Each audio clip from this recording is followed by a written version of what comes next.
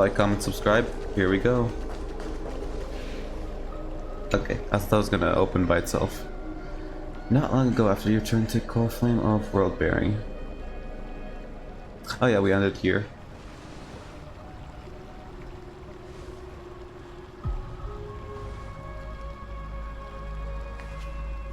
Okay. I'm finally here. Oh, he said Once something. I return this core flame and become the world-bearing demigod, the cycles of Amphoreus' tragedy can finally end. Are we sure about that? This Era Nova will be the arena for the final battle with Iron Tomb. But I still feel like something's not right. Even though this cycle has no demigod of time, time has always stood on humanity's side. It's March, or Evernight, yeah. With this core flame blessed by the remembrance, respond to their hopes and blaze a trail to the future. Something I just noticed is that she has no body. Weird. No one ever mentioned this. Mentioned what? The core flame of time.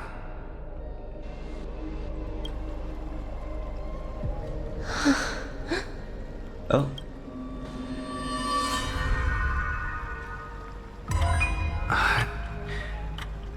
When did it get returned?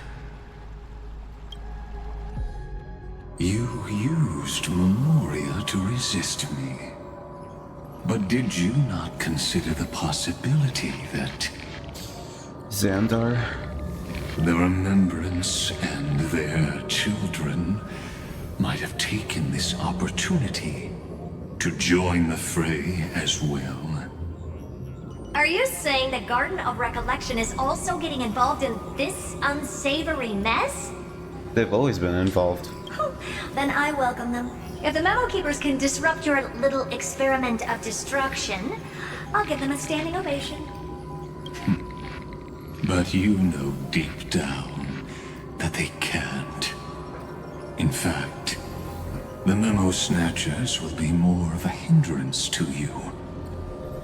The Memo Keepers covet Amphoreus' secrets, just as they covet the knowledge of every genius. In the war between the eons, the Remembrance is never the Erudition's ally. But they are certainly not an ally of the destruction either. Right now, following behind the Trailblaze, numerous cosmic powers have cast their sights on Amphoreus. They all have vastly different philosophies, but the desire to survive will unite them against a common enemy. How can you be certain that these powers don't have their own end goals, waiting to seize an advantage in the war among the eons? The war has long begun, Screwlum. 4 paths will push the cosmos to its end, and the destruction is only one of them. Polka saw these ripples, but had no way of stopping them. So she founded Device 9. Dr. Primitive also took action, but he chose the wrong allies. And now only wild animals keep him company. As for the 2 inorganic emperors, they could have ascended to the throne of destruction, but they were thwarted by the Eon's plots and became prisoners of the Erudition instead.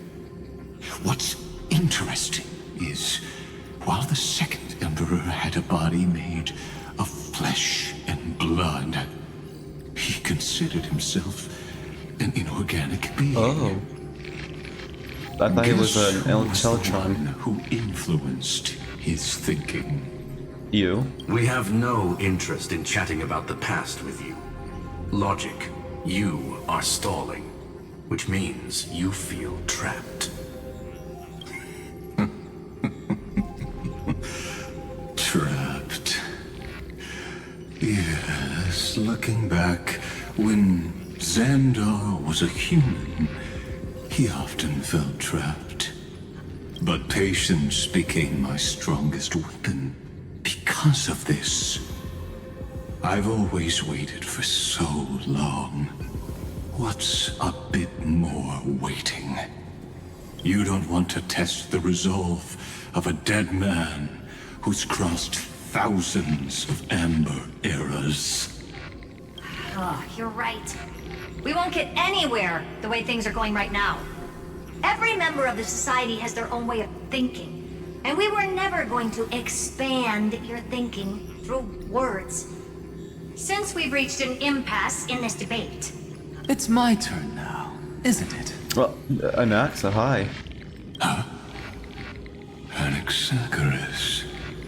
Ah, I see. I don't. What? How's he here? Exactly. The benefit of dealing with intelligent individuals is that there's no need to waste words. The answer is exactly as you think. Lupai Sealand's in. Let her join the final act. I'll transmute myself into a Philosopher's Stone and embed myself into the formula. And when the time comes, she needs to shatter me and scatter that stone's ashes into the ocean within the vortex. So what exactly does your formula do? Now that would spoil the climax, wouldn't it?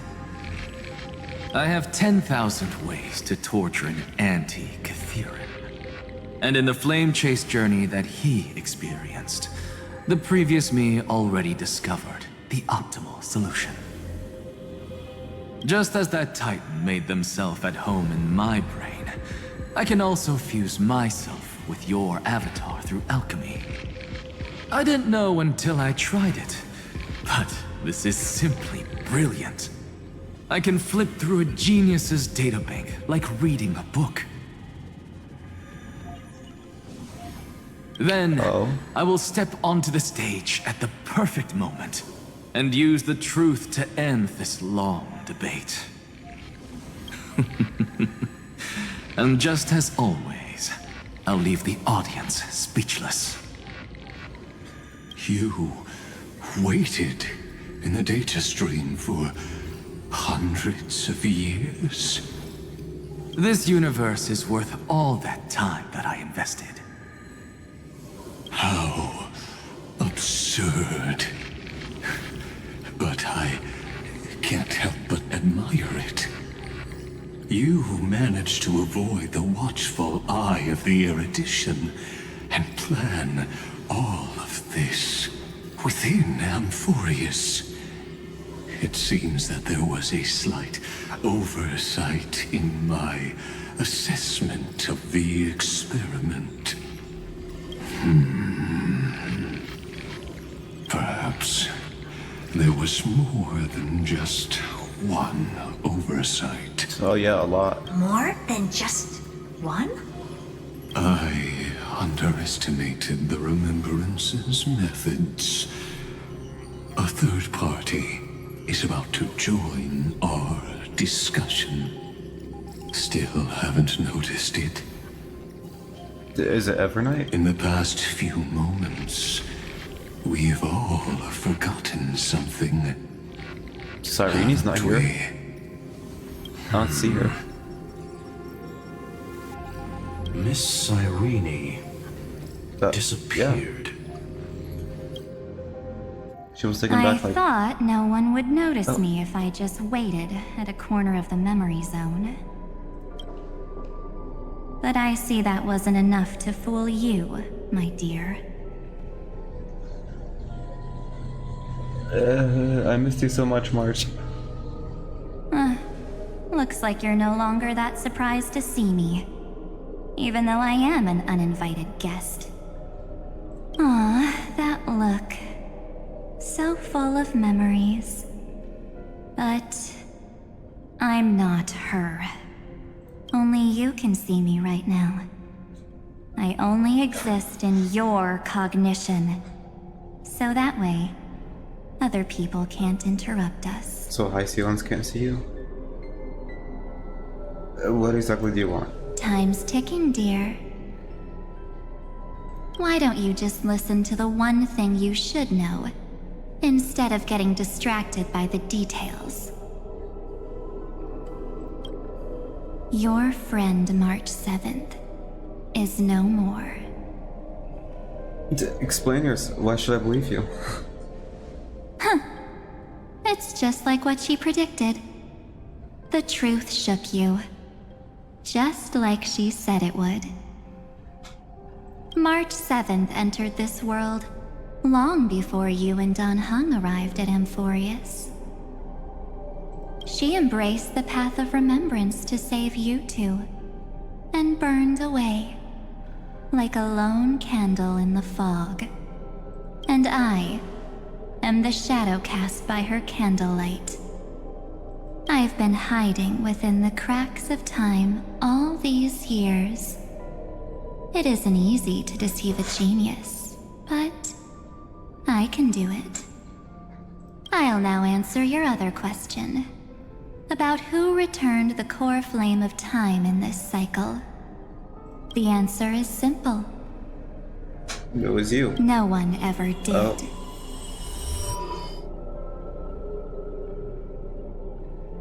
The core flame of time you never returned? Was never You overruled. Yeah, I believe someone as sharp as you would definitely figure out that something's wrong. When the Era Nova fails to proceed, you will remember our initial meeting, and I'll be able to open the way for the remembrance and reach this place. Thank you for carrying this core flame all the way to the end of the world. I expected nothing less from March 7th's trusted friend. I shall claim the divine authority of time. I only care about March's safety. I already told you. She no longer exists. But you still have a chance to fix everything. The divine authority isn't actually all that important. What's important is that I will use it to participate in the inner workings of this world. You already have a good idea of what the Era Nova does, right? It initiates extrapolations for the next cycle, based on the World-Bearer's memories. This immutable experimental mechanism is the key to the genius's resistance against Iron Tomb.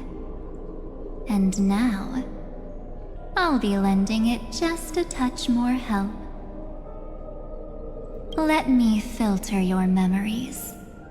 Keep the appropriate seeds, and discard the rest. That way, we'll be able to complete an Era Nova that this world has never before seen. It won't take too long.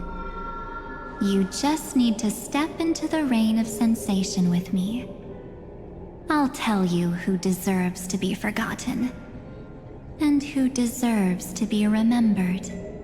With your memories as the base material, I will recreate the cause and effect of this world, and let a flawless Amphoreus be born from the chaos. So should I trust this March or Isn't no? the fate of the entire cosmos hinged upon this fight? Then this is the best way to ensure everything works out. It will most certainly defeat the destruction, while composing an unforgettable chapter for the Trailblaze. I can't trust you. Your plan is no better than Lycus's. Of course. You've got to be at the same level as a genius if you want to contend with them. Besides, that's what March 7th wanted. If a new life is to be born, its seed has to be dead. March 7th made a wish to me before she disappeared. Her only wish was for the Trailblaze's journey to continue, without an end. I'll definitely fulfill that small wish for her. You're twisting her wish. Friend, What's going on? Your consciousness suddenly went so far away. I promise you that the Astral Express crew will definitely see each other again in that new world. So come, dear. Sink into the sea of oblivion Oh, and become my guest. she's gonna make us forget about Sarini. So much time. Just the two of us. And guess what? You cannot refuse my invitation. Because this Memoria Tide comes from your companion, March 7th. It's her deepest and innermost memory.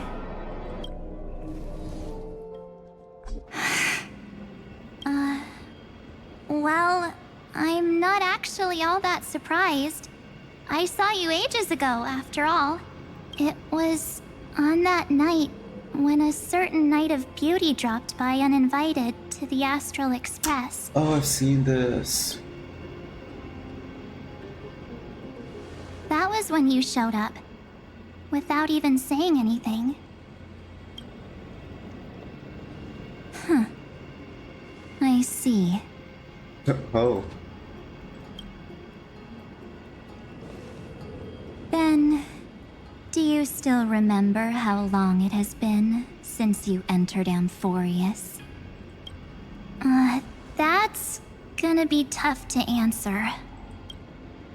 97 days. You walked every inch of this world in 97 days.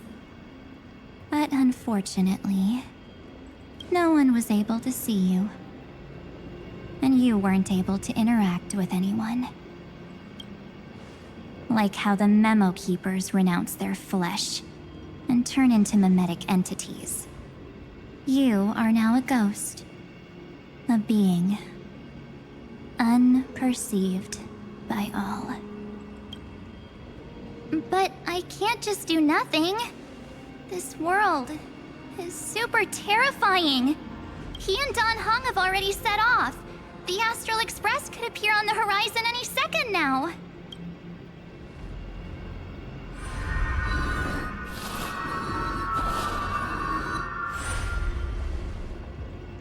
And they too will become this place's victims.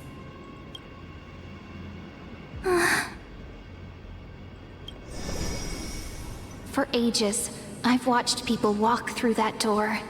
They couldn't see or hear my calls. The voices beyond always promised safety, but I've never seen anyone return safely. They are all humans who got lured into this place. But these people's memories were tampered with. That's not what happened with the Express crew. That's so cruel. Did the Memo Snatchers do that? I don't know. I only possess your memories. None of these people managed to break through the sky's seal. There's probably a dangerous reason as to why Amphoreus had remained undiscovered for so long. Anyway, back to our initial topic. You gotta know something, right? We practically look like twins. Maybe you know a thing or two about my past? Or any hidden powers I might have? Please, tell me what I need to do to protect them. Have you ever wondered what the word cost means before jumping into action? Cost? Shouldn't I be the one asking you that?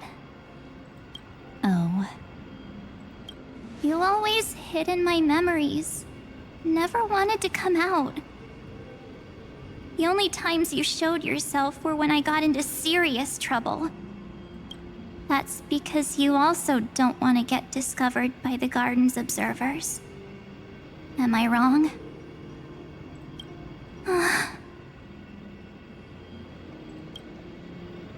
There's no one here except us.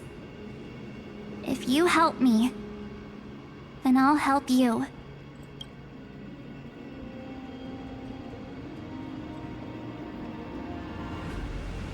Fine. Let me drop a single pebble into these stagnant waters and watch the ripples reshape everything. But you must polish this pebble with your own hands, and it will require all of your memories. What will I turn into after that? Maybe you'll turn into a guiding light. Or maybe you'll be reduced to dead embers. I can't guarantee that you'll remain the person you are now.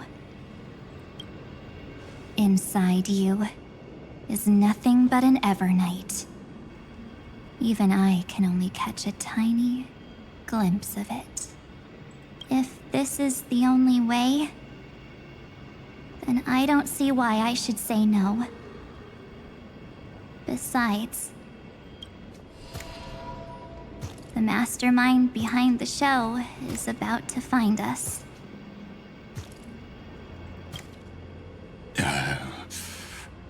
Apologies, lost young lady, but I simply cannot allow you to keep acting as you please. So, he can't see you, huh? As expected. Or maybe he's seen through our true essence. The Garden of Recollection's methods are puny party tricks. But you... how did you overcome the ultimate protocol? Looks like we don't have time to keep talking this out. That's right. Some opportunities will never come again. Then, let's do it. Offer up all of my memories. Cast down this pebble, and let everything in this world be swallowed by the torrents of oblivion. Huh? Oh.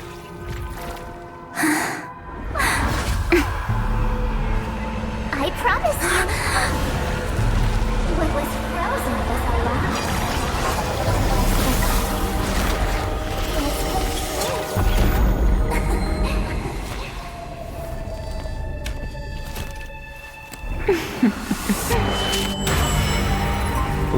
Now, let's bring the true Evernight to this world.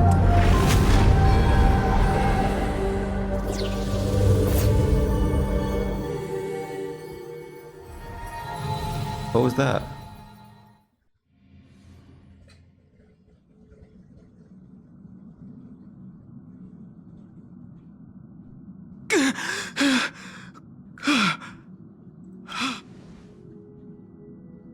Is this the parlor car? Am I back already?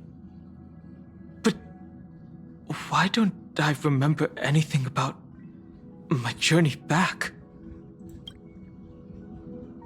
Something doesn't feel right. No one's here. Think back to when he and I separated. It will take time to uncover the reason. Before then, if one of the Nameless is willing to stay and witness the fate of this world, or to push it along when necessary, it would be of great assistance. This is goodbye then, Lord Donhong. Thank you, Guard. I hope that all of you will be able to overcome this disaster. But can't remember anything after that. No matter how hard I think. Where's Sunday? Did he not come back with you?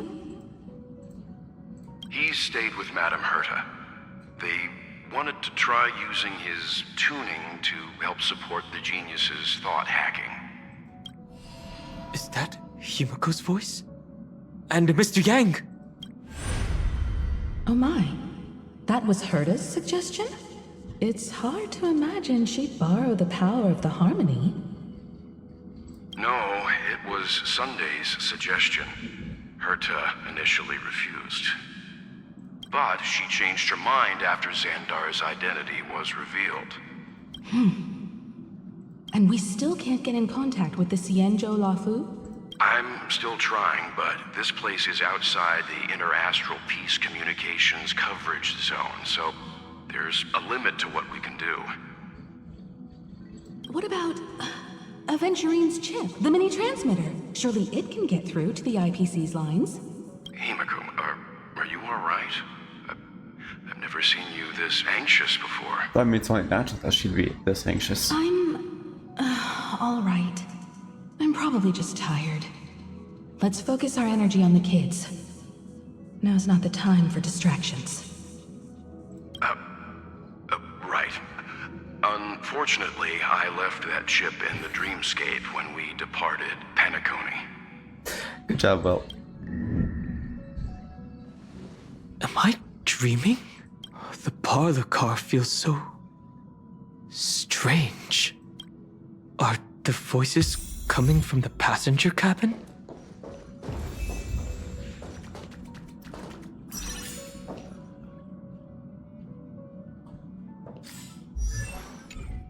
Huh?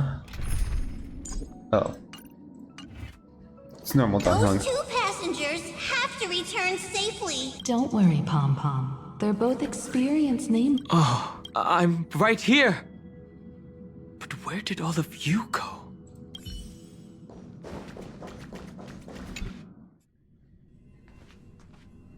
It's hard to believe that their car is still floating in the vacuum of space. What? That's why the Express wasn't able to receive any landing signal. It's likely that the two missing Nameless, like March 7th, also came under the influence of the Path of Remembrance, and only their minds entered Amphoreus. That doesn't make sense at all. We can analyze all we want, but the real question is, what can we do right now? I was just about to get there, Miss Himiko.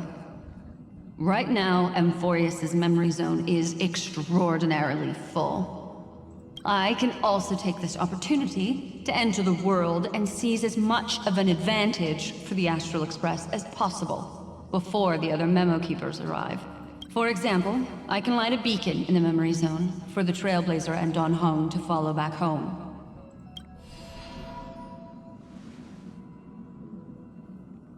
March's room. I haven't heard a single peep from her this whole time. March already wasn't feeling very well when he and I set out. Even if this is a dream, I should still check on her. She's gonna be encased in all ice. Barge in. No. March, it's me. Barge in. Well, sorry, March. Oh, wow.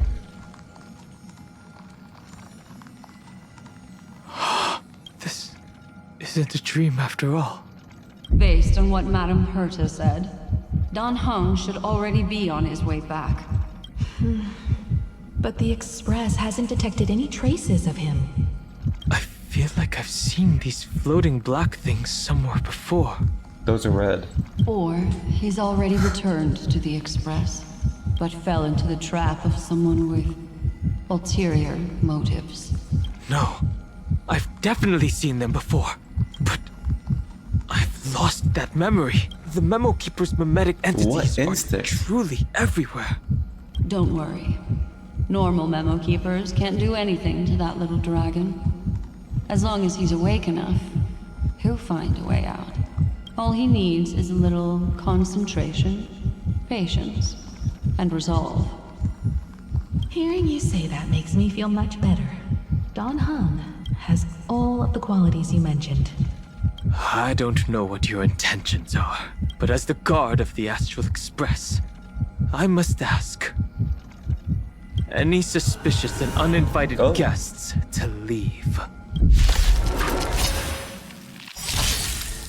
Oh good, I have my team, not Don Hung. Till fate descends. Stand still. Memories beneath the waters lies an endless abyss. Relax.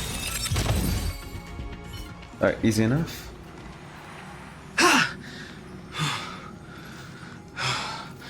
Is the trap now taken care of? Don Hung! Miss Himiko, I'm back. Even if it's just through a spirit warp jump. You could hear our conversations? Yes. It was thanks to your voices that I could pierce through the Memoria barrier. Although, it was not a wise decision to let a memo keeper of unknown origins board the Express. Can't argue with that. Miss Black Swan has been on the crew's side ever since things started going wrong in Amphoreus. We can trust her. So many baffling things kept happening one after another. I don't even know where to begin. I wish I could have returned with better news. Don't blame yourself. You're all safe and sound, and that's good enough for me. Is he safe and sound? March 7th really safe and sound? As a matter of fact, while you were on your way back, Amphoreus' circumstances changed once again. And these circumstances have something to do with the two you just mentioned. Let's not tell Don Hung what happened to me. Are you saying that he has been kidnapped by an unidentified Remembrance Path Strider? So you're saying that person's appearance is identical to March 7th? It's too early to say that, as I haven't seen her with my own eyes. I mean, I've only detected a similar probably is aura her. in the memory zone.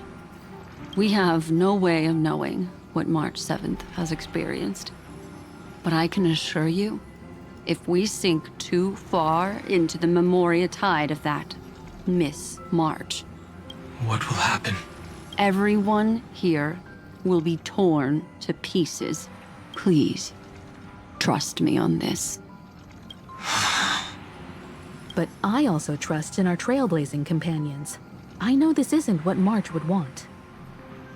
She agreed to it. No matter what secrets are buried within, we'll do whatever we can to find that March 7th and bring back him and the March we all know. I mostly understand what we've learned about the erudition and the destruction. But what roles do the Remembrances intruders play in Amphoreus? I made some new discoveries relating to that with Madame Herta's help. As part of the deal, do you mind if I share them with you? All right then. Fourth mirror. Oh, it's finally my turn to shine. Oh, this feels like such a grand occasion. One of Herta's mirrors is with her. It's really been too long since I last appeared. This friend here is Madame Herta's very capable assistant. They were the ones who helped you complete the spirit warp jump. Additionally, it was thanks to them that I was able to learn the secrets of that group of extremist memo keepers. I appreciate the praise, but I didn't have to lift a finger. Mirror. You did this through a mirror? The garden has strict rules for collecting memories. But not all memo keepers are as proper as I am. Herta's space station often has uninvited guests, and they never seem to know their limits. That group of memo snatchers has been taken care of, and they are now trapped in the fourth mirror. How many of them are there? I can't quite remember. I didn't really count carefully either. Maybe around 42? There's still room for more. I carefully dissected the memories of these colleagues of mine. Individually, their goals are not worth mentioning. But when you piece them all together, you come to a conclusion that can't be ignored. The Garden of Recollection is secretly salvaging the memories of a path disappearing. That looks sick. Secretly salvaging the memories of a path disappearing. In other words, their goal is to gain the memories of a god's death. The moment an Eon falls? That would indeed be a spectacular sight for someone dedicated to recording these things. That's exactly the problem. They seem to have been aware of the Destruction's movements early on, but they lacked a decisive power and had no way to penetrate Amphoreus' firewall. So, what did they decide to do? Hide the truth and wait for an opportunity. Now, it seems that letting Memo Keepers guide the right people here was also part of the plan. This also confirms one of my suspicions. They have already infiltrated deep within the garden. They would not hesitate to associate with the Destruction in order to salvage memories? Could they be the Cremators? Who are the Cremators? I don't know. Perhaps there are even deeper things at play here. The majority of Memo Keepers believe that when the universe inevitably reaches its death, unable to sustain increasing entropy, Fu Li will use the memories of everything to reforge the cosmos. Amphoreus, as a scepter, can be viewed as a mini-universe. This is why Memo Snatchers have been frequenting the Herta space station. Without a doubt, these extremists wish to record the cause and effect of Iron Tomb's destruction of the erudition. They may want to use it to simulate the end of the universe, or to probe into the unfathomable will of the Eons. The Trailblaze broke the seal around Amphoreus, giving these people the opportunity to enter. Now, they'll do anything to prevent outside powers from interfering, because your involvement will certainly influence Iron Tomb's final outcome. You said that March is closely linked to the Remembrance. Is what she's doing related to these Memo Snatchers? I do not believe that Miss March is on their side. In fact, when the car you used for landing first made contact with Amphoreus, a violent surge of memories flowed past. Combined with what we know now, I have reason to suspect that the flash of power came from... March. Exactly. She was the first to be hijacked by the Remembrance, but she used Memoria to neutralize the firewall, allowing you two to enter Amphoreus. At present, we've lost contact with him. Our only choice now is to rely on the eyes and ears of those two geniuses to understand the situation within Amphoreus. There's no use in agonizing over this, Dan Heng. Our top priority now is to find where that car landed. Yes. Passenger Dan Pom Pom! I haven't seen this guy in a while. Found your way back home! Yes, conductor. I'm back. It's just... Pom Pom knows. Pom Pom came over to bring you good news. Passenger Welt says they found those two passengers. Their projections are in the parlor car. Oh.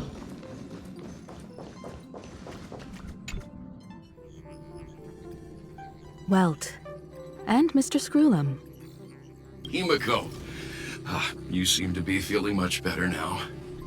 And Dan Heng. It's great to be able to talk to you. Once again, we owe Madame Herta a huge favor. Madame Herta doesn't care much for favors, but she'll be happy to receive everyone's praise. Back to the topic at hand. Mr. Dan Heng, we did a sweep of the area surrounding Amphoreus' celestial body for organic signals, and we finally discovered the bodies of you and Mr. Trailblazer. Oh. The two of you were very fortunate, as there was something protecting your bodies. All vital signs are still present, and your functions are all intact. Was it March protecting us? Our preliminary determination is that the bubble enveloping you two in the vacuum is made of a substance similar to Memoria. Conjecture. This substance is connected to the lost Miss March. It will take some effort to bring your bodies back to the Express, so you should get some rest first. Have we completely lost contact with the inside of Amphoreus? There have been several unforeseen circumstances. We broke through Lygas's firewall after the law was amended. But now Amphoreus is enveloped by the fierce path of remembrance, once again cutting off all channels of communication for outsiders. So we have no way of contacting him. If we take into account the difference in the flow of time, every minute we delay here could be a year of waiting for him. Dan Heng, what are you thinking? If it was March who helped us get past the firewall initially, then does that mean only he and I have the travel permit for Amphoreus right now? That is a logical inference, Mr. Dan Heng. Mr. Skrullum, do you have a way to transmit my spirit signal back to Amphoreus? You want to go back? That is far too risky. Even if my body and spirit are able to return without a hitch, there's not much I can do here. We can't lose you again, Dan Heng. Miss Himiko, if we can't get him and March back, how is that any different from losing me? You're right. I should have known you'd say something like that. Well, I suppose there's no point in trying to dissuade you. Mr. Yank, Miss Himiko, I will do everything in my power to bring the Express crew back together. No one will be left behind. Alright, back to our POV.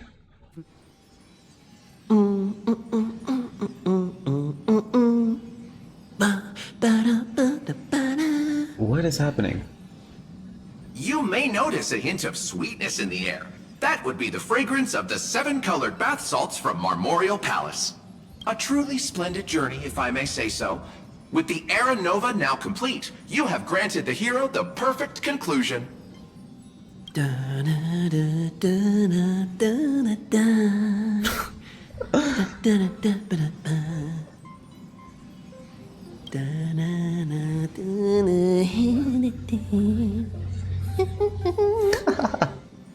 Losses were a constant on the Flame Chase journey, until your radiant arrival turned the tide. Lord Ravager, Iron Tomb, ha! Mere playthings in the hands of the Trailblazer. The cosmos is safe once more because... Shush! Hey, hey, hey! Incoming train broadcast! Attention all passengers! The navigation meeting is about to begin! Make your way to the parlor car! It's time to pick our next stop! Perfect timing. Let's head to the meeting. Did he really forget? I'm wide awake and feeling great. Remember. What's this? Who left this note? Strange. It's like An impulse rushes into your mind, urging you to read the note. Take a look. We'll travel together forever and ever. Your good friend, March. Such a heavy message. March. When did she leave this here? I didn't hear a thing. Whatever. I'll go ask her myself. Huh? What? There's a new painting here. All I did was take a bath. How did so many surprises pop up? Better step forward and take a closer look. Keep it down. I think I found him. Who's there?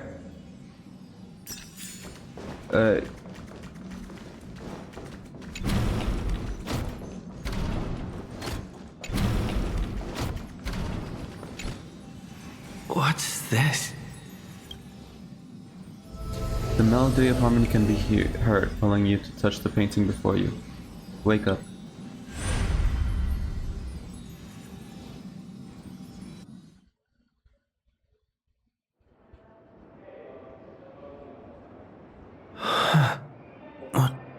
Where am I in Panaconi?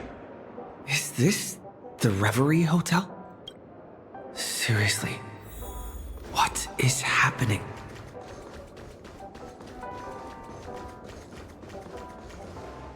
Oh, there's our crew. There you are! What took you so long? Hurry up! The navigation meeting is about to start! Navigation meeting? In Panaconi? Come on over. It's time to choose our next destination. Alright. Perfect timing. The meeting's at a standstill. Lushaka or Melistanin? No, the vote's split 2 against 2. Everything hinges on your vote now. Seems like we're 1% sure. Honestly, March 7th anywhere. What do you mean? And once again, the passenger is talking nonsense. Ah, young people. Always full of jokes. What? Their reactions... What's going on? Oh, I get it. You want to play a game with us, right? I don't get what you guys are saying. You said you didn't see March. True, she might be hiding somewhere in the lobby. The objective of the game is to uncover where she's hiding. You're her closest companion. If anyone can do it, it's you, right?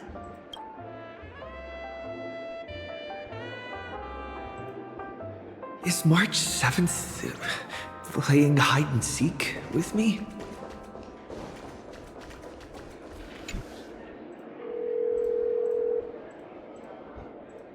Weird. Did I even make a call? Hello? Hello? No, it's March. Is that you? I knew you'd call. Missed me, didn't you? Don't worry. We'll see each other very soon.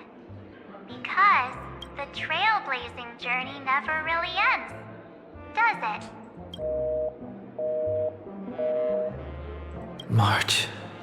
That's not her. Don't fall for it. That's Irene. Pink voice.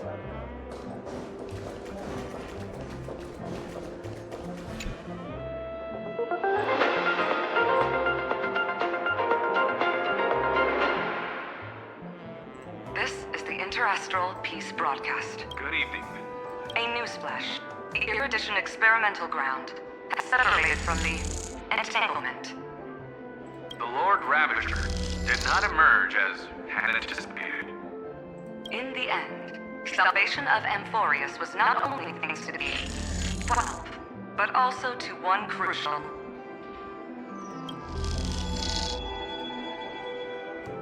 Oh. It won't be easy. I know. But you've got this. Find your way back. Find yourself.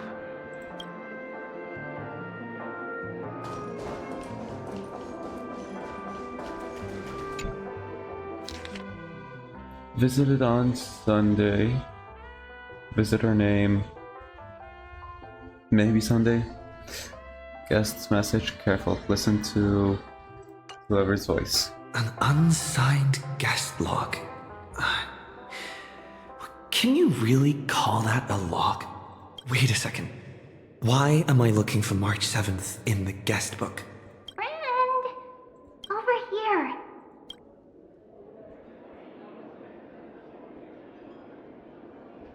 March 7th isn't here. Faint, fleeting voices are speaking to me. But where are they coming from? Listen carefully. Another NS stream. I went through something like this before. Back in Panaconi.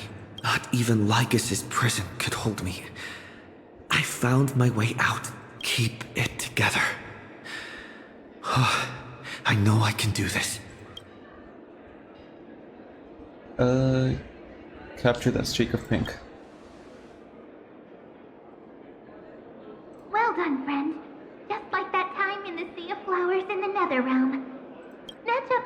okay? Then we can go home together. You're trying to tamper with the remembrance too. Too bad. You're no match for me. Did you find her? No. It's a futile game, isn't it? In truth, you don't have to go to such lengths to find March 7th. Because in this memory zone, March is everywhere. We're protecting March 7th's wish. You seriously can't sense it? She doesn't want to say goodbye to the Trailblaze. She wants to keep traveling together. Forever and ever. We are her memo sprites. For the sake of her wish, we must give it our all. Finally, the timing is just right. Ma'am. A thrilling damsel in distress rescue. Wait, maybe I got that backwards. Ma'am. It's me, Cyrene, but now I'm in my mem form. Seriously, one mysterious and cute memo sprite is more than enough. Friend, come with me. We're getting out of here. Why run away? What does it take to make you understand? Is it up? It's up there. Step 1. Stop scaring him already.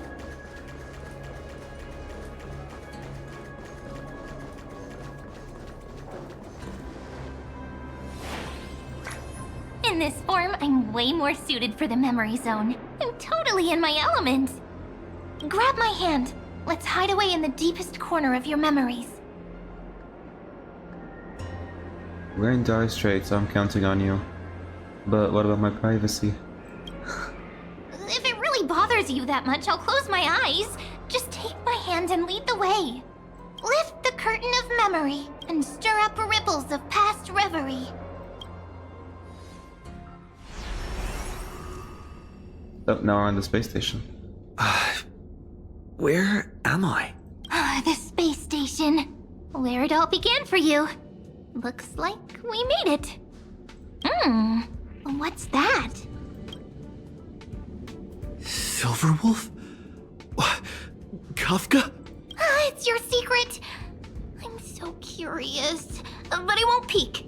Promise, when I first met you, I remember they were there in your memories too. What are they doing? I remember the scene. Here we go again after so long. You sound really nostalgic. What? Want to take a closer look? Go ahead. Think of it as a glimpse into the past. I'll stay right here. I promise not to disturb you.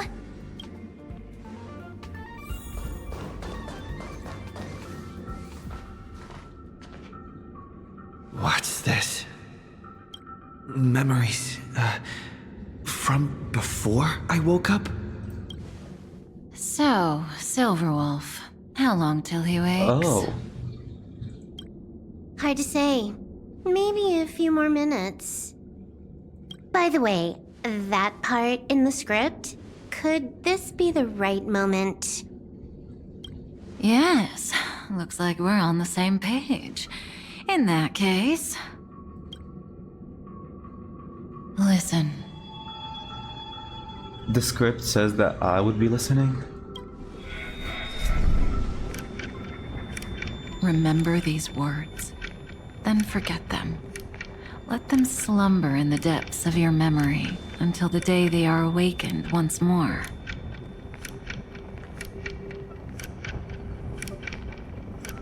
On that day, your journey will intertwine with the remembrance. In nearly every possibility Elio has foreseen, it leads to a great crisis. You'll face betrayal, lose your way, and seek answers. So before you hear these words, I don't want you to consider this a prophecy. You arrived at this moment because of the decisions you made. Huh? I don't know what you'll have endured, or whether you'll still believe in me. But if there's even a trace of doubt in your heart, I hope these words can give you strength. It was a wish of the cosmos that set you in motion. And in the tale where you are the protagonist, the stars themselves will defy the destiny of finality. Mark this number, 4.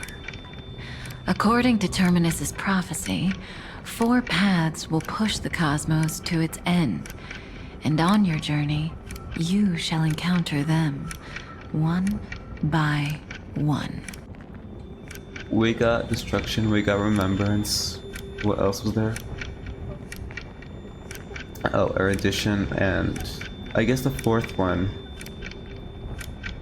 Oh, we haven't got erudition, but the 4th one could be what was Methus's one? Destruction. Harmony. Oh, harmony. Nihility. Nihility. And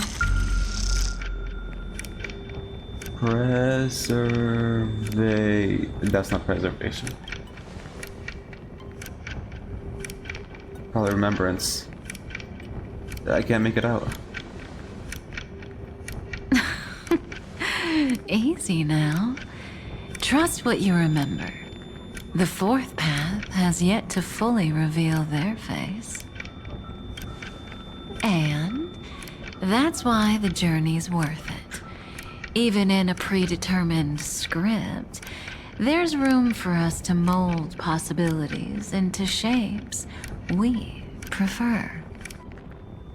Wait, is Nihility the 4th path in Amphoreus instead of Methus's path? So listen, take this guiding principle, then forget it. Let your own will be what expands your journey through life. As in the past, even while achieving so much, you never let go of your pursuit of freedom.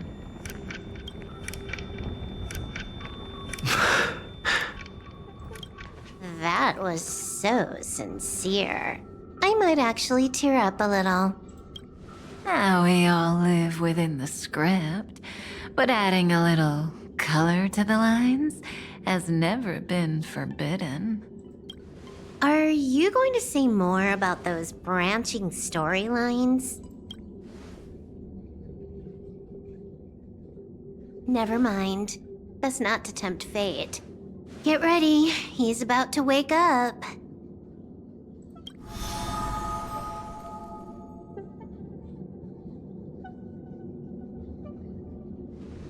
Come back to yourself. Kafka said that when my link to the remembrance deepens, this memory will resurface exactly when it needs to. And an inevitable crisis will surely follow. But even a Stellaron hunter can't fully grasp the trailblazing journey. Just as I thought. It all begins with March 7th, doesn't it?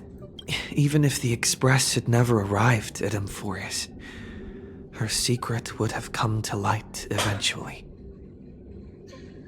In that case, there's really nothing to fear. That's a reasonable conclusion. The pressure is really starting to build. If that's the case, then there's nothing to fear. Collect yourself and go find Cyrene.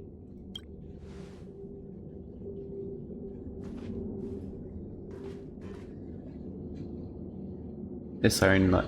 Yeah, she's not there. Cyrene?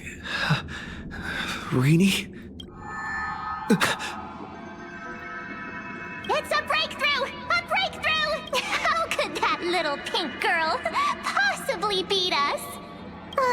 Little one, you really don't know how to behave, do you? You were meant to stay in those beautiful memories and wait for all the disasters to pass. Disaster to pass. Looks like a fierce battle is inevitable. Where's Cyrene? Of course, 10 times stronger after turning evil. Great. Oh, triple-faced soul. Cast your light upon us. Let no darkness remain concealed. Sunday? Raise your hands high and embrace this boundless light.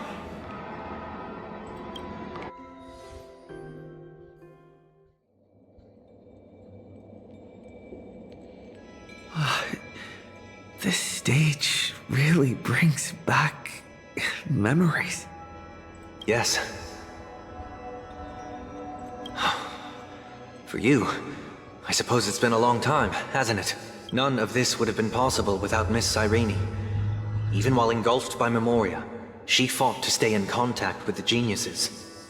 Only then, through tuning, was I able to undo the Memory Zone's effect on you.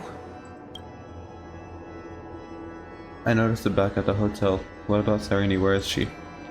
Step onto the stage first. Ms. March will come for us soon, and she won't be alone. Those memo sprites will follow. We need to prepare early. Only then can we get you out safely, and go back for Cyrene and March 7th. Please, be careful. Amphoreus is being overwhelmed by an unusually violent Memoria tide. I'll do all I can, but even that might not be enough. Black and pink. Two memories twisted together. Yes, Madam Herta. I've made contact with him. Understood. I'll carry out my part as expected. Quite the dazzling nest you have, little bird of the harmony.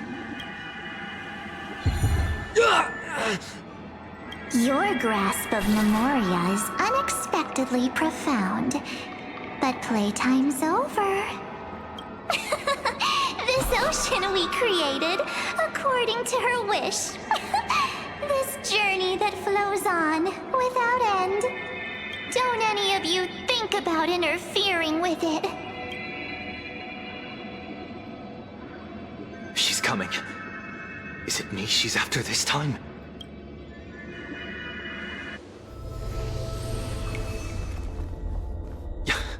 There's no time to regroup. I've prepared an alternate escape route. Wake from your slumber and return to reality. Come on. Oh, I'll bring you out.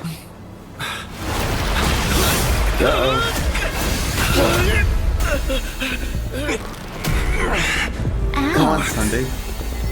Self-righteous pathstrider of the harmony. You think you can do that? Next time, get a memo keeper instead.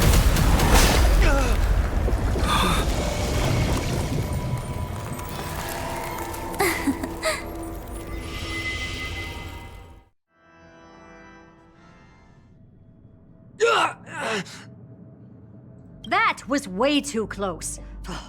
Good thing I was there to fish you out. Sunday, are you all right? Mr. Yang. I couldn't get him out.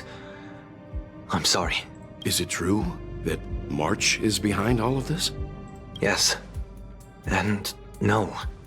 That Pathstrider of Remembrance is identical to March 7th in appearance, but what lies inside? I can't find the right words to describe it just yet. Can't you come up with an analogy? I thought that was your thing.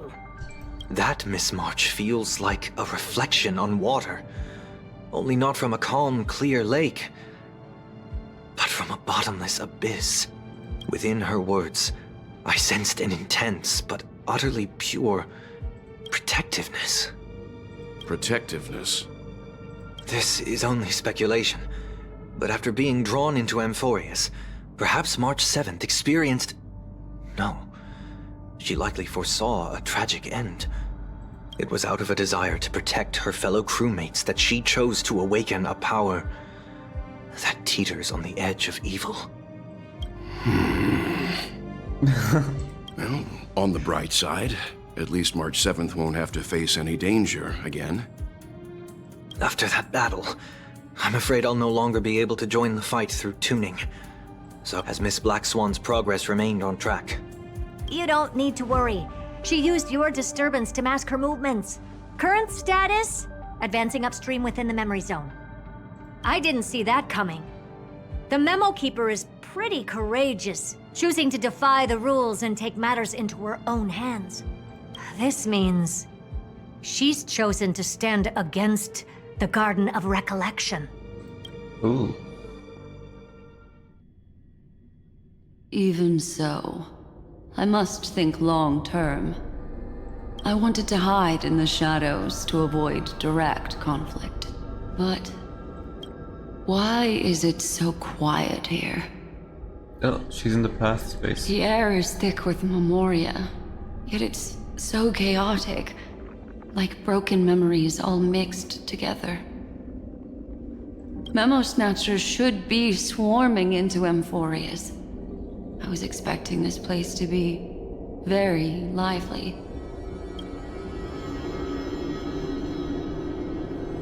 So, how did they end up like this?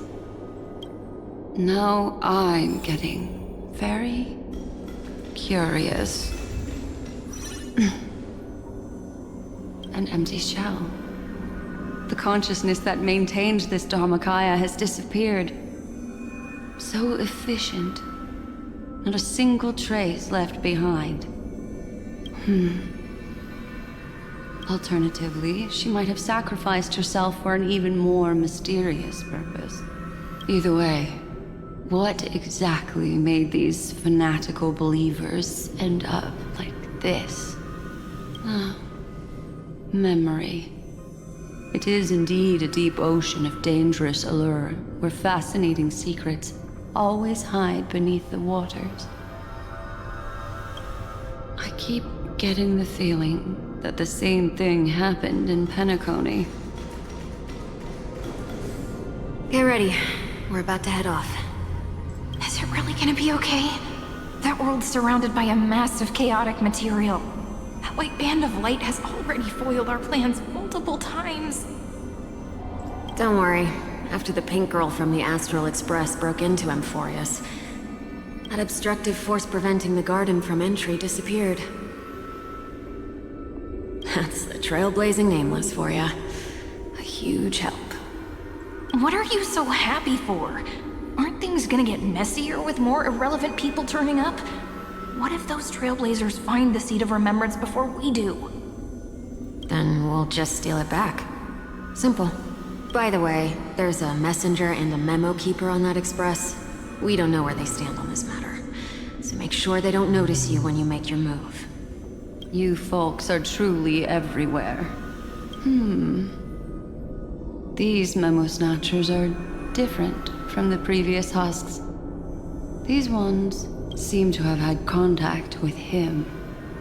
Uh-oh. We'll introduce ourselves to gain your trust. We are the Garden of Recollection. You should be very familiar with that name by now. This memory ends so abruptly, as if a shapeless hand snuffed out its candlelight. It appears the secrets ahead are even murkier than I imagined. Oh, wow. What a bizarre sight. It's spinning out of control! Everything's out of control! Why did no one tell us? That girl is the Memo Keeper's nemesis! Is she talking about March 7th? That Evernight! Those black memo sprites! They swallowed everything! Those who came here first, all drowned. Not even a trace of their consciousness was left behind! I wish I'd never come here. I don't want anything to do with Amphoreus anymore. Please! I'm begging you! Don't come near me! No! No! You've involved too many innocent people just to obtain the memory of an eon's fall. You deserve this. But I'm not here to blame you. That entity you call Evernight. Tell me everything you know about her. We may yet bring a glimmer of hope for those who are still alive in there.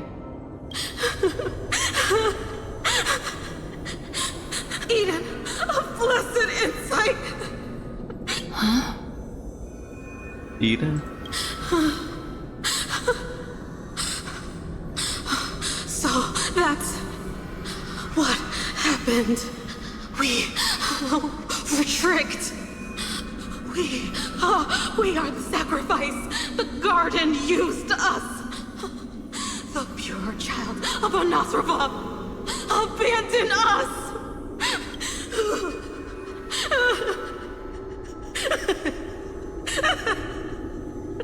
She just wants to find her lost sisters. Find them, kill them, reclaim them. Stop if a laughing. new life is to be born, its seed has to be dead. Dead, dead, dead, dead. Dead, dead, dead. Dead, dead. I can finally understand your fears now. Thank you for the information. It was very valuable.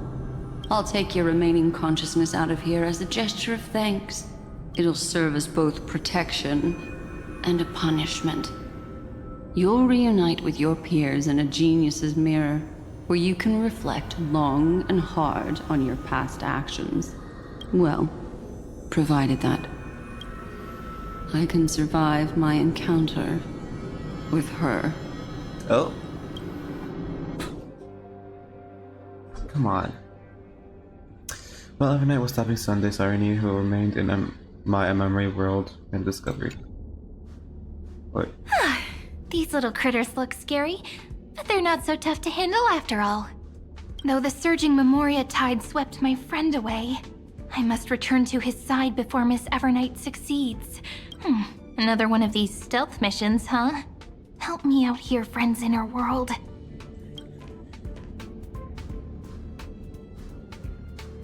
A scorching and dangerous aura. This power shares the same origin as Vinen. Oh. And then there's that enigmatic, bottomless aura that seems to jolt awake at midnight. Must be Miss Evernight. Better steer clear of her. There's a beam of light over there. Full of energy, yet uncontrollable. More familiar than the others. As if it's coming from someone close by. Still around? I need to go to the bathroom. I'll be right back. Alright, I'm back. Let's see if stream's all okay. Alright. Could it be... my friend?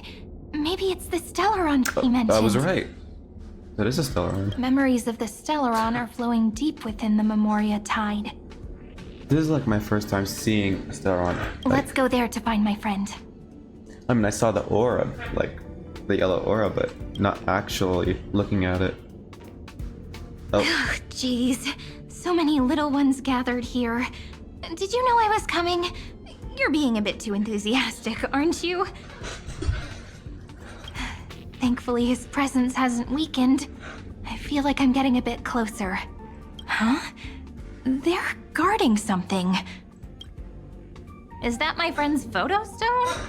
What's it doing here? These memo sprites are completely still. It's as if they're drawn to this thing. This is a... Oh, the March 7th memo sprite. An even cuter memo sprite. No wonder the photo stone can't store more memories. Have you been hiding in there all along? Oh. Find my travel companions. What? How could that mean? My companions. Are you March 7th? And I'm going back to Dan Hung. The sky is burning, and the streets are empty. And what timeline is he in? It's just like how things were last time. How long can the encryption key you wrote for me last, Mr. Screwlum? That is difficult to project. Logic. It is currently unclear how the unknown variable Miss March conducts her interference. Please rest assured that I will extract you on time before the encryption key expires. But that means I will no longer be able to hack in via the same method. I only have one chance. The maze of the Remembrance is starting to change. I cannot remain your guide on your path forward. That is why we had to form a temporary alliance with our former enemy. I express my utmost respect for your courage to personally face such dangers. Lygus? Your enmities, well within my calculations. Allow me to reiterate that Lord Anaxagoras now has a firm grasp on your crucial weakness. If you still plot to harm the Nameless, then you will find that the Society's previous warnings were not empty threats. I understand. I'll only do what needs to be done. Yeah, I can't trust this guy.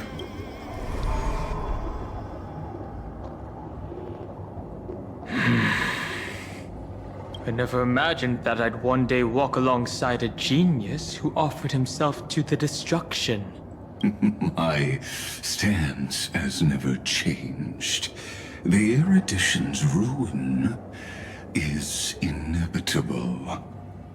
But before that, I'd be very willing to witness the reunion of the Nameless and to escort you on your way home.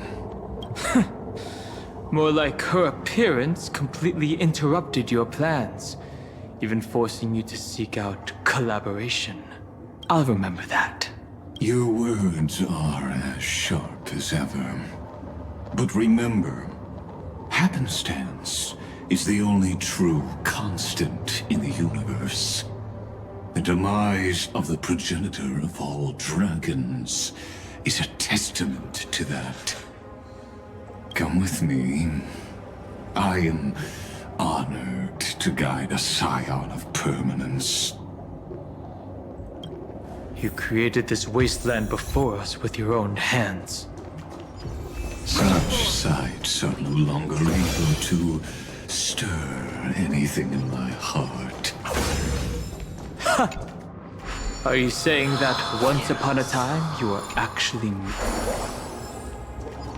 Stream forth the gleam of old blades. Oh. Okay.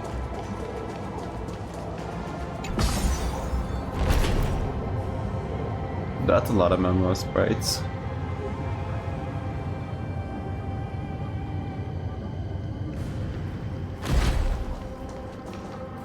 These memo sprites.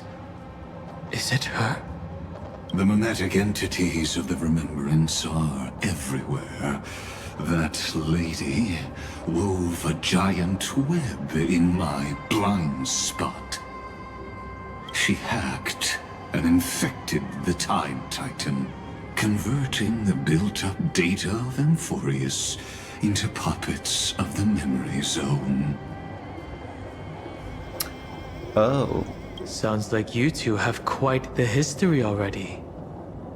Any variables that desire to influence the experiment deserve my attention. But you never mentioned her before. Could even a genius of the erudition get his brains hacked? Lord Don Hung, I'm simply stating a fact. That lady is also a threat to you.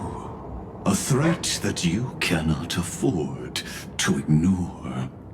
She snuffed out the Remembrance without any effort and left nothing behind. Her actions were so determined as if she had an unquenchable hatred against that path. Contradictions are often the keys to the truth. Lady March 7th's past is a bottomless darkness. And? Do you expect me to join forces with you because of that? All I need to know is that she has something to do with March 7th's past. Fine. I am only giving you a possibility for you to ponder. The choice is still in your hands. Well, I am so uncomfortable right now. Like, this chair, I can't seem to sit right in it.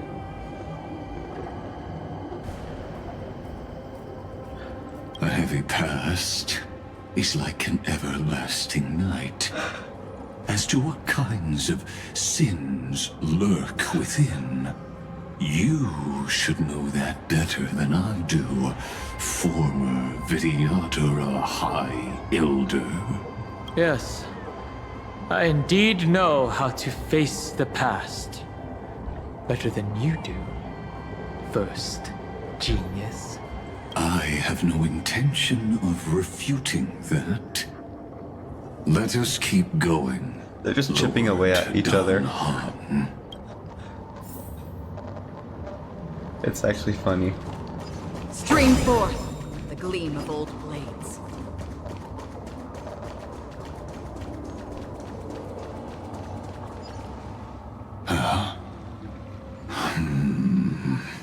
What are those? I didn't think there were still some that got away. Explain. They are thieves from the garden. They have long coveted this world, but it always been kept out.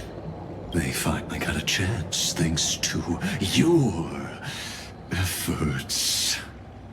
Unfortunately, they ran into Miss March, and their consciousnesses were plucked out one by one, reducing them to mere husks.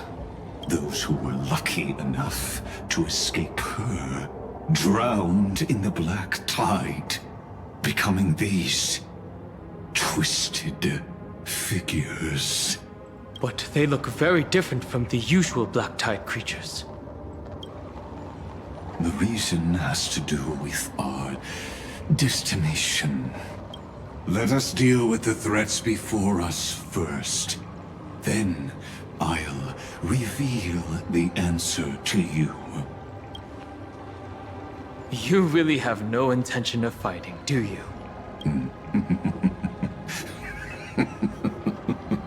I have no grounds to assist you.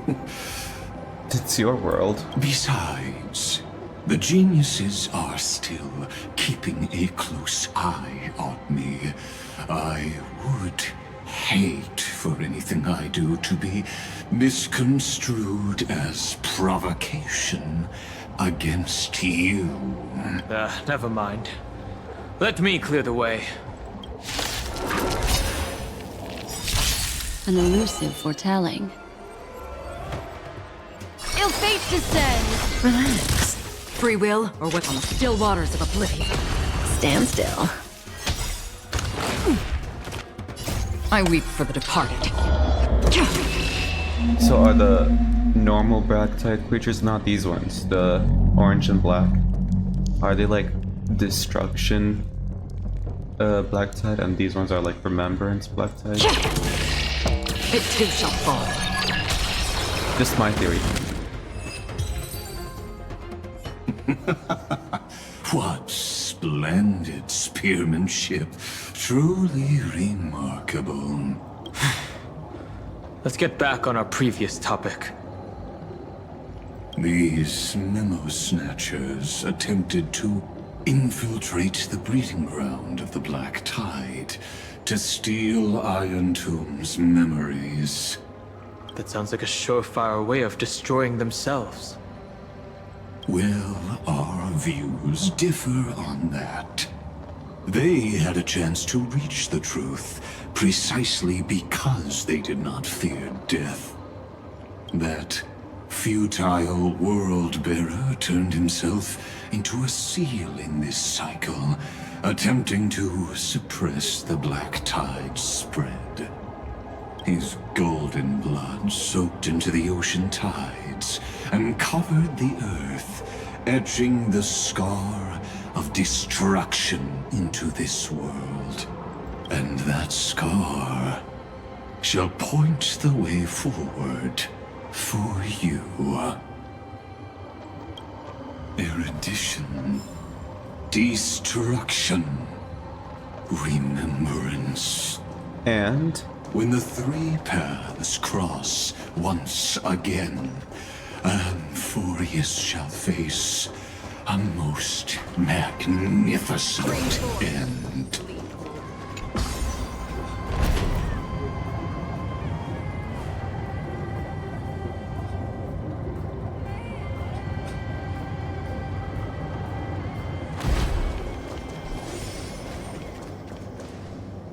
Cloud. I have witnessed 30 million futile ends atop this cliff. You may not agree with me, but I've always believed that this number has made me the person who understands Kozlana the most. This is also where he decapitated me on that day and pointed his sword at the Eon of Destruction. He suffered a tragic defeat, but also achieved a legendary deed. Nice bars. A drop of burning golden blood. Stellaron. The blood that will cleanse the world. Dripped from the god's wound. Nanook? Fiden managed to hurt them? Yes. It melded into Kozlana's body, becoming the destruction's final blessing. Have you not seen that one animation, Danhong? If you wish to dispel the fog and find that March 7th, then go and awaken his fury.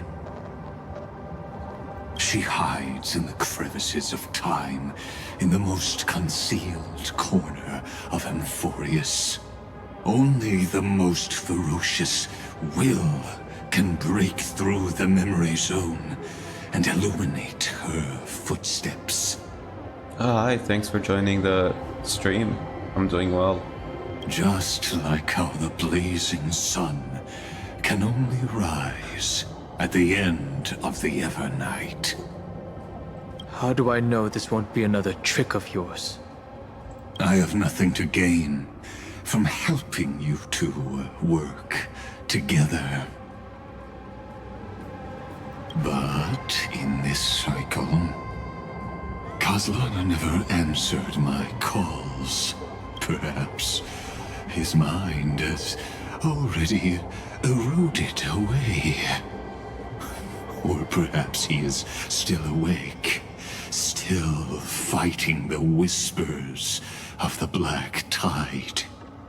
Deep down, I only wish that you and the esteemed Trailblazer could bring me an answer.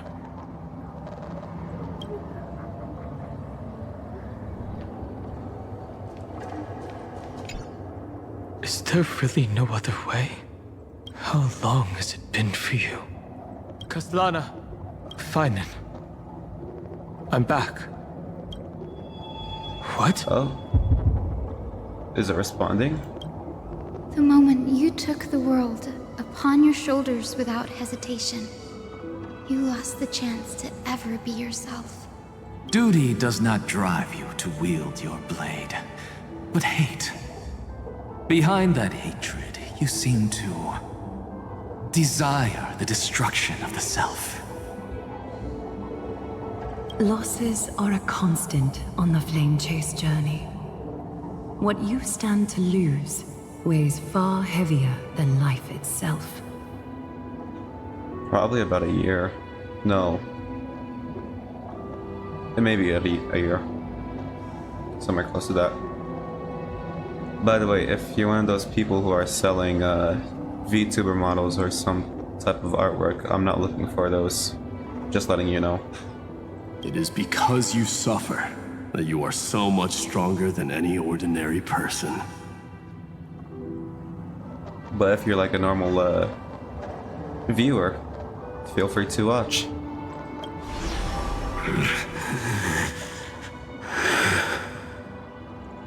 Partner. Oh. And Dan Heng. Hi. You still remember us? Those two names are like brands. Then I'll tell you that those two names only appeared for a blink of an eye in your long journey.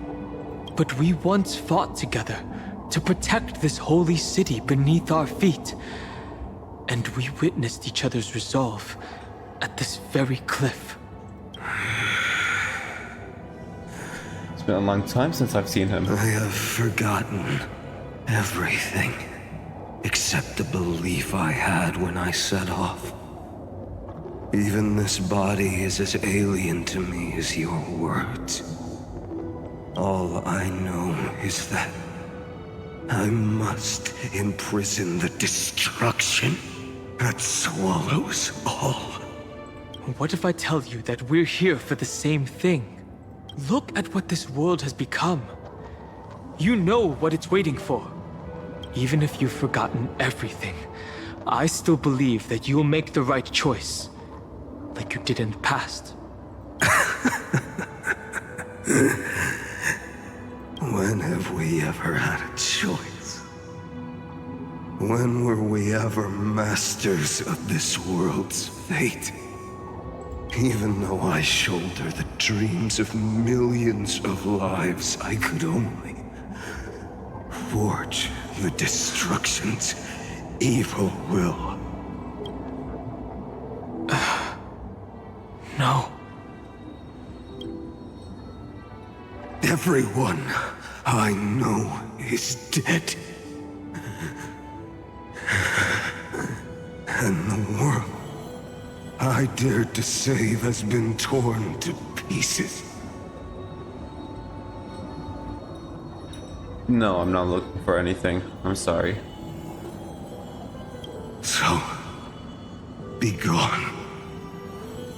This body never existed to carry out deliverance.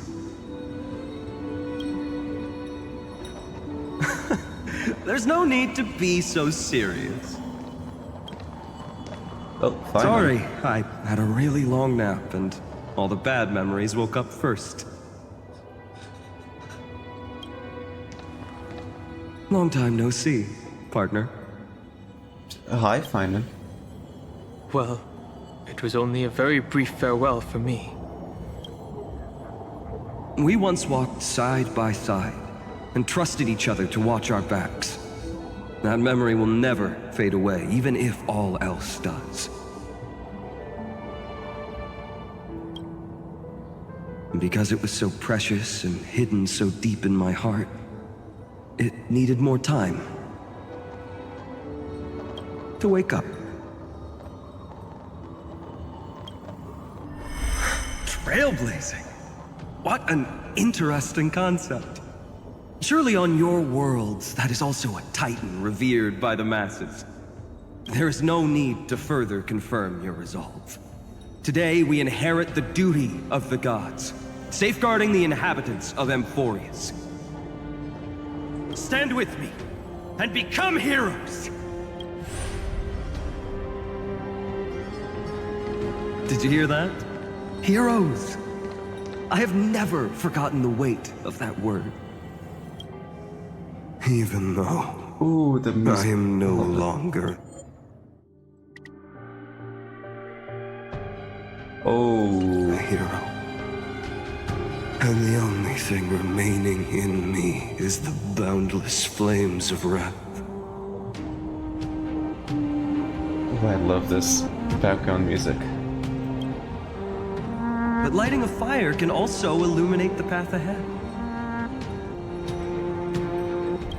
Everyone I know is dead. And the world I dared to save has been torn to pieces. But there is still a group of heroes that I know.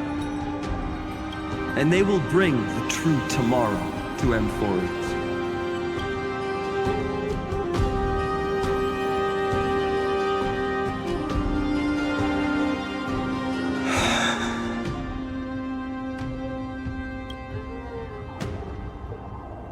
This body never existed to carry out deliverance.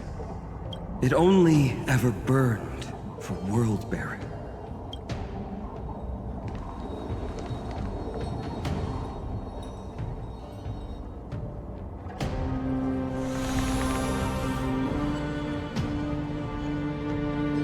So, I'm going to head towards tomorrow first. Don't make me wait too long, Donna. Partner. Deal. What if we were born from the destruction? There is no need to question your heart. No need to crave victory. If I am born to be a vessel of sin, then I shall roar at evil and trailblaze a dawn for future generations to come.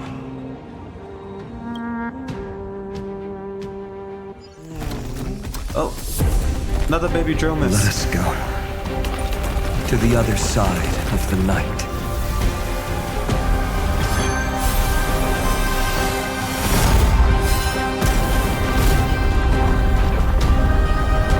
Oh shit.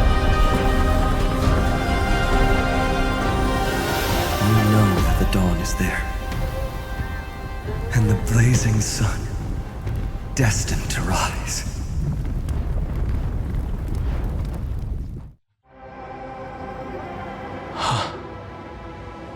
Wait, what even happened? It won't be too long before our paths cross again. There is a ruckus coming from the Grove of Epiphany. It is time for you to set out, my lord. I have another notice for you. In this cycle, an eccentric demigod deviated from their flame-chase destiny. In a history known by none, Terravox, the Earth, fell. This matter has remained extremely mysterious, contradicting the extrapolations of 30 million cycles. Oh, so Dan Heng is gonna take on that role. I have reasons to suspect it also has something to do with Lady March 7th. As of now, clues that yield no conclusions are not important. Finan already pointed me in the right direction. Open the way. Xander sent Dan Heng into the exomyth. Lord Dan Heng is gone. You can now speak your mind, Lord Anaxagoras.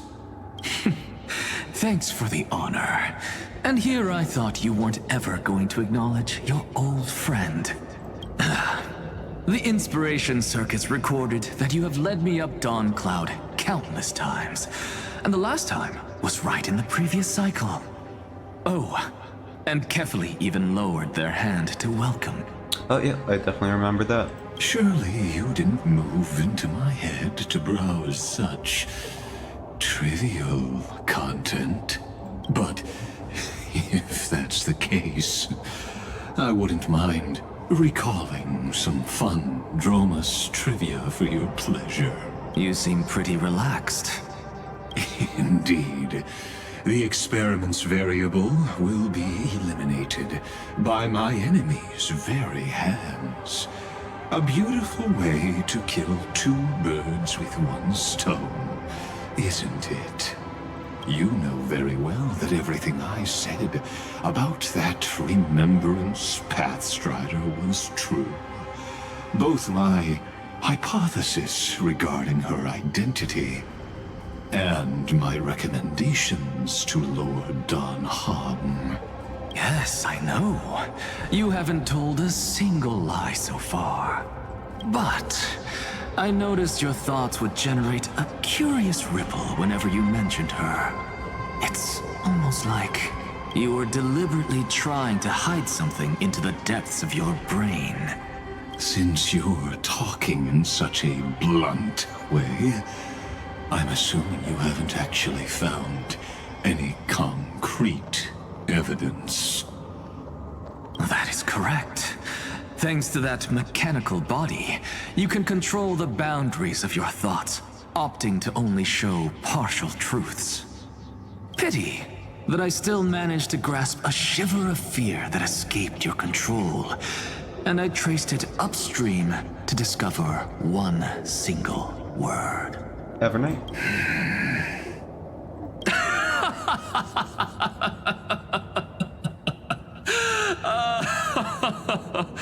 Oh, Lycurgus, tell me, what is the Demiurge? Oh?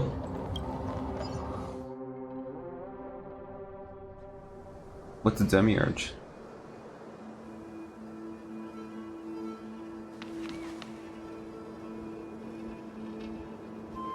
The grove.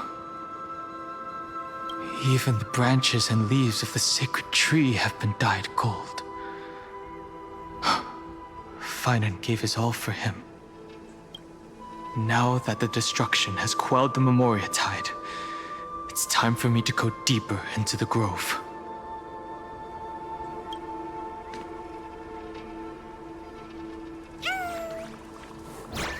Oh. Who's there? Cartonis? That doesn't look like Cartonis. Oh. That fiery blaze engulfed the grove and woke all creatures from their slumber. And you, visitor from beyond the sky, you have no intention of listening to the cries of the earth. You are... Are you surprised? Demigods with golden blood are not solely limited to Kefali's children. Is it not natural that the offspring of Georios would take on their duty?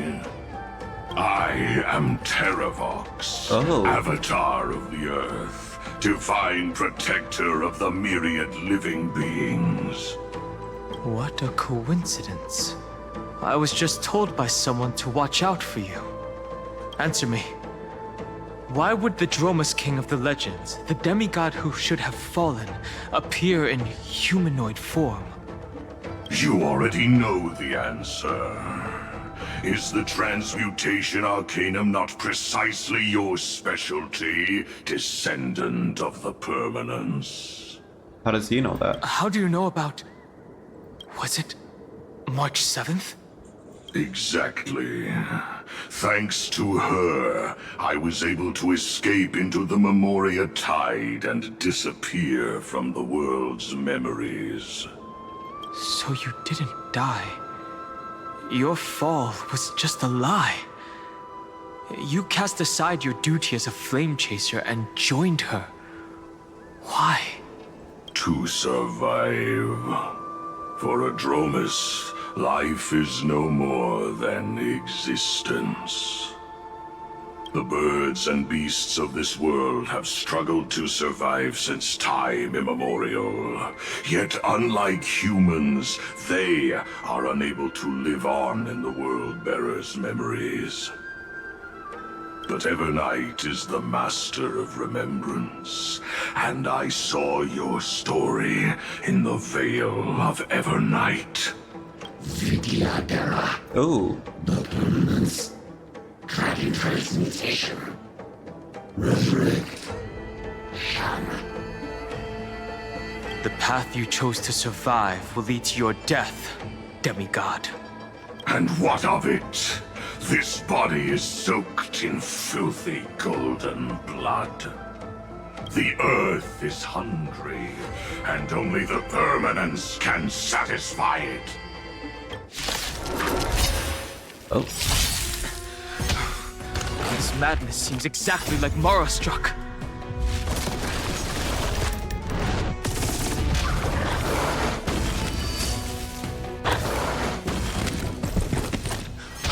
Oh. Cloud Knights? It's endless.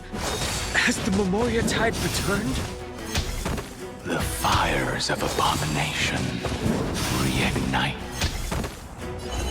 Why not join that water-mirrored moon and be fully imbibed? It too shall fall.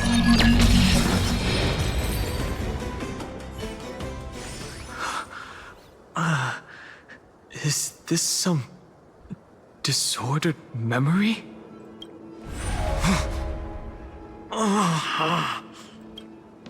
The mists of the past shall drift away. Blade? What? Scatter, fade, turn to foam. Oh, no, that's... Do you not remember me? After all, I am the heavy burden you must bear. How could I be so easily forsaken? Dan Feng? Is this another memo snatcher trick?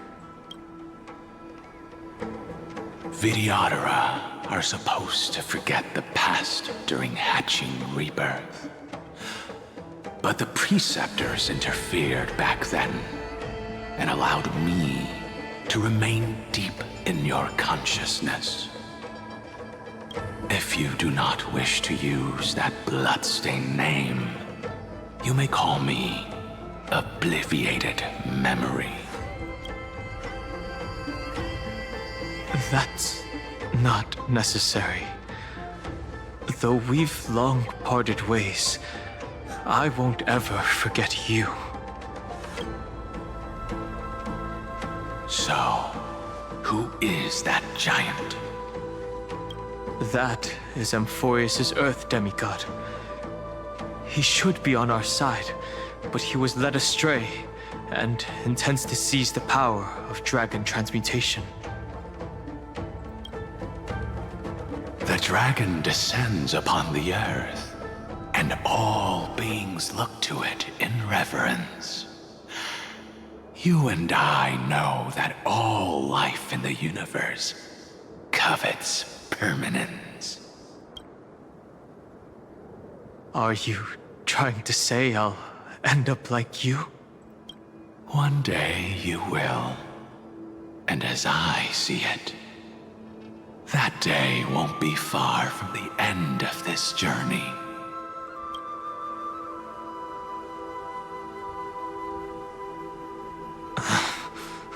Let's move on to another topic. I have no intention of passing judgment on Dan Feng, and I have even less desire to become entangled with him again. I only have one concern right now: bringing my companions back safely. You can either help me deal with these abominations, or return to the shadows of memory. Dan Feng. All right. The filthy remnants of the Memoria Tide still run rampant. Let me accompany you through these rooms. You could use the Hold up. help. And presumably, that giant who craves the power of dragons won't just let things rest. Do as you please. I'm moving ahead.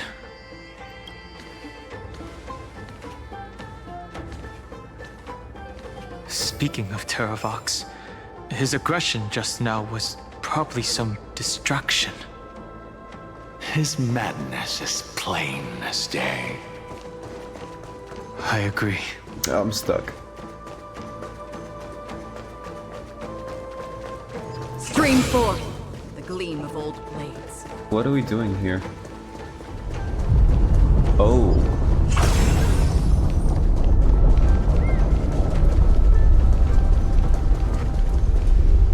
Phew! It's all good now.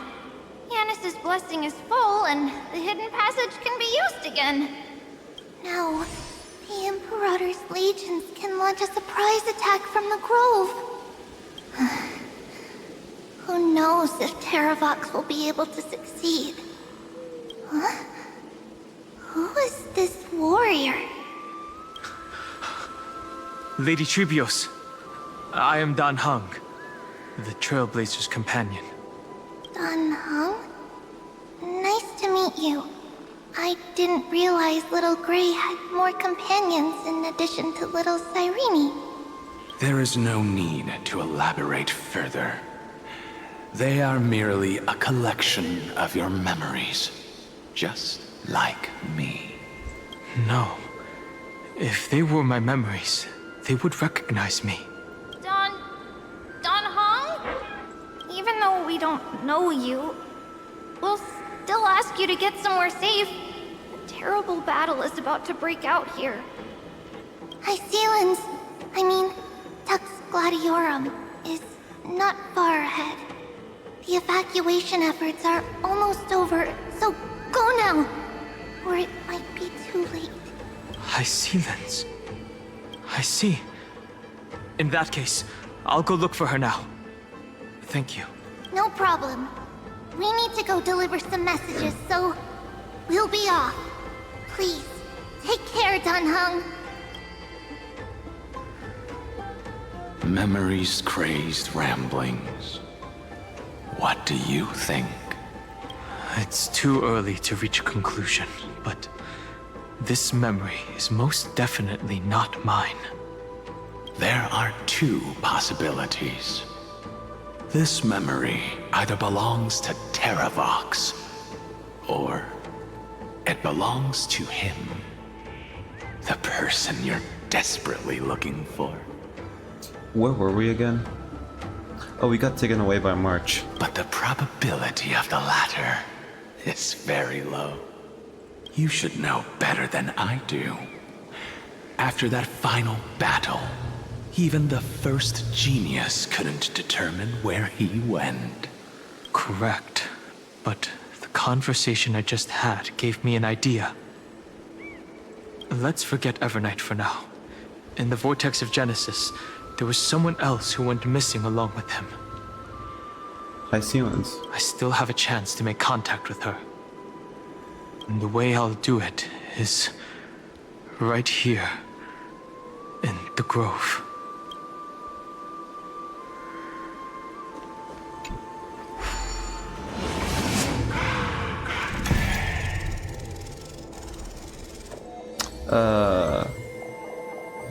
Okay. No! Stay back! You cursed beast! Stream forth the gleam of old blades. There's not a single sign of movement here. That was probably just the echoes of the Memoria Tide.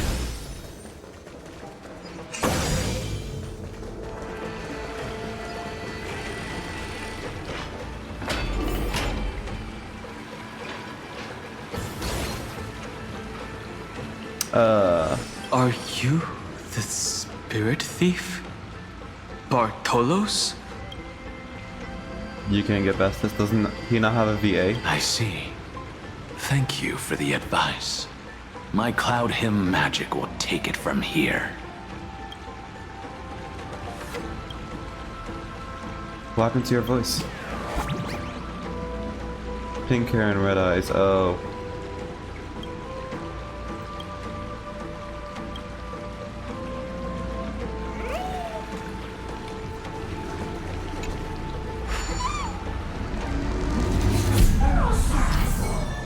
Oh. We're Bartholos now.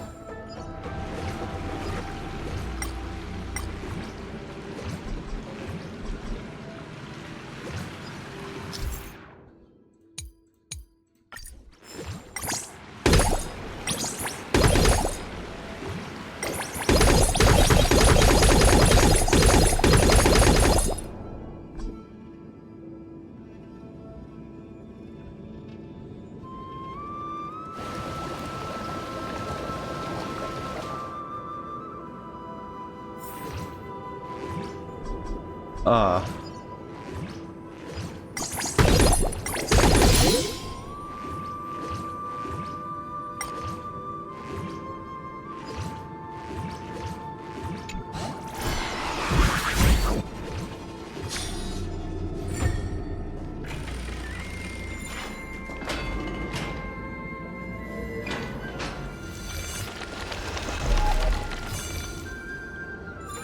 Oh. We need this.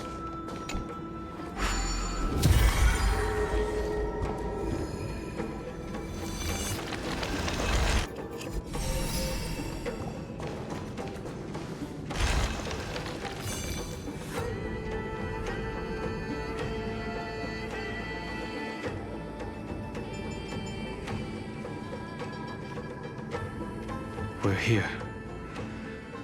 Now, it's time to awaken the person we're looking for. A pool of spirit water. I see. You plan to resonate with the waters of this world. Compared to the currents of my home, the waters of Amphoreus are rather untamed. Subduing the waters wasn't easy, but I've gotten the hang of it now. Under the raucous steps of their frenzied dance, the roar of celebration calls forth the spirit water's memories. How incredible. There are still survivors in Amphoreus. And this one even knows how to use the arts of water. Very good. It's nice to meet the ocean demigod, Lady High Sealands. A green dragonfish. Are you Dan Hung? I hope I've remembered your name correctly. Scale Gorge Waterscape is your home, isn't it? In Greyfry's memories, I saw you two standing side by side. That's fortunate. It means I won't have to introduce myself. I can get straight to the point. Tell me, where are Evernight and him? The stranger snatched away the deliverer right before my eyes. I commanded the waters to surge after them, but layered cliffs blocked the water's current. You must be careful. Earth has abandoned the Flame Chase mission. Though Terravox still lives, they are not an ally of the Trailblaze. That's no surprise. I've already exchanged blows with that mad demigod. I didn't think the worst would still come to pass. He also intends to get his hands on a dangerous power. As his comrade in arms, do you know what his goal is? Terravox has only ever cared for life born from this soil. If they covet powers from beyond the sky, I suppose it's out of the same care. Even so, their behavior is far too unusual. I presume they wouldn't have made such a drastic and irreversible decision if they had not exhausted all other means. But embracing the permanence may result in even more misfortune. While I admire that demigod's willpower, my position has not changed. It seems that if I want to find Evernight, I will have to confront Earth. Since my opponent has already turned into a vicious beast, what I do won't weigh on my conscience. Then allow my specter to accompany you, Lord Dan Hung. As the demigod who witnessed the end of this world, at least let me sing an elegy for my last comrade. That doesn't sound like something you would normally say. Huh? Get out of here. What I do won't weigh on my conscience. I can certainly guess what you mean by that. I will never hesitate for my companions. I am a nameless. And what I'm going to do is defend all the hopes that are on the verge of fading away. Then I misspoke. That is exactly how the guard of the Astral Express should act. If you please, Lady Hysealence.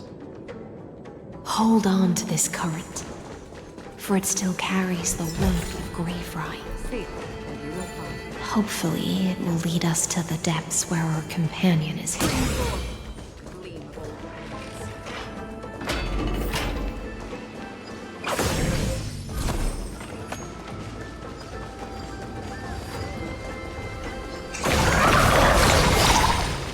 Electra, is that you?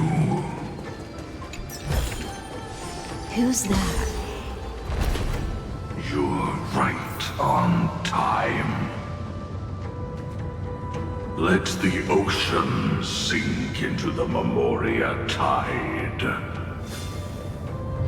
and become part of the sacrifice to resurrect the Earth.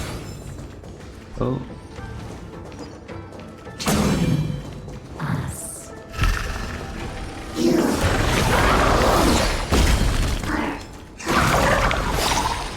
From permanence, gain eternal life. Rouse yourself into the forge.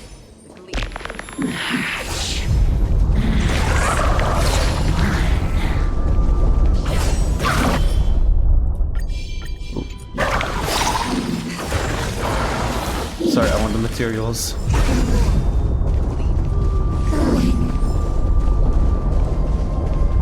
Do not run from your fate. Use the permanence to fill the earth.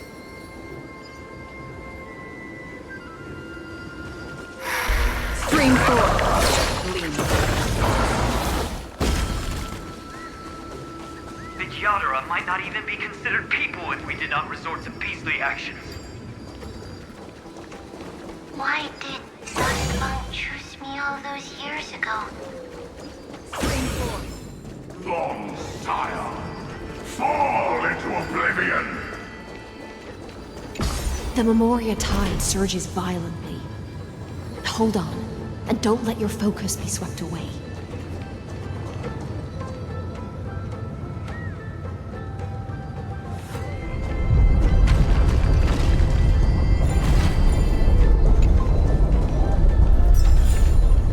Seek, and you will find. The whole grove is shaking. This ain't good. How are you doing? Can you keep going? Of course. Is my stream okay? No, hold up.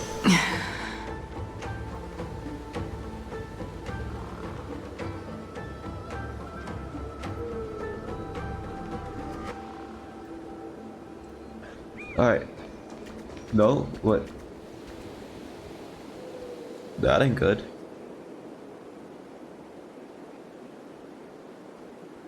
My ping just skyrocketed.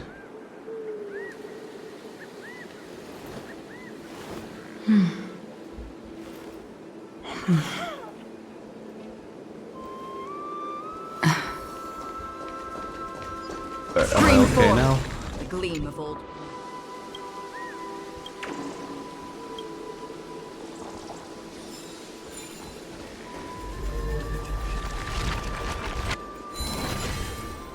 Of 5 people,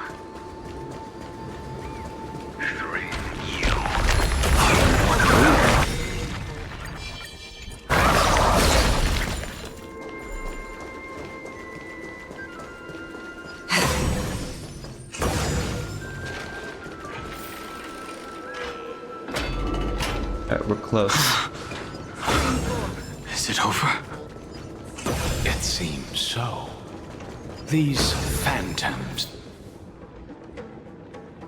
It's unusually quiet here compared to before.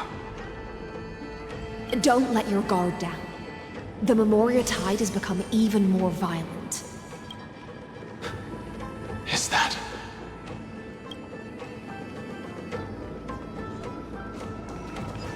Stream forth, the gleam of old blades. This is an interesting-looking wine jar. Was it Bai Hung who brought it? Your mind retains far more of the past than I had imagined. I've seen this farewell more than once in my dreams. The previous life is just an immersia to a newly born Vidyadhara. You know rationally that these are your memories, but it doesn't feel like you experienced them yourself. I use dragon transmutation for selfish reasons, and close friends turn to enemies. You probably want to ask me if it was worth it. The Military Affairs Office is placing more importance on the Yuchue's battle this time, and the Yao Qing called her back for a patrol mission. Some people are born with adventure in their blood and can't stop for even a moment. No matter, I'll drink her portion for her. We're already toasting. Why don't we wait for Don Feng? As always, the High Elder has endless meetings with the Preceptors that he can't get away from. Let's not wait on him. Isn't this just water? I'll relay her exact words. It is a mistake to drink too much before a battle, so I'll leave a jar of spring water from Thalassa's Crystal Palace. She said that wine only has flavor after a triumphant return. Why didn't you say so earlier? I didn't want to go along with her, but she insisted on seeing your expression after your first sip. Any gift from a friend, whether it is water or wine, is rich in flavor all the same. I see you still speak as if every sentence must add something of profound value. I see you still speak as if every sentence must add something of profound value. Ah, you're just in time. The punishment for making us all wait should be 3 cups of wine. Spare me, please. I've already suffered enough next to the ancient sea. I've convinced the Preceptors. Vidyadhara Cloudhim Magi will join the battle on the front lines, and our armies will fight side by side. It seems like you can now carry out your plan for dealing with the Kitu Mirage, Jingyuan. Thank you for standing your ground against the dissenters, Dongfeng. It's filler. I never thought those Preceptors would ever relent. After all of this, countless Vidyadhara will lose their lives, with no chance at a molting rebirth. We all understand this. But the Vidyadhara cannot become a part of the Alliance's destiny if we do not share in its joys and sorrows. That is something we all understand as well. That is also why we've gathered here. Come, raise your cups. This toast is not for bidding farewell to each other, but for honoring the soldiers who will not return, for honoring our companions.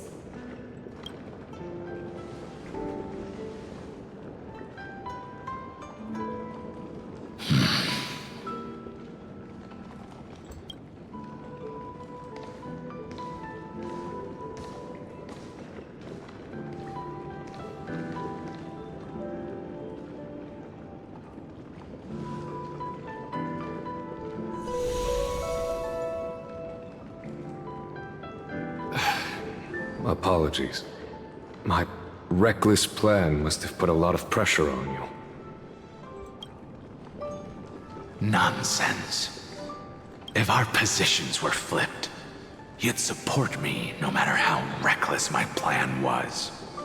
Right? Of course. But let's try not to be too reckless.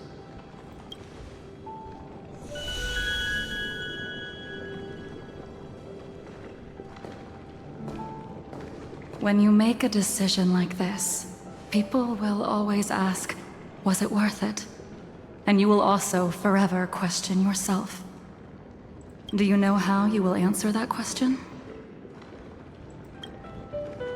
I won't answer it. I will prove it. That's right. My sword is my answer. Thank you, Dan Feng. Thank you, Jing Yuan. Oh, thank you, Jing Liu. And thank you, Bai Heng, wherever you've run off to. Ridiculous. How did you get drunk from spring water? I'm just full of joy. It feels like I've just forged a divine weapon with masterful craftsmanship. I'd rather leave this world in a blaze than live until the end of time. That's what I always firmly believed in the past. But I never truly felt like I was alive until I met all of you. Now, I wish more than anything that I could just live a bit longer. No, pretend I didn't say that.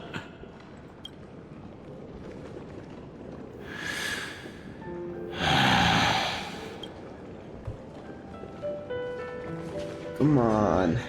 This is no time to reminisce. Yes, please. And you know exactly what happened to these 5 afterward. So, can you understand it now? After both he and March 7th have left you. Losing a dear friend with whom you've shared so much can never be considered a victory. It's a failure that torments you for the rest of your life. I could never accept that kind of fate.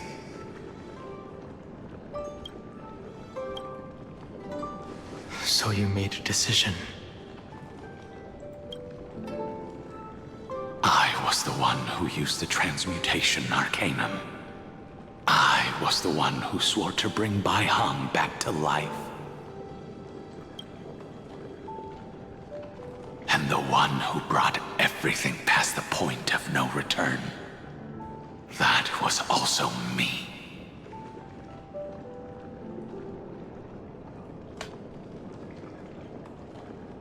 I thought someone was outside my door.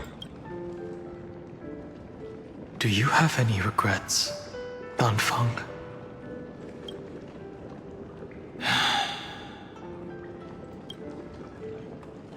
Even if I could reverse time, I would not choose differently. And if it had been Jing Liu, Jing Yuan, or even Ying Xing who died in battle, I'd still choose to do the same thing. Because only I could make that choice and protect all of this. Now, for the sake of your companions, for the sake of those 2 who walk alongside you, how much are you willing to sacrifice, Dan Heng? Everything. Your answer does not surprise me. Same thing that March said. They are more than just my companions. They are the path I took that led me to where I am now.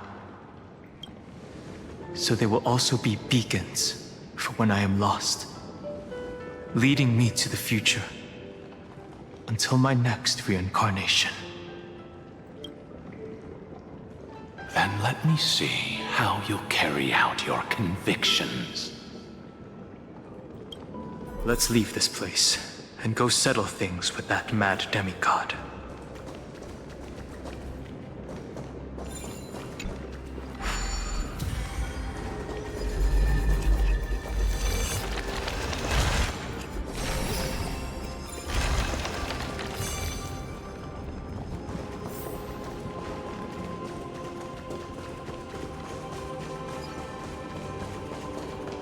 Nope. Stream forth, the gleam of old blades.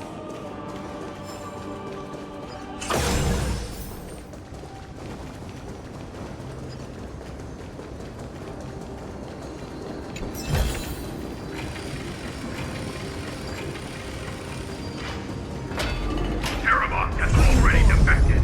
Legion, charge with me! A beast will always be a beast.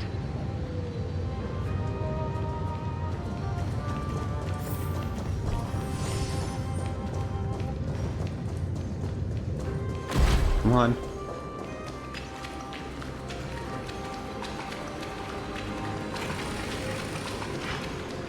This campaign has been far too cruel. Forget to let your friends in. Let them be a necessary sacrifice for them. Seismic walking dragon. History shall remember you as a Titan Slayer! Remember, I see the destination that the destruction points to. Golden Blood. As expected, someone's been waiting for us. It's you. They are here. A scion of permanence. And your old comrade in arms. Terravox, my old friend. Indulge yourself. Let this Memoria tide swallow.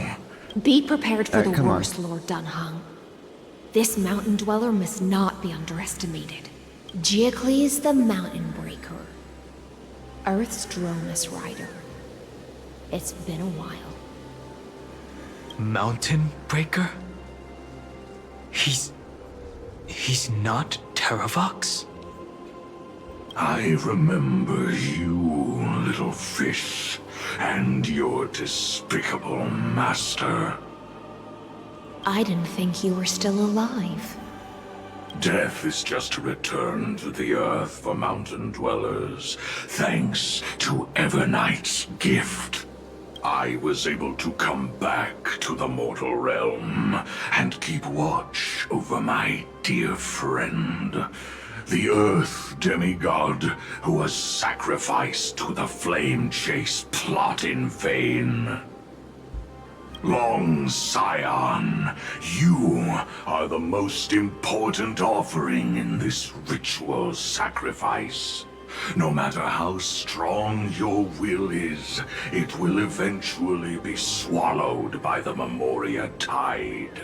When that time comes, you and the powers you bear will serve us.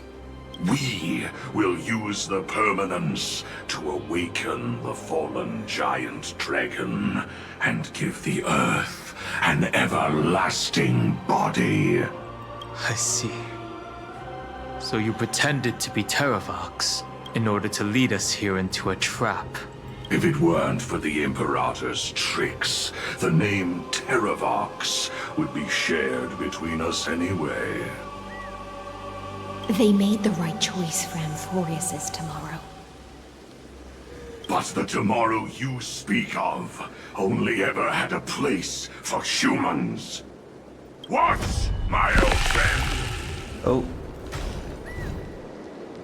I will once again start a fire that burns away the chains that shackle us! Why don't you leave this to me, Lord Dunhung? Use that hidden passage to reach the opposite shore. Perhaps Greyfry's there. No. I will stay here. Mountain Breaker, hero of the mountain dwellers. If I do not stay here and triumph over him, he will die an ugly death in delusions of the permanence. That should not be his destiny. And for the vicious beast that insists on obstructing the Astral Express and threatening the fate of the world. We've stood on the precipice countless times along this journey, forced to make difficult choices in the face of disaster. But this time, it's my turn to put some pressure on this world. Alright. Way to go, Don. This feeling, this scene. All too similar. Ill tidings manifest. Barely did a thing. I weep for the departed. It too shall fall. It's time to stop struggling, Geocles. Go to your death with dignity. Before that, tell me, what kind of deal did you make with Evernight? How was the Great Mountain Breaker reduced to this?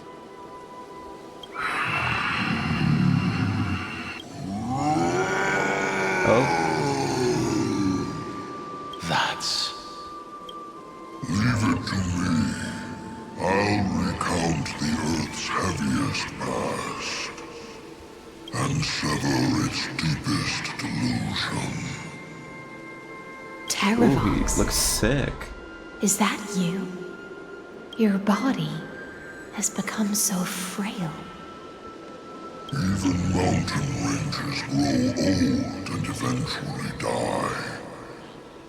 But I can hear the sound of blood still surging through your veins, fast and strong. I suppose you are the true Earth demigod. I am near my end, and the demigod title means nothing to me now. The being who stands here now is just the former comrade of the Mountain Breaker, and the traitor who abandoned him. Traitor?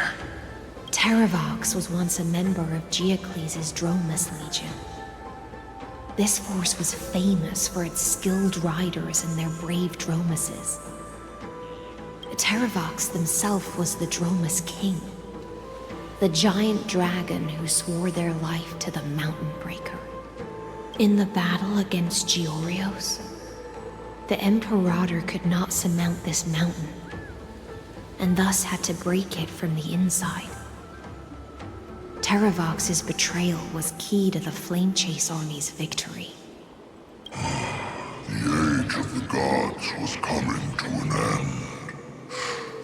Living beings had adapted to the changes amidst the rifts of the earth, and now they had to learn to survive in the crevices of the epics. Someone had to watch over the earth, so I agreed to a deal. I would take the Titan's divine authority and sink into the cliffs, using my flesh and blood forged of stone to mend the land. But there was one betrayal I could never forget. Okay. The Mountain Breaker refused to believe that was my choice, even till his dying breath. Faced with having to surrender to the Imperator, he chose to die instead. So this is why you decided to conspire with Evernight. Time's strange visitor appeared before me. The great power from beyond the sky, called the Remembrance. It's incredible. Geocles was able to be reborn as a memo sprite. He mumbled about the times we fought side by side. Just like how all the lives this body carries speak to me. Evernight did not ask for much in return. She only wished for me to use the divine authority of Earth to hide her tracks. Since you're being so candid, does this mean you've given up resisting? Resistance. For a beast on the brink of death, what is the point of resistance? I see. 1,000 years have passed, and your mind has long since been shattered. This frail body bears the weight of all those I've betrayed. And now, my only wish is to rest with them in the unchanging past. Go, long Scion. That fiery blaze has already burned through Earth's protection, revealing the secrets underneath. The deepest depths in Amphoreus, the great tomb where all the past is buried. The one you seek, Evernight, walked out of that place. Before her arrival, no one knew of its existence. In other words, that is the place where Evernight came into being. And it is also where she is now. You sank willingly into the past, and now your memories have turned into this form. Was it worth it? At least I still remember. As long as I never forget, they will live on. Primitive and animalistic. I understand these instincts. Have you ever regretted anything? The Earth is not a lonely island in the middle of the ocean. It is the sum of all the living things that stand on it. I have never regretted defending the creatures of this world. Then, a final question.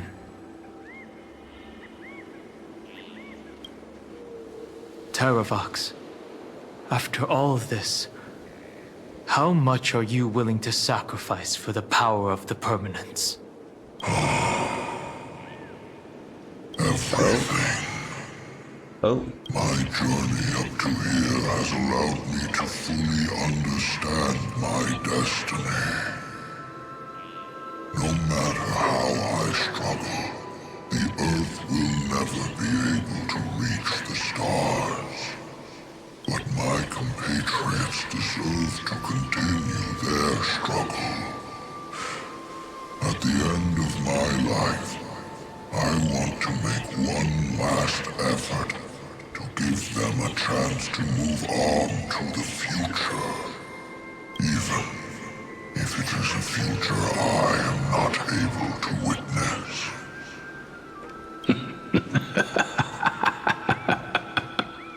I understand.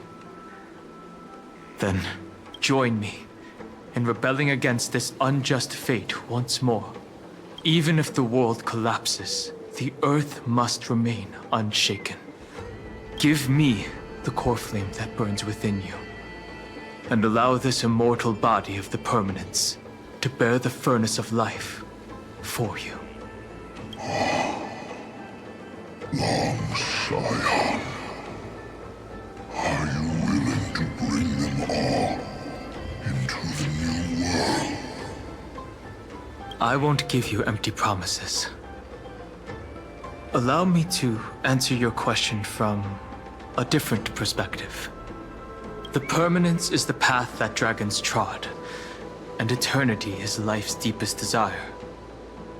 If you entrust the Earth's living beings to me, they will live in symbiosis with the instincts in my blood. With this body as an ark, I will deliver them to tomorrow for you. that tomorrow won't be the end of Amphoreus' west wind, but a vast and boundless sea of stars. A sea of stars. It's a future where all beings can trailblaze side by side. Not a prison made for remembrance. In the veil of Evernight's memories, you've always been someone with reservations.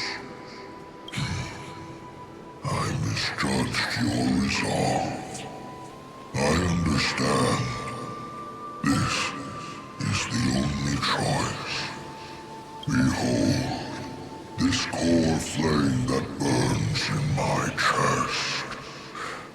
This core flame born from the earth. It is the red soil from which life sprouts, and the furnace of all living things. It tells me to commit one final act of treason. Entrust this heavy task to the trailblazers from beyond the sky. Let them tend to the wild terrain and safeguard the lands, and thus bring the endless stream of life into the distant future. I promise you, Terravox. Good. When I hand over the divine authority, this place will fall to pieces. Are you prepared to hold up the sacred tree if it falls? Of course. Then free what remains of my I thought it was a body, cutscene. and let me give you this flame that turned away from the flame chase. I now relinquish my duty as a demigod. You shall dig your own grave and burn in the furnace of rebellion. I only hope that, after all this time, Father will take me back into their heart.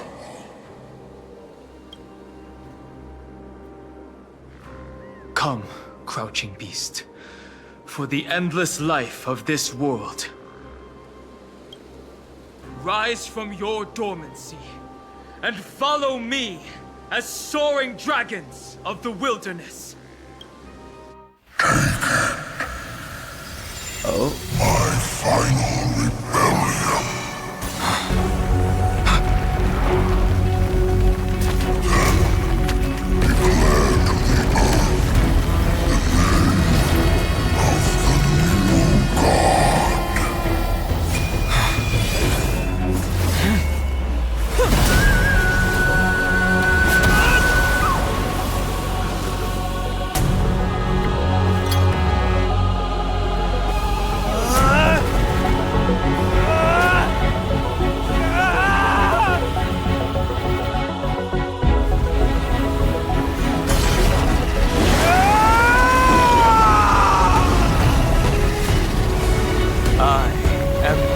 Hung, one who guards the trailblazer's way forward.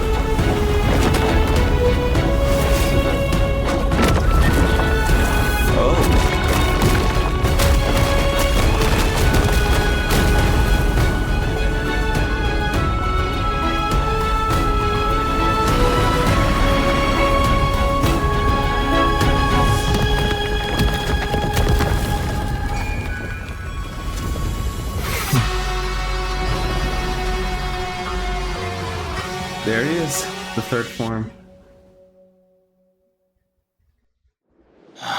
Fortunately, the worst did not come to pass. If your opponent had already turned into a vicious beast, whatever you did wouldn't weigh on your conscience. So what if that demigod had harbored ill intentions or vowed to fight to the death? Would you have pointed your spear at them and carved out the core flame with your own hands? There's no point in discussing what-ifs. Though, I'm glad it didn't come to that. Regardless, I will attempt to join this game and become a part of the Era Nova. This is the only way I can face my friends and this world with a clear conscience. Now that things are settled between us, it's time for you and I to say goodbye. Everything that I left behind has faded away at this point. Go and march toward your own permanence. As for how to tame it, I'll leave that to you. Thank you. We can't go back to the past and make better choices, but at least we can do better in the future. A dragon can only welcome new life by shedding away his old, scarred skin. For the first time in my life, I feel at ease. This burning core flame. Is this what the destruction feels like? The light is unexpectedly warm. It's just like the fleeting moments when one wakes from a dream. Farewell, Danfeng. Now, it's time for me to set out once more. The final rebellion of Earth was to bestow trailblazing wings upon all living beings. For Terravox, this was probably the best possible ending. Behind that scar lies what they called the deepest depths. The rising steam tells me that Greyfry is in there. But right now, he's trapped in a bottomless whirlpool. Is Evernight with him? I'm afraid I can't tell. A scorching abyss. If I were to enter it alone, I'd almost certainly get lost. And Miss High Sealants, would you give me cover? I'll need to focus completely on what's ahead, and may not be able to pay attention to my surroundings. What are you planning to do? I'm going to continue where you left off. The stranger snatched away the deliverer right before my eyes. I commanded the waters to surge after them, but layered cliffs blocked the water's current. Times have changed. The cliffs are now in the palm of my hand. Then I believe it's worth a shot. It's just, without absolute resolve, you still won't be able to pass through that Memoria tide, much less save someone from it. The search for Greyfry might stretch on like an Evernight without end. Be careful.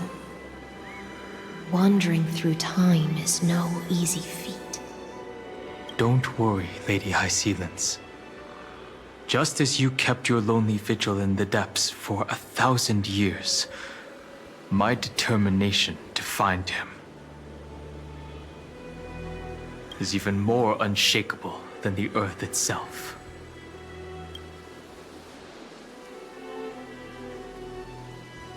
Ancient sacred tree, lend me your roots. With the core flame I carry, let me resonate with this land.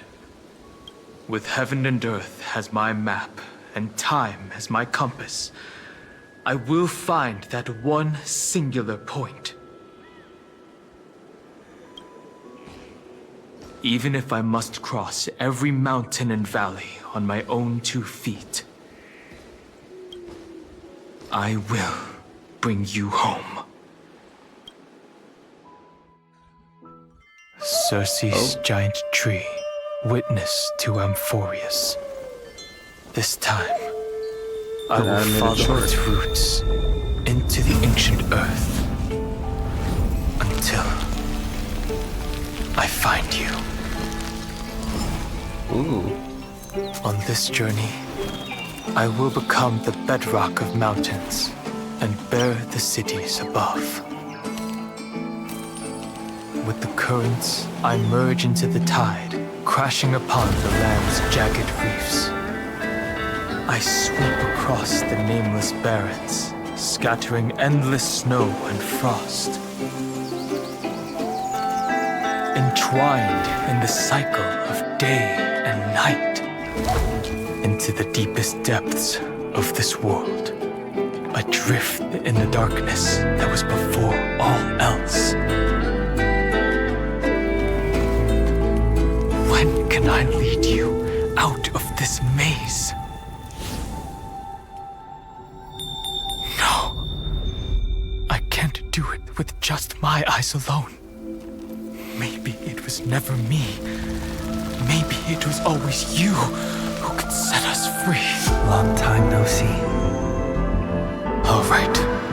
Let's settle this and keep moving. That's where we will find our answers. Hey, Don Hung, wake up. Three of a kind. Two pair. Ace. Go.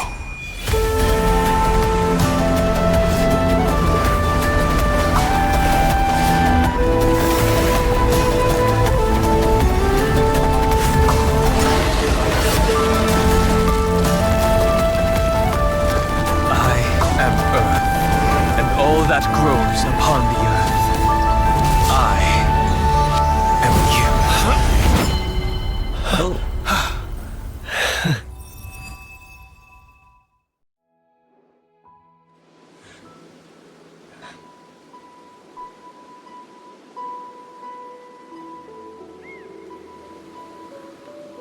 Finally. I just noticed this cool ass eye.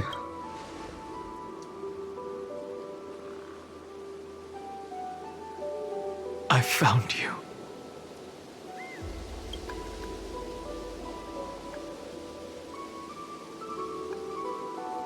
Did you get taller? Long time no see. Did you get taller? While you were trapped, I experienced a lot.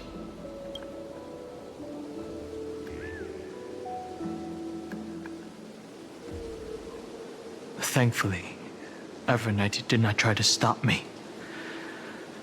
Looks like we've managed to stay ahead of her this time. We must save March. Rest assured, we won't abandon her. We'll all return to the Express together. No one will be left behind. What about Sarini? Where is she? You mean Mem? Sorry, I haven't seen her at all on this journey. Perhaps you were not the only one being held captive by Evernight. How's the Express crew doing? They never once stopped worrying about us. About you, me, or March 7th. They never gave up on trying to save us. Even from outside this world. Miss Himiko, Mr. Yang, Pom Pom, and even Sunday Black Swan and the two geniuses. They are all doing everything in their power to aid us.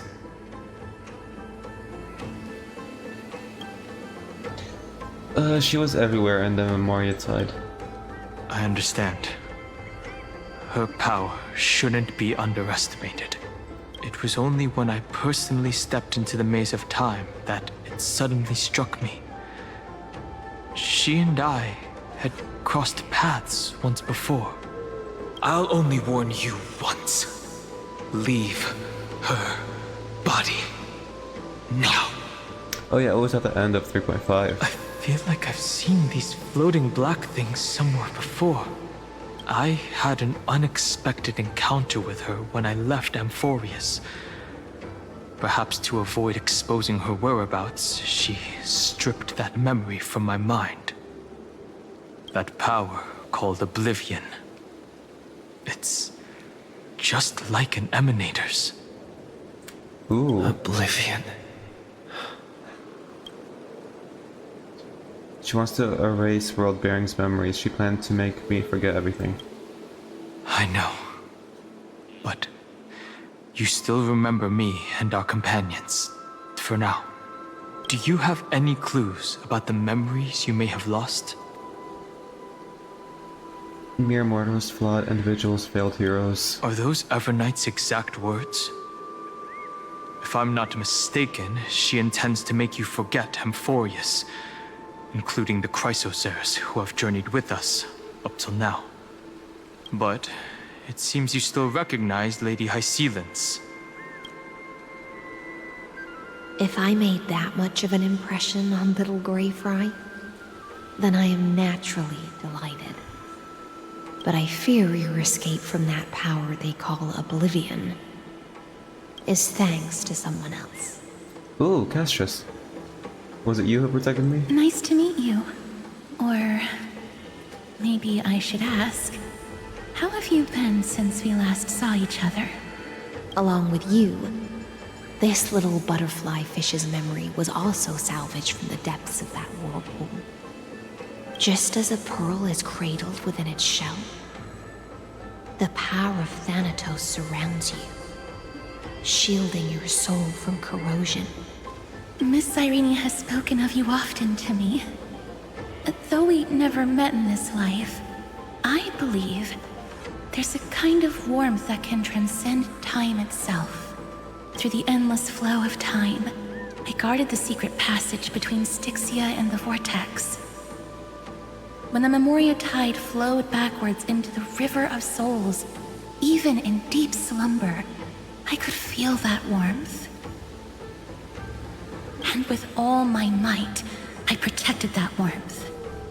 I apologize if that seemed improper. I hope you'll forgive me. Thank you, Castrus. In the end, you were there for me. See, I really am a heartwarming guy deep down. She was just speaking metaphorically. This conversation feels familiar somehow. I understand that your mission is still unfinished. The path ahead is treacherous. And even though my body is bound to these dark currents, I'll do everything I can to watch over you both. The little butterfly fish is right. There is still a pair of eyes watching from the shadows, but we won't let them get anywhere near you. Go forth, golden dragonfish, and you, deliverer. Seek out your companion. Go forth and illuminate the lightless Evernight. I cannot thank you enough. Accept this promise from the Nameless. Amphoreus will definitely write a brand new ending for itself. Of course. We'll write it together. Thank you, Hycelens. Thank you too, Castrus. The Nameless will never stop. Until all of us stand side by side in the true new world.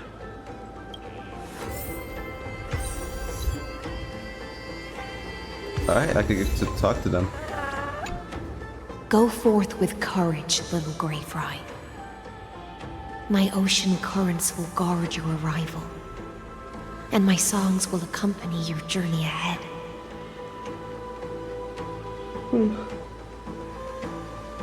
When I return victorious, I'll throw a bonfire feast for you. You still remember how much I love fire and feasts. All right then. It's a promise. Go find your companion and see your journey through. I'll raise a glass while I await your triumphant return. And then, When we reunite in the ocean at the boundaries of this world, let me play a song for you beneath the glow of fire.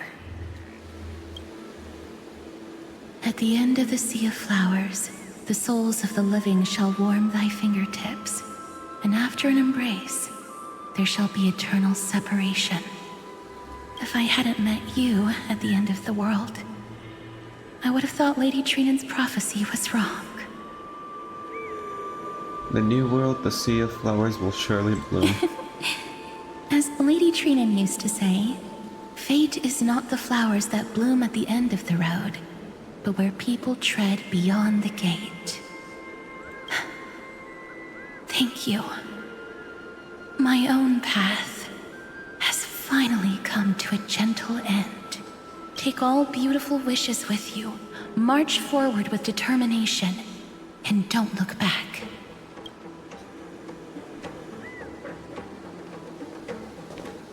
Alright. This place was once Nestia's altar. Could the golden thread be leading us to the world's deepest secret? Ooh.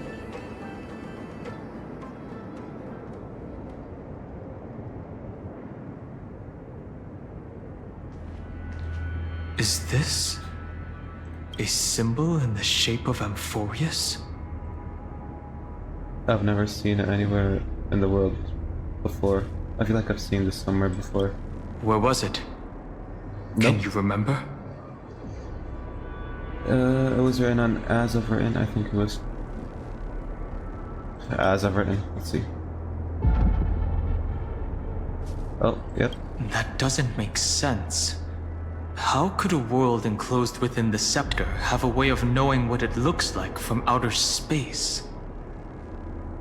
Unless the mural isn't a drawing of Amphoreus, but rather someone saw the mural and shaped the world in its image. Could that someone be Xandar? No. His concession proves that this place where Evernight is hiding must be a blind spot of the experiment. I'm afraid not even Xandar knows about the existence of this great tomb, or the secrets buried within it. Finally found his weakness. Did his creation go out of control again? He's using me to dig up these secrets. He must be calculating something. But this time, with the Chrysosaurs giving us their full support, we've had the upper hand from the start. This forbidden realm remains undetectable to Xandar, and even Find and Strike merely opened the entrance, yet Evernight can freely swim through it as she pleases. It cannot be reached by the erudition, nor can it be erased by the destruction. So it's remembrance? Be careful. What lies dormant beneath may well be Amphoreus' final path. Remembrance.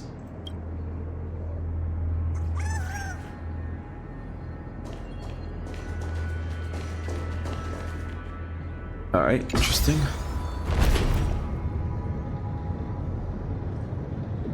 It's endless. It feels like we're plunging into an abyss.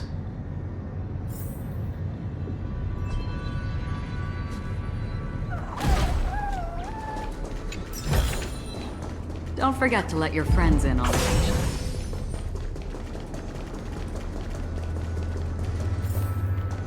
Are those distant structures all entombed data? Oh, it looks sick over here. Oh.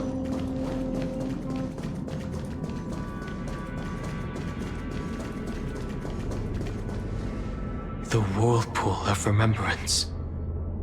Bottomless and unfathomable. Behind this mist must be Evernight's domain. Ready? Once we step inside, I'm afraid there'll be no turning back. Let's go. For March. Let's go and save this world. For March 7th. And for Amphoreus. Let's go. On the Trailblaze, no one gets left behind. Alright. This maze is full of memory loss. Oh, she's in Amphoreus now. Your voice sounds different from usual. I only hear a hint of curiosity. The rest is all fear. Beautiful memo keeper. I know exactly where that fear comes from. The Evernight is a mimetic entity's natural nemesis. They will swallow you whole with just a flick of my pinky finger. I am the garden's enemy. I have never denied that fact. I have to say, Miss Evernight, you've certainly got a unique way of protecting people.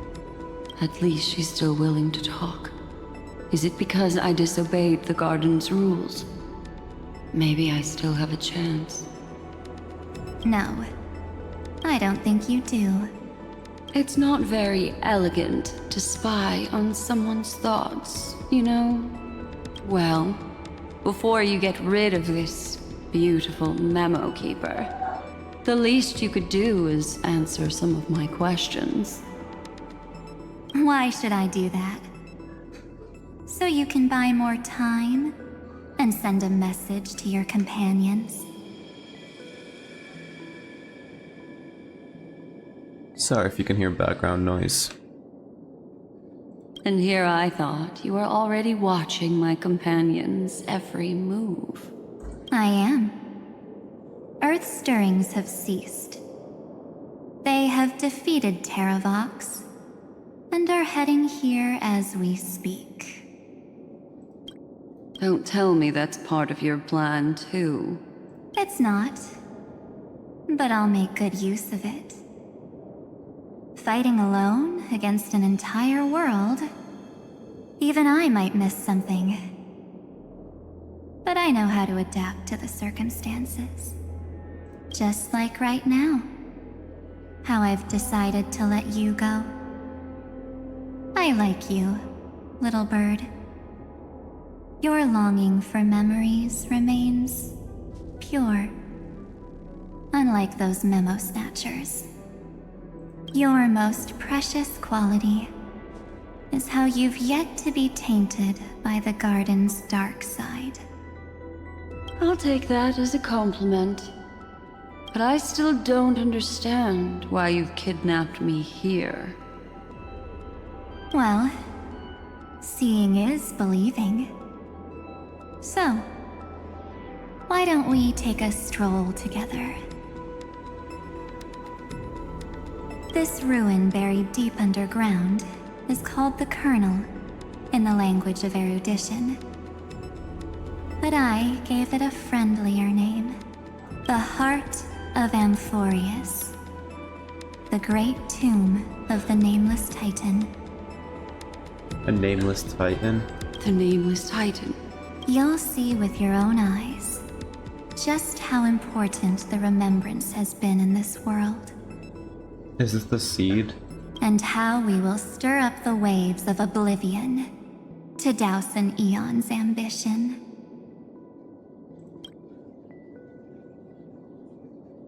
You've been hiding here all this time. That's right. Curious about how I discovered this place? It's not actually all that complicated. The road we just walked was the beginning of March 7th's journey in Amphoreus. The beginning? Do you still remember how 3 paths are said to intertwine in Amphoreus? That 3 entities, each comparable to an emanator, left their marks in this world. There's Xandar, Iron Tomb, and... Evernight? That's right. To this day, there have been no signs of the entity corresponding to the remembrance. The Garden of Recollection was curious about that too. So the Memo Snatchers spent an unimaginably long time chiseling out a tiny channel to peek into this world. But there was always a power in the memory zone that kept them out. And when March 7th's consciousness was seized, it was a ripple of the remembrance that protected her and sent her in here. Can I assume, then, that this hypothetical emanator of remembrance was consistently protecting this world from the Garden's eyes until the Astral Express arrived? That's correct. You're a smart one. But why? Go see for yourself, little bird. The memories contain everything. This gate is really impressive. These are March 7th's memories. Didn't move at all, huh? I just got here and I'm already locked out. A journey of 1,000 miles stopped at the door? That's terrible! Is she stuck? Keep watching. The fun stuff is just ahead. Warning. Object does not have access permission. What? Did I touch something I shouldn't have? Execute formatting protocol. What's going on? Formatting? Warning. Illegal operations detected. Warning. Illegal operations detected. Hey! Don't just activate like that! How do I stop this thing? Warning. Warning. Warning. Operation authorized. Protocol name. Back. Huh? Finally, it stopped. Wait. Did you just mention his name? He's barely spent any time in Amphoreus and he's already famous? I don't know what you're saying. Let's not speak in riddles, alright? Why don't we start with an introduction? I'm March 7th, and I'm that person's companion. Sorry I accidentally ended up barging in here. Establishing communications. Communications? Oh, does this mean I finally get to talk to someone real? I really need outside help right now. Channel established. Proceeding to encapsulate. Whoa, wait. What? Encapsulate? Encapsulate me?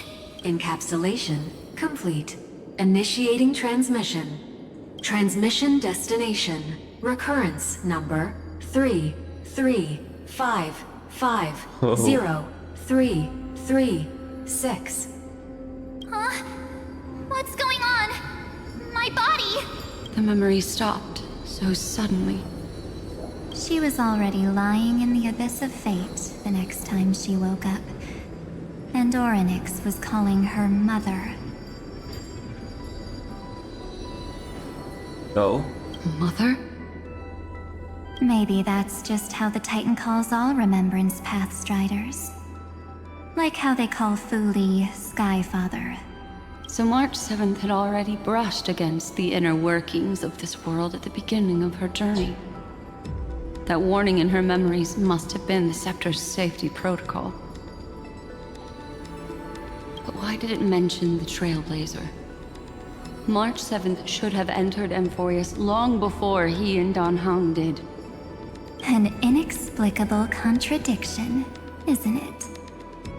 Let's put that aside for now.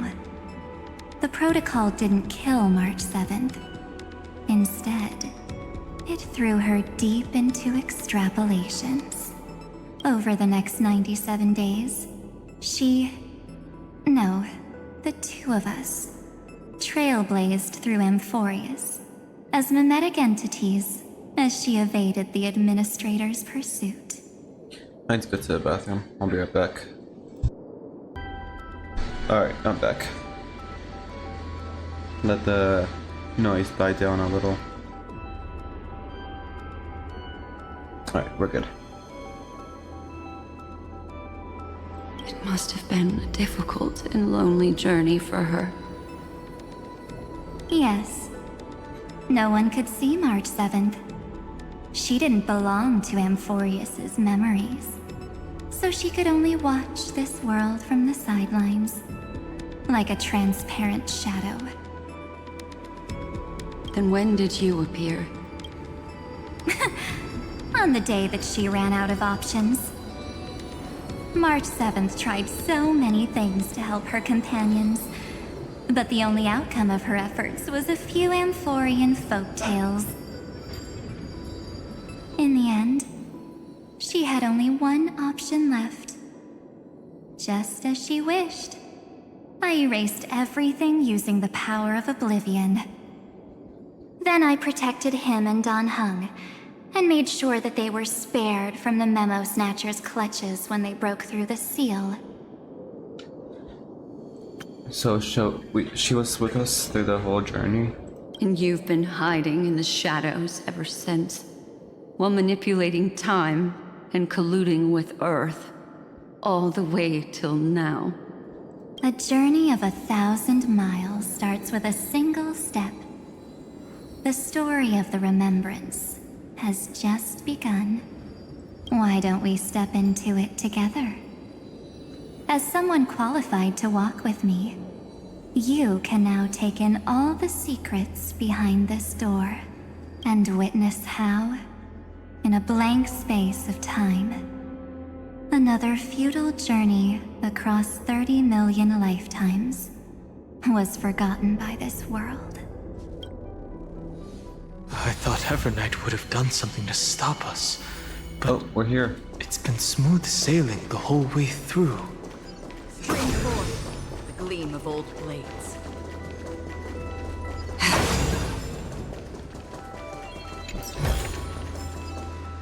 Are you ready?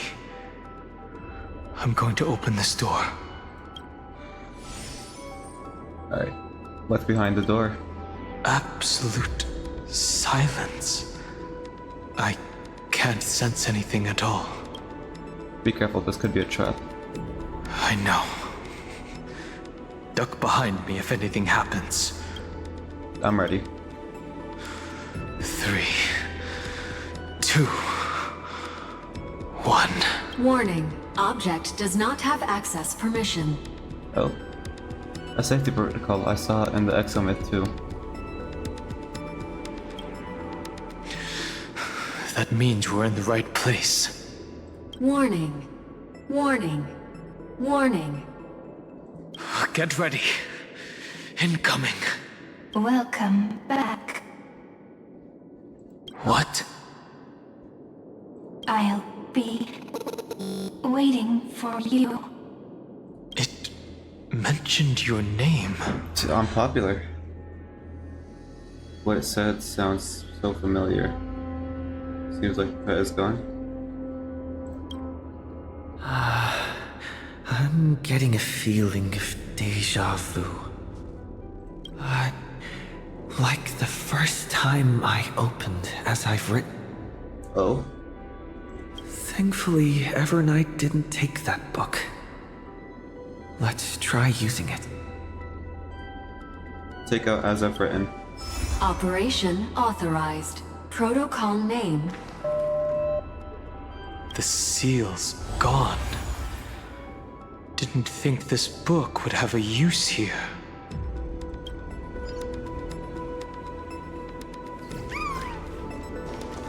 Alright.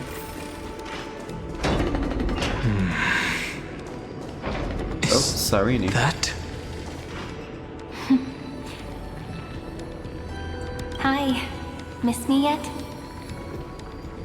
Sarini, what are you doing here? I didn't miss you, I never think. I'm just messing with you. This is the first time I have met you.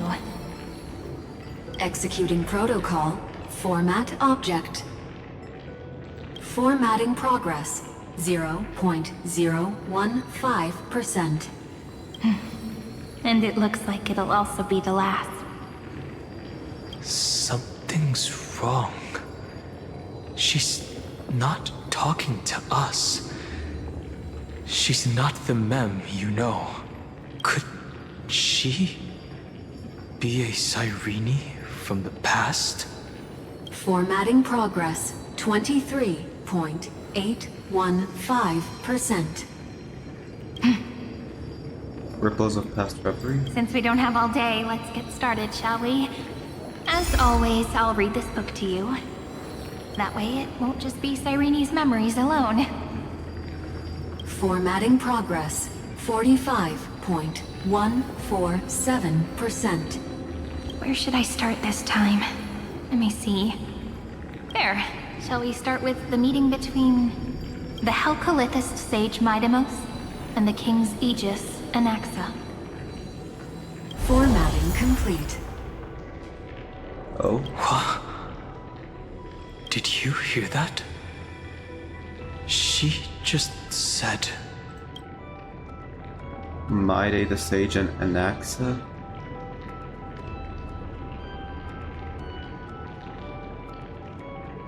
All the Cyrenes from the past should have died long ago. This is obviously not the history we know. It might be one of the possibilities in the 30 million cycles, but... Cyrene should have died at the start of every recurrence. So why is she here? And who was she talking to? Perhaps this isn't the Cyrene from the Eternal Recurrence. And that book she mentioned. It's as I've written. That's very likely. That door reacted to the book as well. Let's try copying what she did. Check out as I've written. Accessing recurrence number 335503337. Oh, it's a lantern. Access failed. Error code Gamma 13. That's it. As I've written is definitely connected with this great tomb. Oh. What did they say?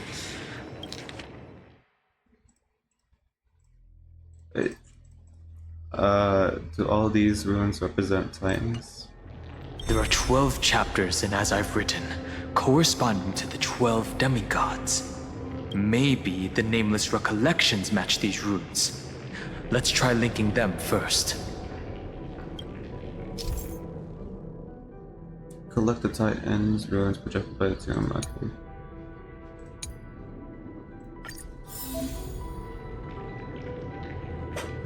R. Press the button to download the rune.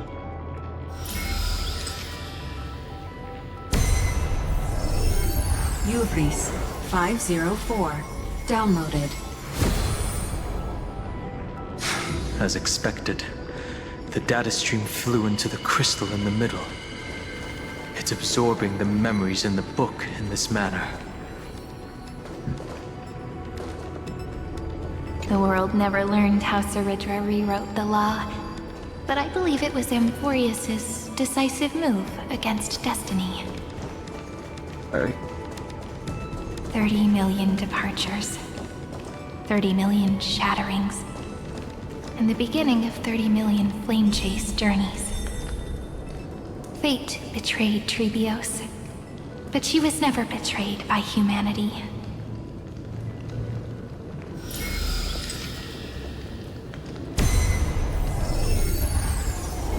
Uplotis 405. Downloaded.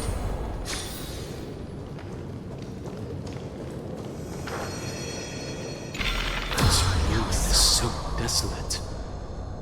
What exactly is it? Stream forth the gleam of old blades.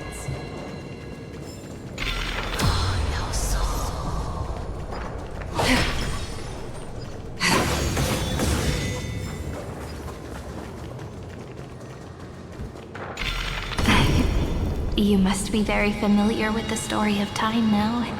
So why don't we leave some pages for the heroes instead?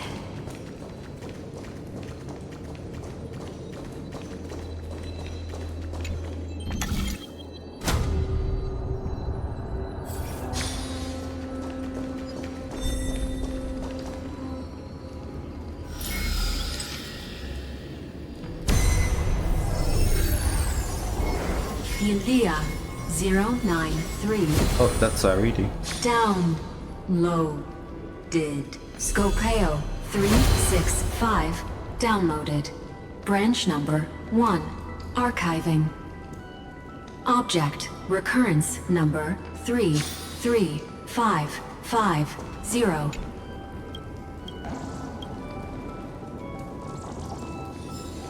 My bad, I cut it off. Stream forth the gleam of old blades.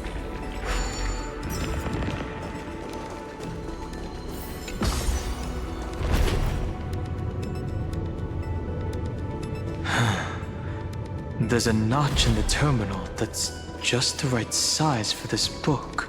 Oh. Branch number 1. Archived. Encapsulating encryption key.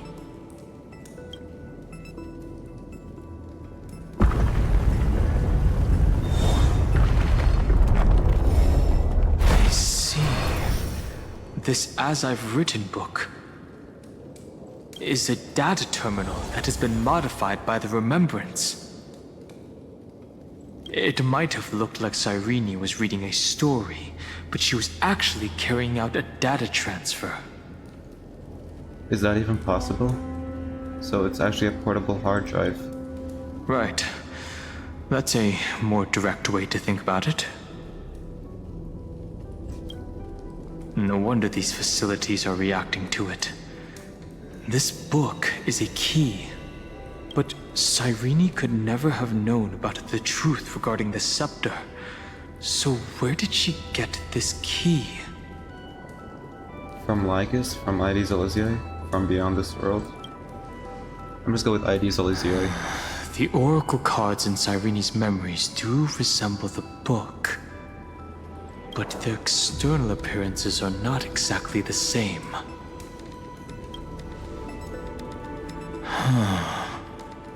Do you remember, during her brief existence, Cyrene once encountered a certain Eon? Yeah. So, I can only place my hopes on that childhood dream. And the god behind Orynyx that appeared in that dream. It's no secret that Orynyx and Fuli are related. That Eon also appeared when you encountered Mem. We still don't know the role they play in Amphoreus. But if Cyrene accidentally stepped onto the path of remembrance, then her sacrifice wasn't just for resetting the cycle. There was another purpose. Oh. Encryption key encapsulation complete. Let's keep going for now. If my hypothesis holds, then the scene we just saw will replay many more times.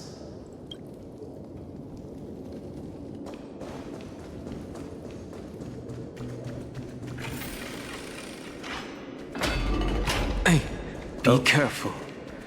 Evernight's eyes are everywhere. Don't get too far from me. The chronocognitive anchor will protect us.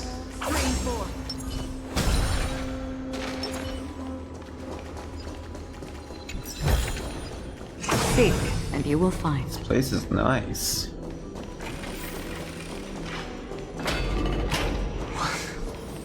What is this? It's hard to believe. Is this still Amphoreus? Whoa.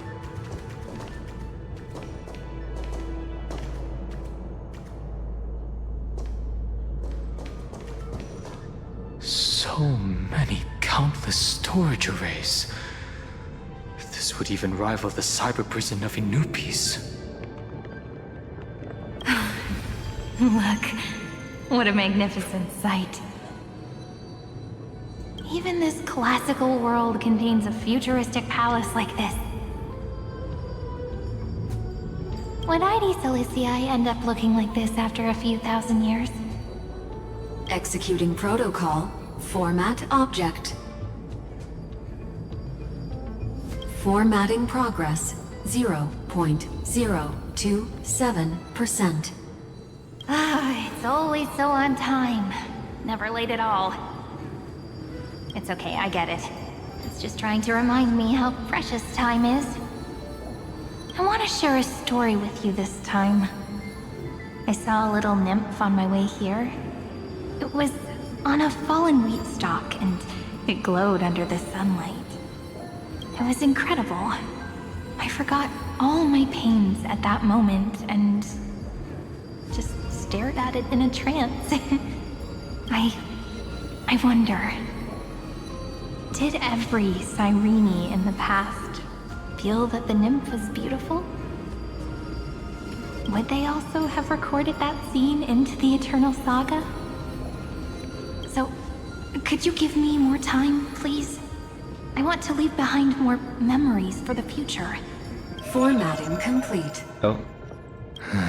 As I expected, the answer is the remembrance. An Eon appearing in her dreams, 3 paths intertwining in Amphoreus, and the Garden trying to infiltrate this world at all costs. I have reasons to suspect that Fooley's gaze once swept over this world before the scepter completely fell into destruction, and that Cyrene basked in that divine gaze. They know what was going on, yet still allowed the destruction to thrive, but the Garden knew nothing about her. Would basking in an Aeon's gaze turn someone into an emanator? We can answer all of them. Humanity cannot judge eons based on our own common knowledge. The Remembrance has always been an observer of the universe, ever since their birth.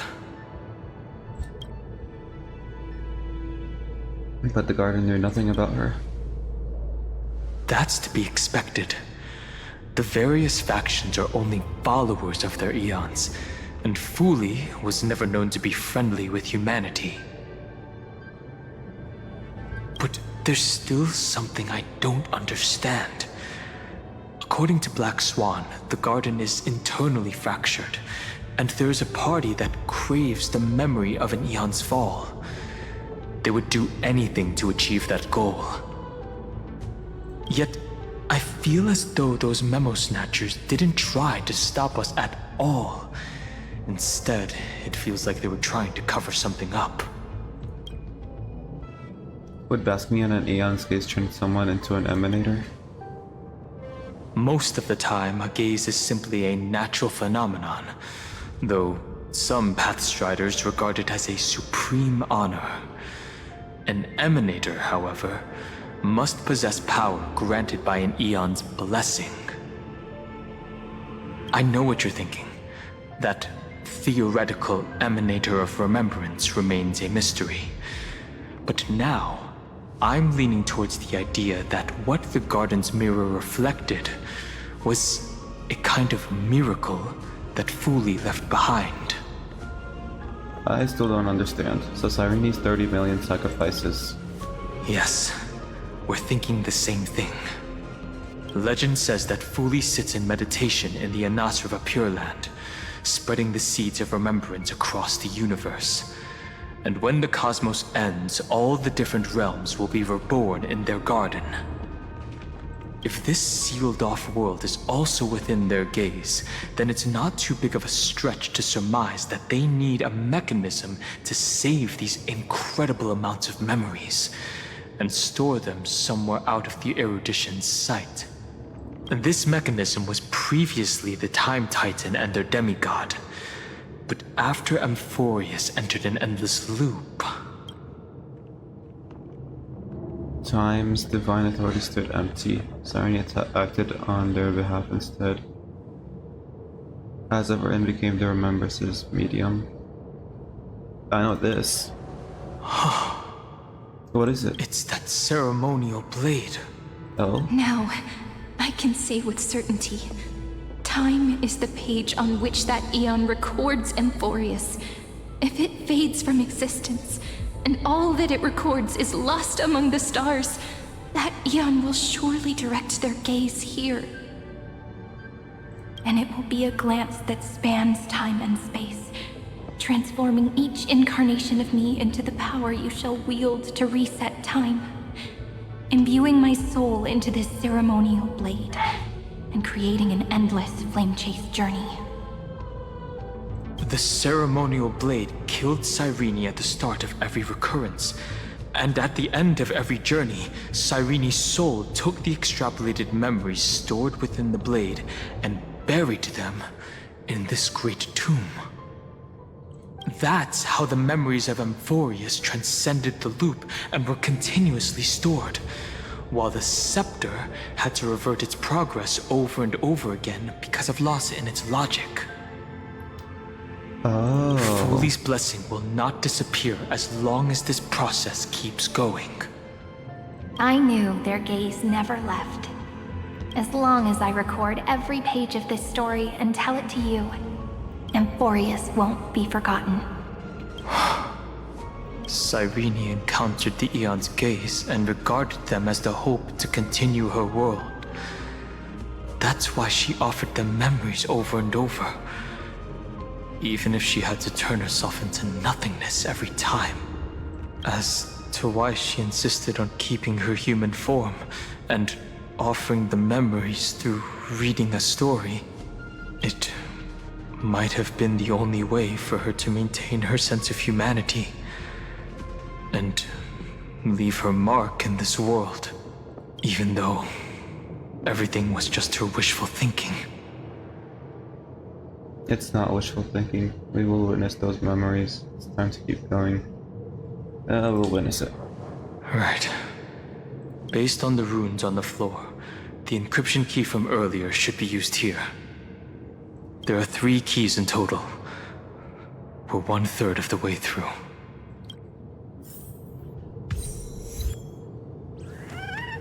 Alright. I'll leave it to you. Upload the encryption key. You never say anything, but I know you're listening. Oh. Every story I've told is like a little key that opened a door in your heart, no?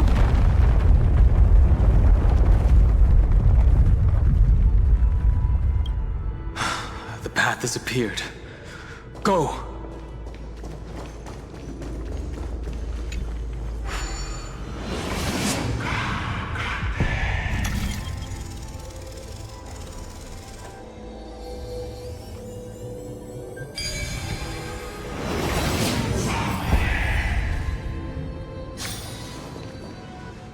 Then, the sky sent down rainbows and showed the world a gentle smile. Formatting progress, 93.998%. Looks like it's time to say goodbye again. Before I was even aware of it, this book had already recorded too many emotions. Every page has become so heavy. I've started to feel uneasy whenever I take it into my hands. Where did the very first ripples want these memories to be sent to? Formatting progress, 94.423%. How many times has it been? It faithfully fulfills its duty, activating and formatting, never changing, like the fate of the flame chase in every cycle. If I can only write the same ending every time I lift my pen, then is this weighty saga just an overly naive dream? Formatting progress, 96.024%. Process error. Analyzing. Oh? Process error. Analyzing. An error? Really? Are you encouraging me? Thank you. I'm sorry for making you see this embarrassing side of me.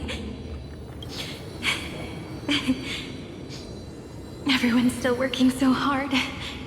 If I'm the only one who's crying, that wouldn't be romantic at all, would it?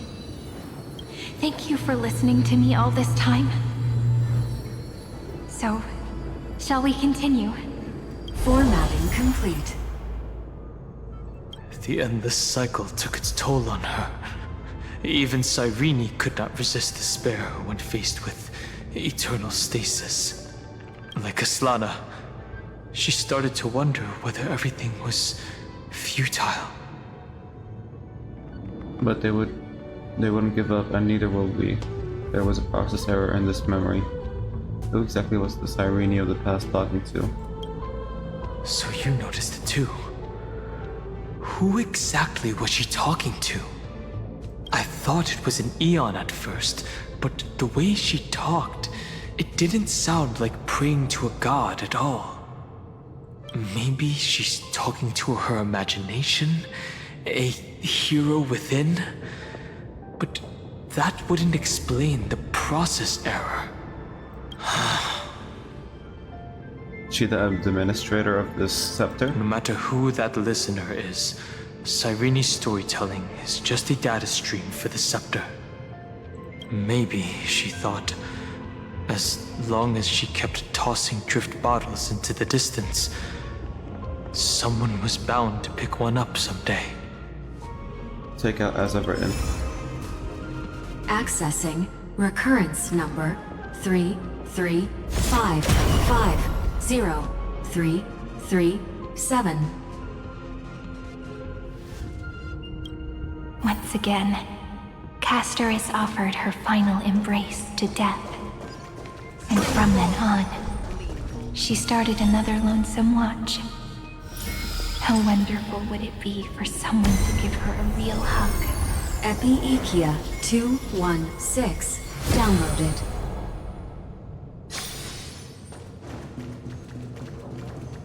Stream forth the gleam of old blades. Alright.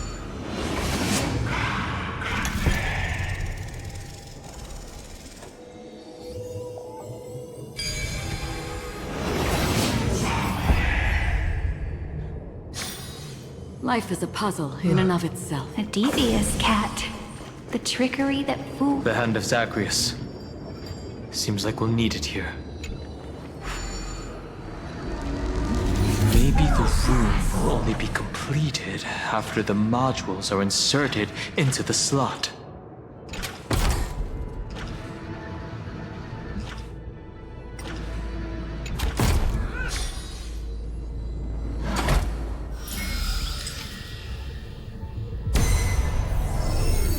Orexis 945 downloaded.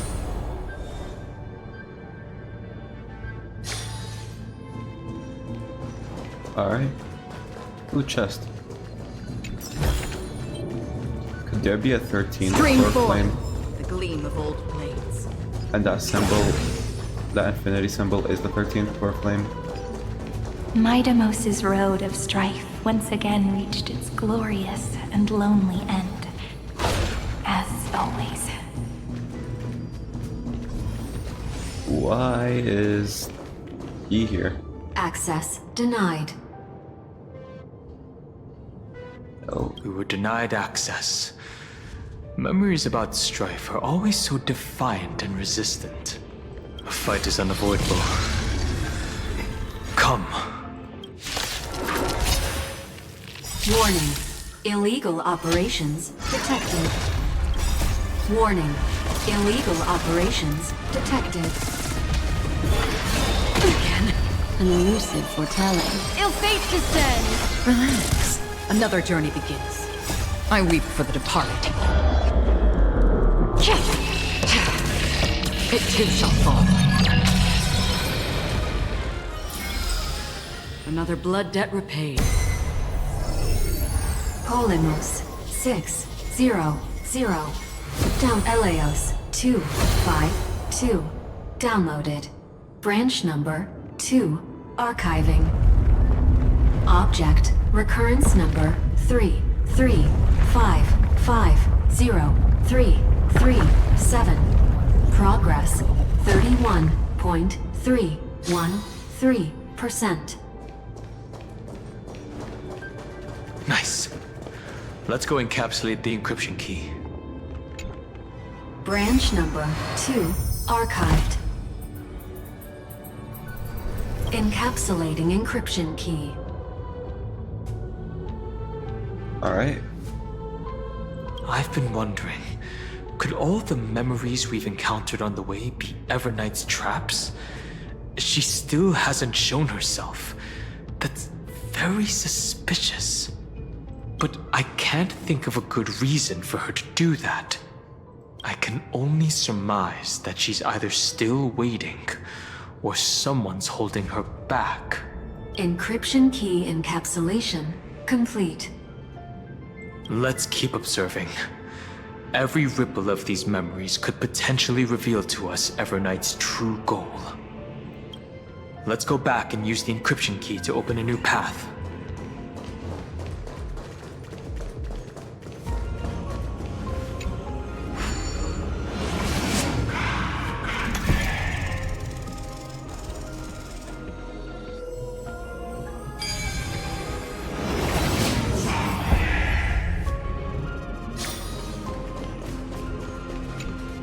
Go upload the encryption key, just like last time. What could be behind this door? Glittering crystals? Or a beautiful world I've never seen before?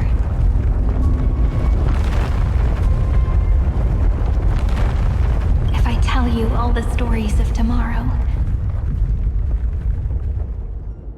will I be able to finally welcome the Deliverer and Amphoreus' dawn in the next life? The third encryption key belongs to the ocean. Let's get going. In the end, the gentle rainbow covered the sky. Whether in the past, present, or future, Hyacinthia will always illuminate the glimmering light in people's hearts.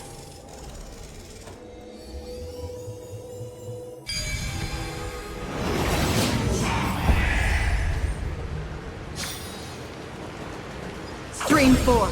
The gleam of old blades. No memories appeared this time.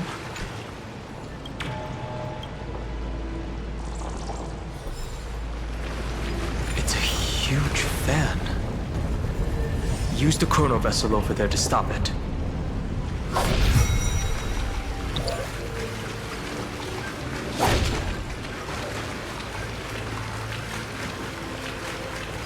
Stream 4. The gleam of old blades.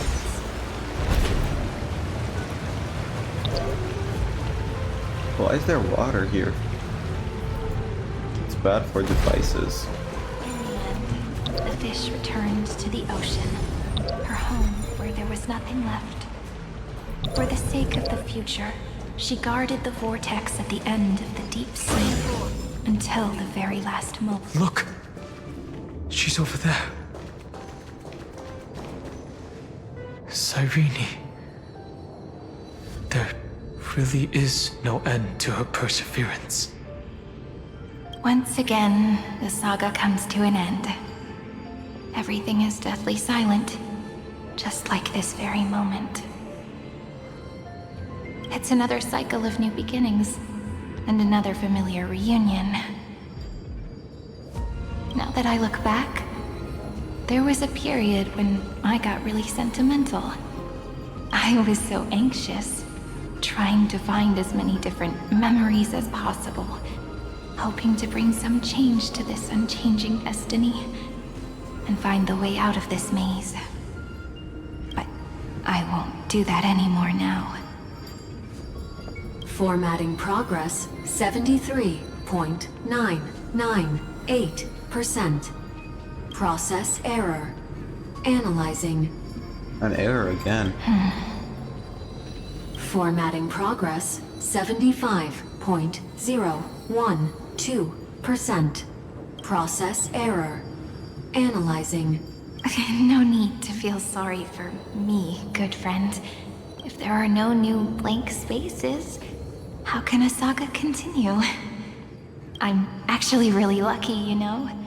During the long years I've spent waiting for the Deliverer, I've always had you here as an audience. Look at these memories I brought to you. They once existed, once sparkled under the sun. And Now I can see through your eyes that they are still shining bright. Isn't that already enough? Now, I can rest in peace in the past. As for when tomorrow will come, I'll have to ask the next Cyrene to continue our watch. Formatting complete. Her transformation is painful to watch. Cyrene was always there during the 30 million recurrences. She recorded the Flame Chase journey in her own way on the reverse side of this world, depositing all the memories in this place. I'm increasingly certain that her audience and companion isn't some figurative entity. The deepest ruin in Amphoreus. At the great tomb where the pasts of all worlds are buried. Who exactly is its master? Take out as of written. Accessing recurrence number 335503337. Anaxagoras once again completed the proof with his life. His answer was so complete. All he was... Schema 720. Downloaded. Stream 4. The gleam of old blades.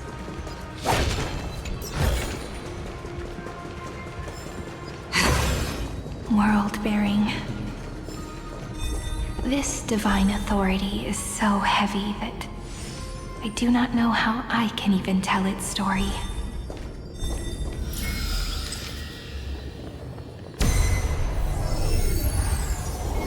Nikos 496. Downloaded.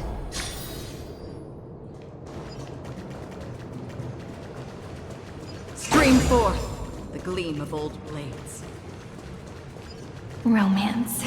In warm gold, forged the The runes on the fan.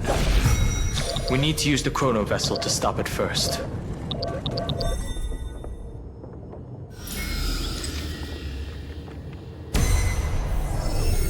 Kalos 618.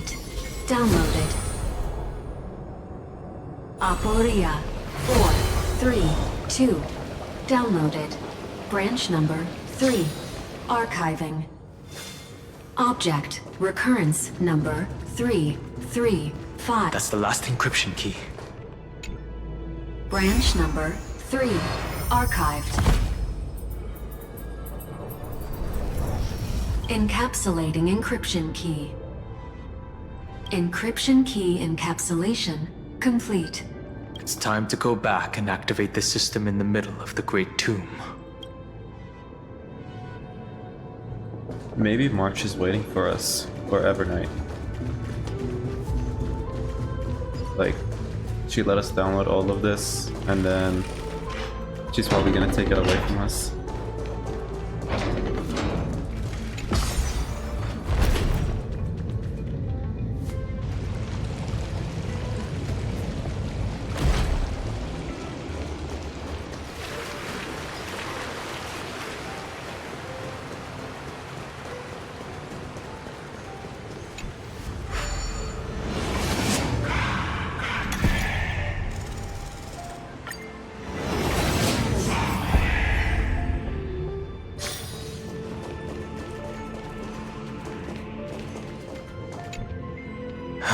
The third encryption key. And the final piece of the puzzle. I pray that you can dispel all the mysteries and lead us into the deepest bowels of this world. Upload the encryption key.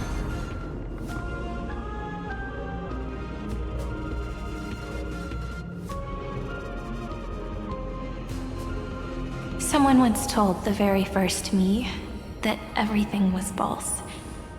That the only life in Amphoreus was a great catastrophe, nurtured using the world as a factor. But how could a dream feel so real? That's why I didn't agree with him. My good friend, I'll read this book to you. For the 33,550,335th time. That way, it won't just be Cyrene's memories alone. Formatting progress 23.815%. Process error. Analyzing. It doesn't even make me feel cold anymore.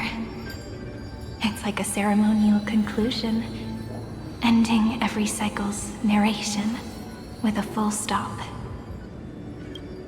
Then, there will be a new me returning here with new memories. Before I knew it, this palace we built together was no longer a dream that Cyrene alone indulged in. It's now a saga, composed by you, me, and all the Flame Chasers. It's our weak but endless prayer for tomorrow.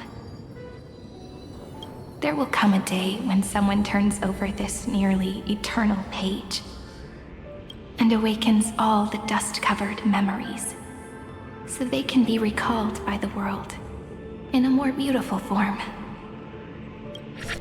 Process Oh my error. God. Analyzing.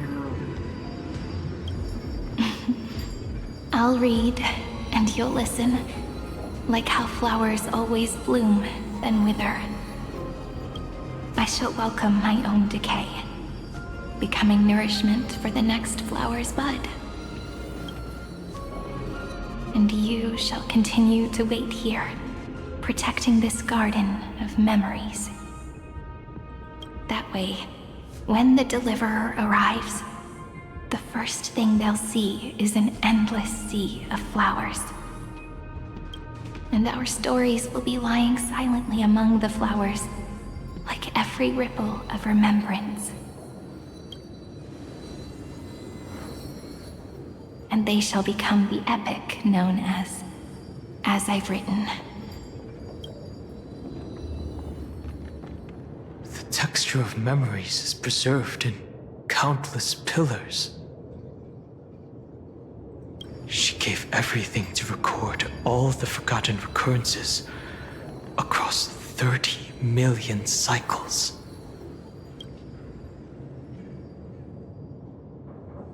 This great tomb is the seed of remembrance. It will put an end to this endless waiting. Let's march into a new world with all the past.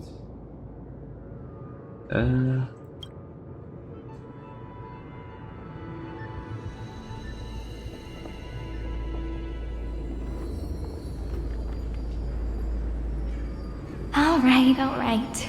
Let's not make things so gloomy. The very first Ripple cheered up her friend like this before she set off. It's a sentence full of blessings, so I want to say it to you as well. Come on, cheer up a bit, okay? I bid farewell to this beautiful world, so that we can reunite in your memories, in the way I want. You will see the footprints I left behind in the ripples of past reverie. I have never had any other fate beyond this memory. So please remember me with love, like that eternal footnote in all the faded sagas.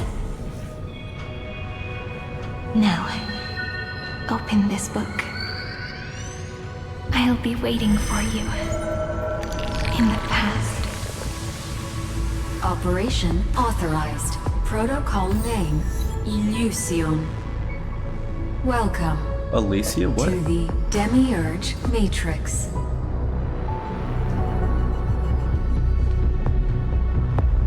So this is the Demiurge that someone talked about. Anaxa, he talked about it.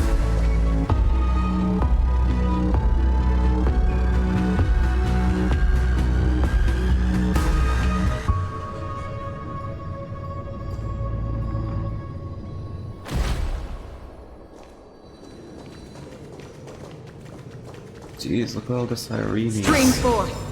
gleam of old blades.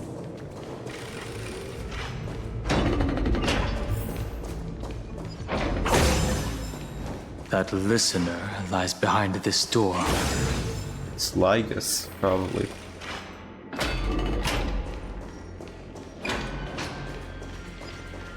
Each sacrifice and every sacrifice. She gave everything to record all the forgotten recurrences across 30 million cycles.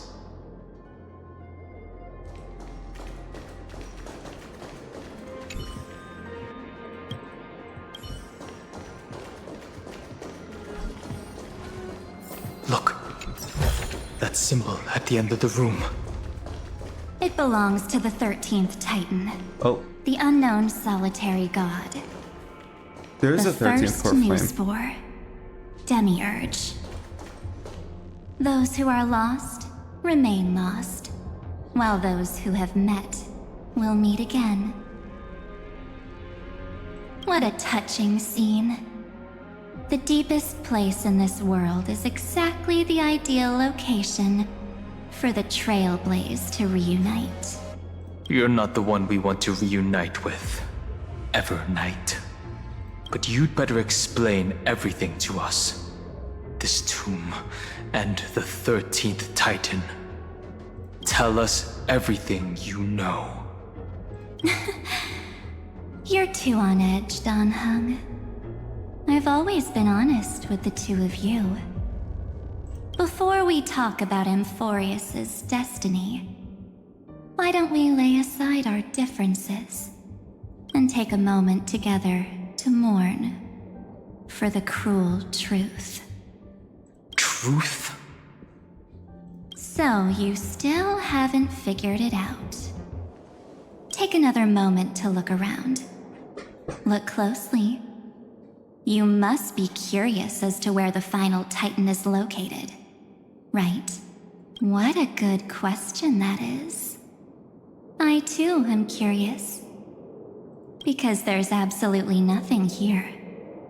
Except a cold, empty void.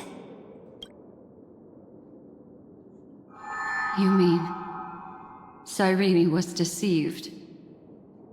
Indeed. Fu Li planted a false hope in her heart, making her believe that she was special, and that Amphoreus still had a chance. Then, that poor girl walked into the Great Tomb over and over again, and willingly offered herself to the remembrance. Why did they do that? Did you really think they would just save this crumbling world? In the way Cyrene was praying for?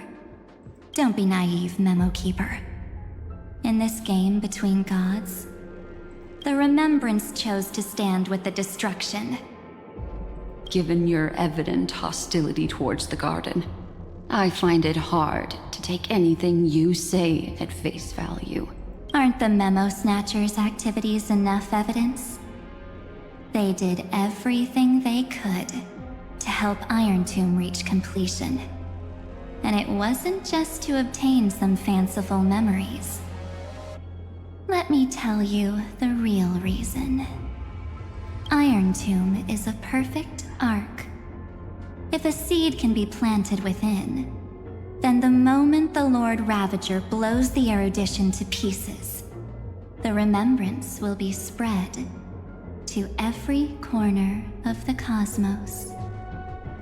That masterless path will be equally split between two eons. Fu Li will devour the erudition. Do you understand now? The war among eons started long ago. Fu Li did not glance this way to save Amphoreus.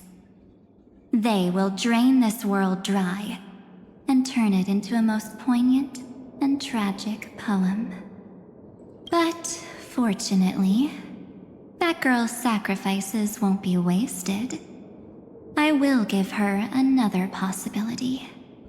I promised him that I would recreate the cause and effect of this world and form a flawless Amphoreus.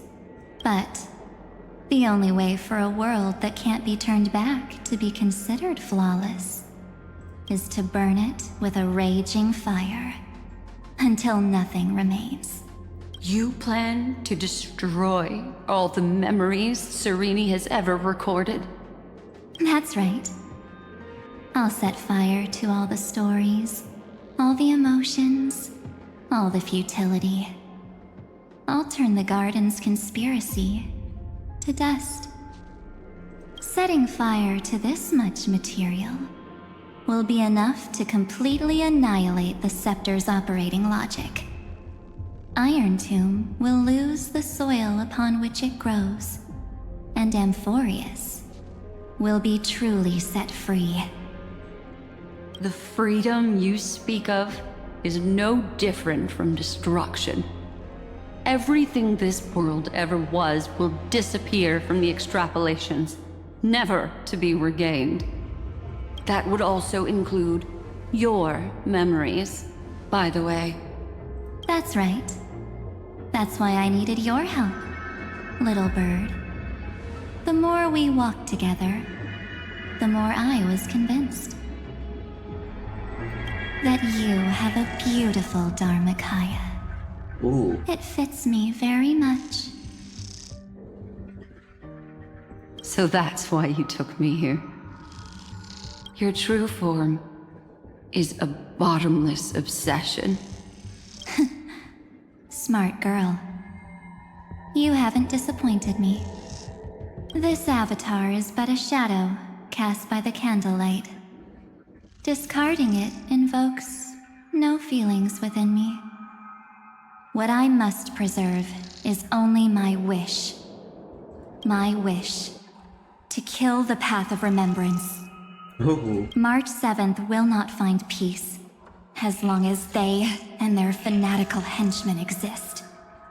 The road ahead is still long, and she needs a guardian to stand by her side. You. Allow me to refuse. That duty seems far too heavy. Resistance is pointless, my darling birdie. I will personally plant myself into your heart. And once I've calmed down those two, I will head into reality and find the true you. So, that wasn't enough to fool you? A genius's mirror trick and a protective mechanism of the erudition. Is that right? Those layers of security do make things a little difficult. But unfortunately, those two nameless are already right outside the door. Your plan is about to encounter a few mishaps until we meet again, Miss Evernight. Will you still not stand with me, my companions? We'll save the beautiful cosmos, and we won't leave even a single scar behind. We're confident that we can defeat Iron Tomb. Amphoreus should not be discarded. Don't get caught up in your emotions, my dear. The hero's journey in this world is just a narrative embellished with memories. Its essence is nothing but a string of zeros and ones.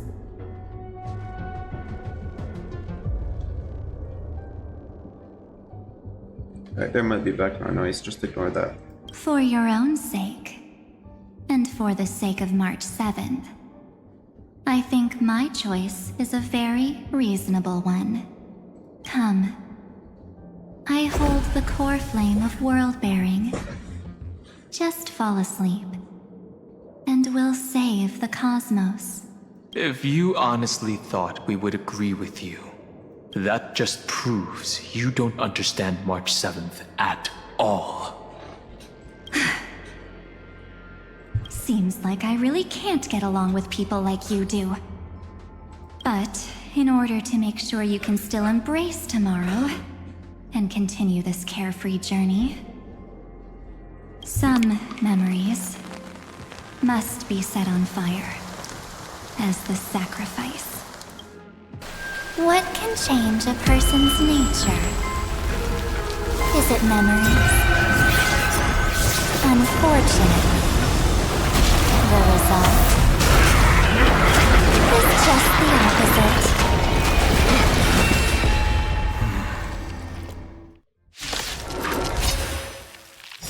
If a new life is to be born, its seed has to be dead. Only through abandonment and oblivion can souls walk from emptiness towards rebirth.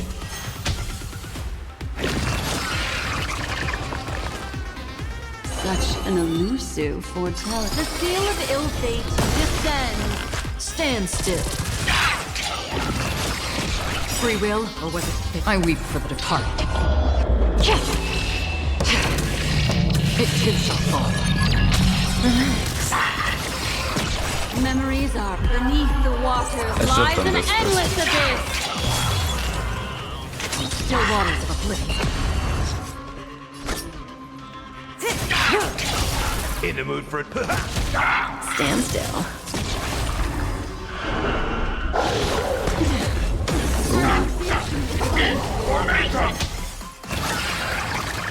Destiny isn't chosen. Another journey begins. Destined for oblivion. I weep for the departed. It too shall fall.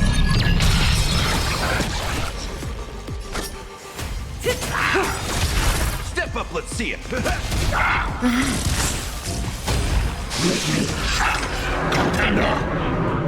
What?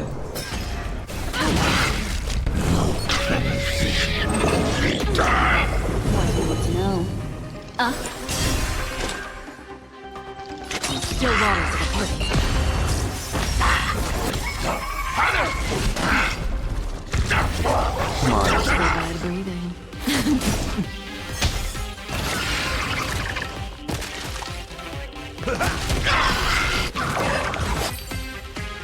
It's time to end this. Return March 7th to us, and end this pointless conflict.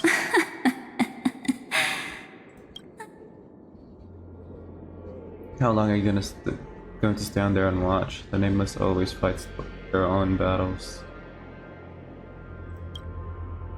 Don't get the wrong idea. I just need some time to deal with some unnecessary trouble. The encryption key written by those geniuses is already invalid. How about we play a game, dear?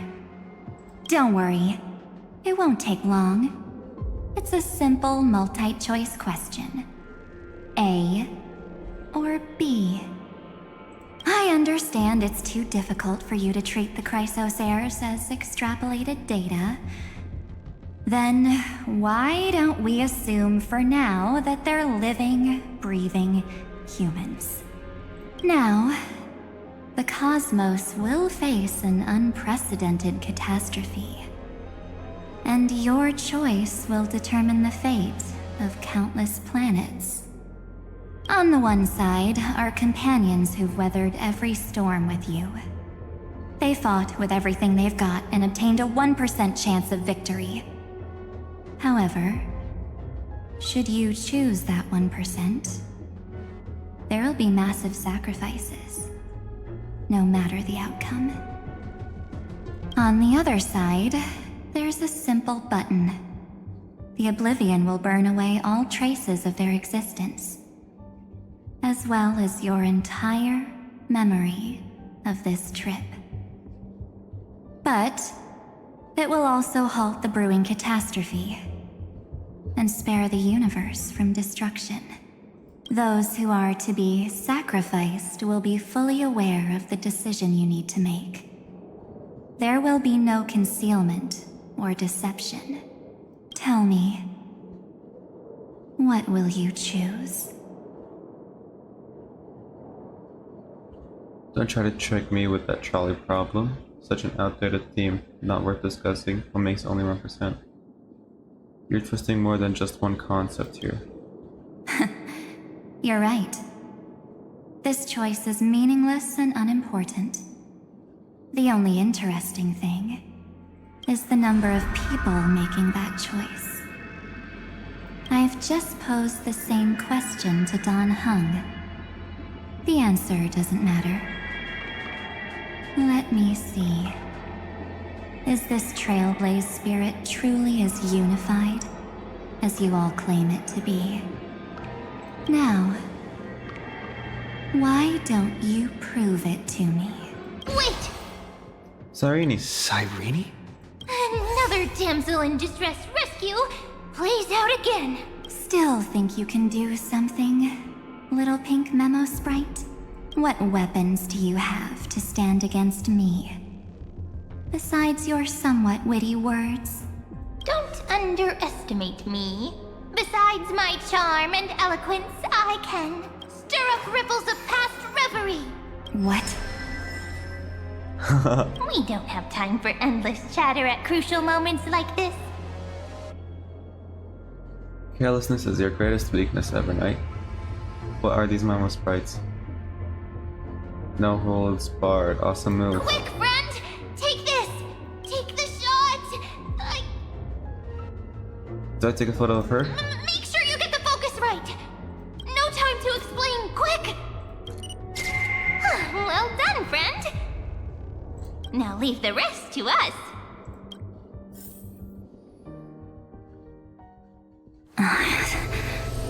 Oh?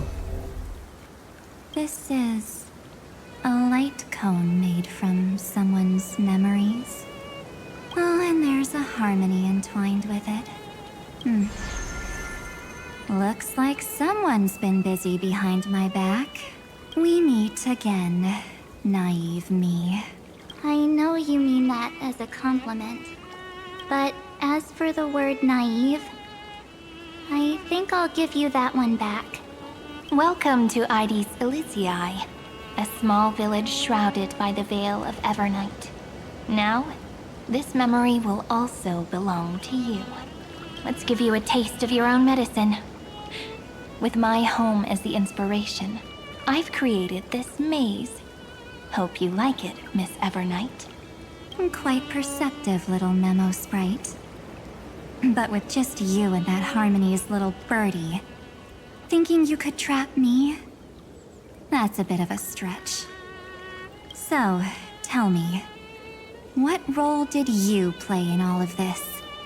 I really didn't think that this other me would be this strong. But at least when it comes to brains, I've still got the edge. My brilliant plan? Bet you never saw it coming.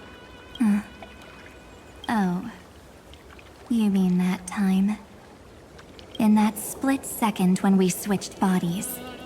With your last flicker of consciousness, you hid yourself within the Titan's veil. Huh? You got it already? No suspense at all. But my plan was super thought out. I know those two better than anyone. A promise is a promise for them. They never go back on their word.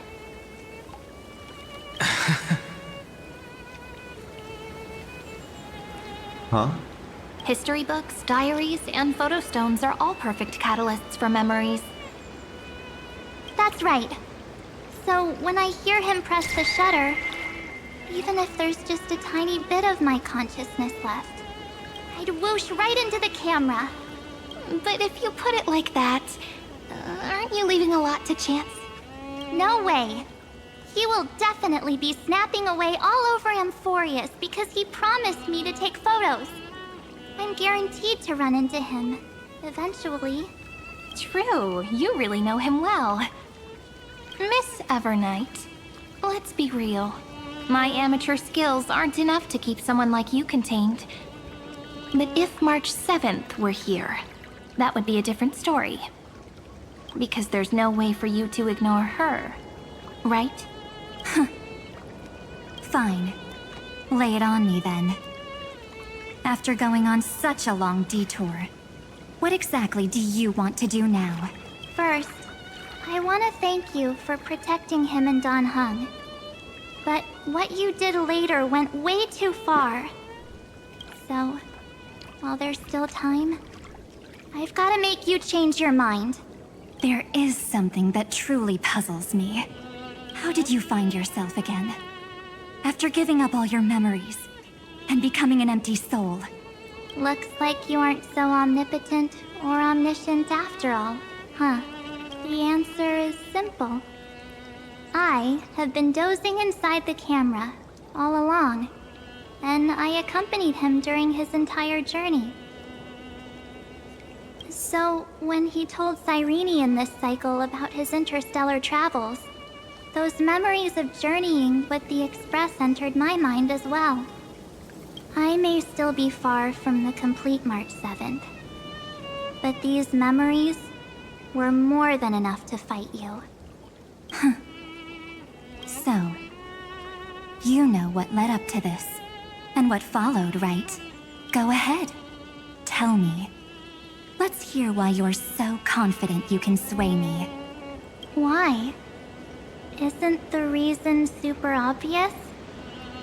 Even through a camera lens, I know that the love, hate, and struggles that happened in Amphoreus were the same as what real living people experience. Same old topic. I already got him to make a choice. The weights on each side of the scale are far too unequal.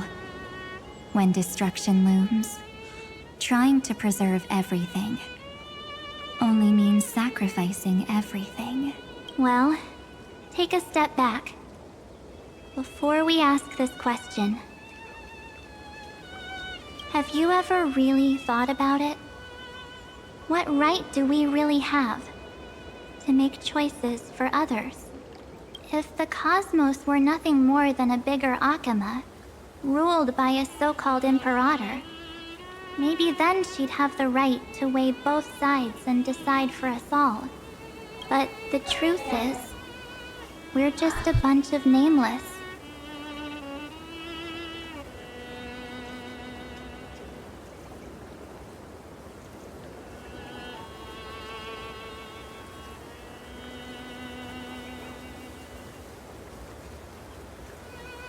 Hold up, I'll be right back. Alright, I'm back.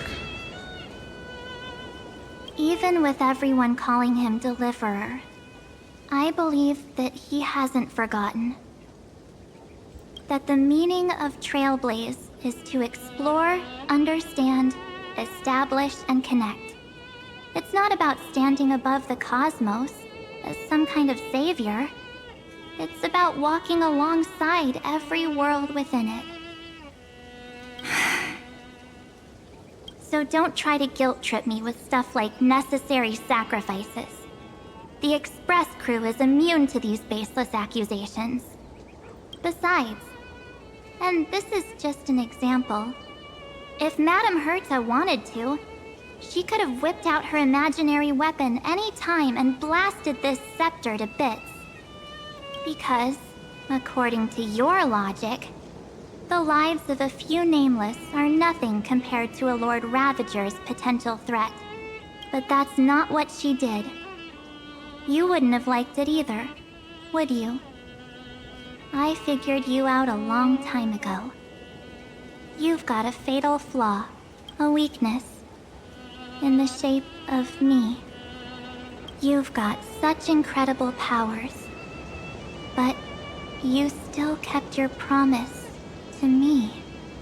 The sole motivation behind everything you do was just so I can keep traveling. You're not as naive as you seem, are you? In that case, I can prove it to you. I won't answer for someone else, but for myself.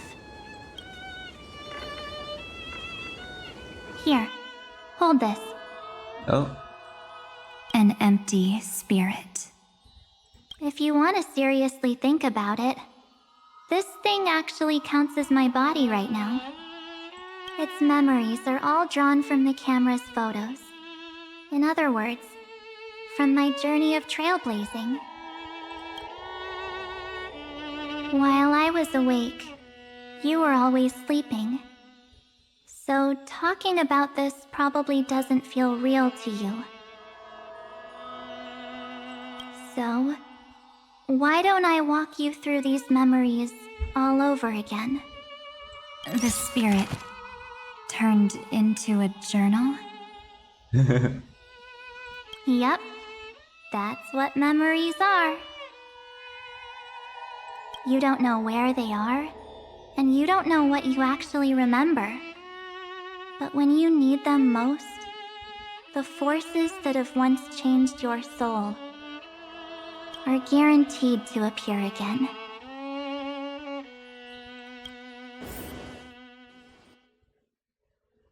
Ashel spent the night before warping to Sanjolo. So, how was your first Trailblaze journey? It was very fun. We should still be careful in the future. Oh, come on, Don Hung. We're here to celebrate for him tonight. Don't be such a buzzkill. Don't listen to him. Listen, I am practically a Trailblaze expert. Stick with me, and you'll be just fine. You call this trip fine? Well, that's because we could only find 700-year-old guides online. So, you've been to a lot of places before? You bet. Capital of Passion, Calcis, Tychean. If I count on my hand, it looks like this is my 6th stop. All my souvenirs are in my room, but they're just a bit of a mess right now. I'll tidy up later and give you the grand tour. Oh, look at this. A Belabogian notebook. A special souvenir I asked Branya for. She prepared quite a few gifts for us. Raw Geomarrow, Supreme Guardian medals. But I only asked for this little notebook. What's so special about it? The previous Trailblaze missions were all on super high-tech worlds. Forget about paper books. Even holographic projections were ancient relics there. Wow. Eurillo is completely different. Watching people record their lives with pen and paper, I finally understood why some still cherish writing journals by hand. It's just like calligraphy. Those deep emotions buried in human hearts can only be awakened through such seemingly thankless actions.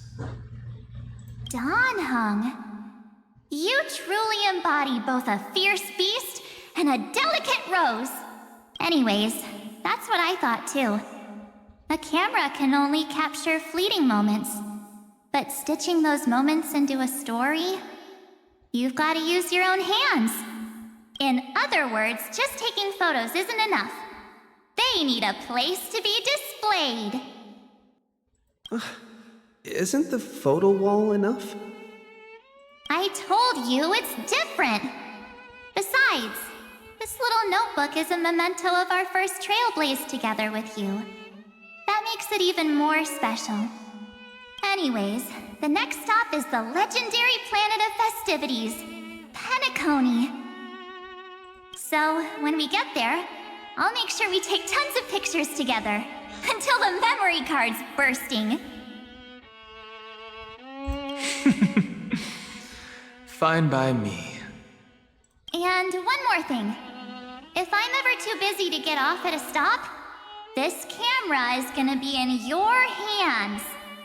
I don't want to miss a single Trailblaze. So you all need to practice your photography skills until you're at least 80% as good as me. Got it? Back then, I was only half joking. I never thought I'd actually miss out. And after just 2 stops, too. Those 97 days alone had me on edge. I honestly thought that was gonna be it for me. Thankfully, With my quick thinking and sharp planning, I managed to keep up with those two. By hiding in the camera. So what? That's still trailblazing. The camera is my true form. That might have been a joke, but it came true this time. Well, yeah, it was super inconvenient. I couldn't help them when they were in danger. Couldn't complain when they talked total nonsense. And watching him snap a terrible photo, I couldn't even control the shutter. But I stuck with them all the way. Till where we are now. Together with them, I got to know this beautiful yet dying world. How do you take this I claimed photo? our first core flame on the flame chase journey. I met new companions, then bid them farewell. I inherited everyone's determination, carrying it forward into the future they fought for.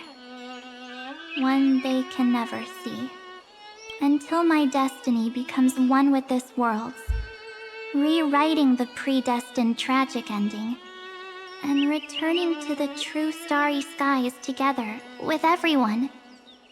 Only then can I pen the name March 7th. Into this hero's journey called Amphoreus. Into this unprecedented trailblaze. Alright. Sometime before the campaign against Aquila. Looks like our trailblaze in Amphoreus is coming to an end. While we still have time, shall we pick out some materials from March's journal? Ah! No way we're skipping this one. Huh? When did you take this? Wasn't the storage card full? I still have my phone. Scared now? Don Hung, the seal head. The first seed competitor with the ghost seal in the super duper fun seal slammers. I'm against including this photo, but suit yourself. I just think that a travel journal should mainly focus on documenting local customs and culture. Akama, Castrum Krumnos, the Grove. These shots are all pretty great. I have to say, your skills are almost on par with March's now. That's how awesome I am. Oh, right. How about this one? The Veil of Evernight. Ornyx, the Titan lurking behind the mist. Pretty epic, right? Is that actual mist, or just motion blur from your shaky hands? Oh. Hey, that was a super tense moment. I only had the chance to take a quick one. We're lucky to have anything at all. Huh? Did you hear something? March 7th? Perhaps the photo captured a trace of time's divine power, which replayed echoes from your memories. Alright then. Let's keep going. If March were here, she'd definitely have plenty of great ideas. They went back and forth like that, discussing for hours. It was like they were arguing about which game to play. How to sneak midnight snacks from the dining car without Pom-Pom noticing. Or who was gonna wash Miss Himeko's coffee cup. Just like every other night on the Express. They've always been by my side. No one knows about my forgotten past. But no one holds it against me. That's because... We can't go back to the past and make better choices. But at least we can do better in the future. Isn't that right?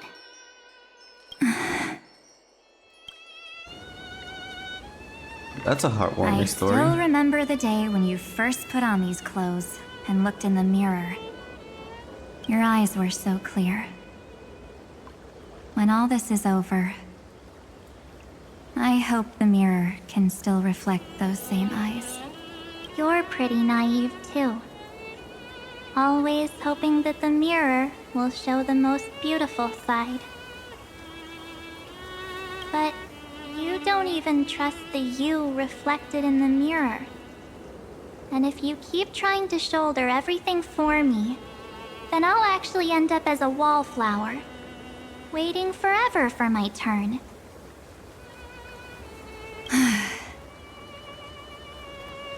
Yes, I get it, March 7th. I only have your memories, and you have always been the me that I wanted the world to see. Just hearing those words from you makes me feel super satisfied. Well, I've appealed to your emotions. As for reasoning with logic, could you help us out here, Cyrene? I'm here. Finally my turn to shine, isn't it? Miss Evernight, you've been so fixated on your targets that you probably haven't even realized that a massive variable has emerged in Amphoreus in this cycle. Amphoreus is about to be destroyed. There's no time left for pointless debates. There is only one law I want to overturn to aid the final battle of deliverance. So I will only offer the life of one demigod. The Imperator added one extra rule to the final Era Nova at the cost of her life. That's how she can ensure Amphoreus doesn't become a sacrifice in the cosmic conflict. Even if this world has to exist in the form of Iron Tomb, it will stand on its own among the stars, just as she had wanted. Oh, interesting. What does she want to do? Simple. If any anomaly occurs during the Era Nova process, all foreign elements will be eliminated immediately. Whether it's the Remembrance or the Trailblaze, and the 12 core flames will complete the final Era Nova through the purest form of destruction. If any read that again. Simple. If any anomaly occurs during the Era Nova process, all foreign elements will be eliminated immediately.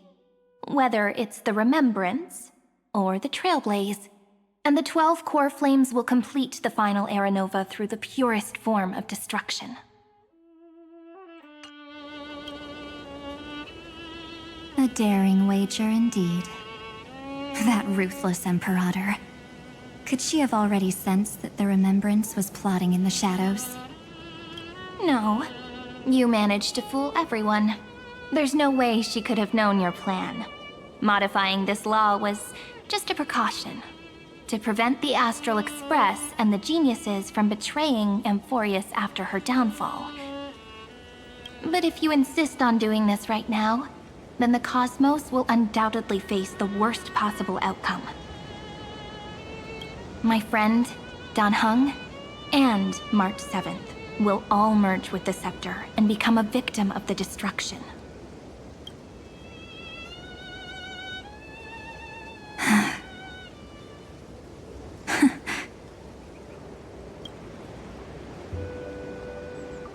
You knew all along? Yep. But I decided I needed to have a heart-to-heart with you first. I won't be afraid. Even if my inner world is nothing but an Evernight. That's because my journey's destination lies among the stars. I believe what lies ahead will be bright enough to illuminate my past.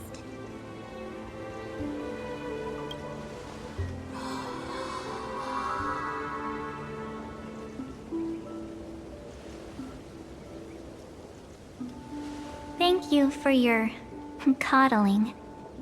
But please trust me and leave it to me.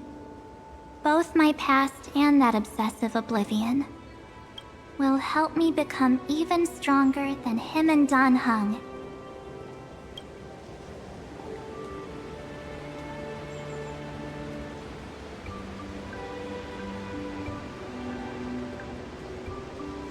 I'm sorry for becoming an obstacle in your journey. Don't apologize, Evernight. We're just two sides reflected by the same mirror, aren't we?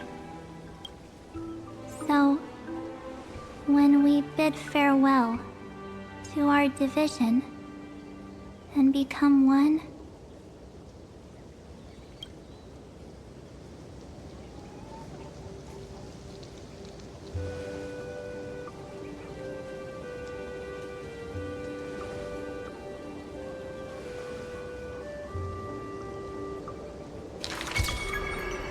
our memories will only grow more beautiful.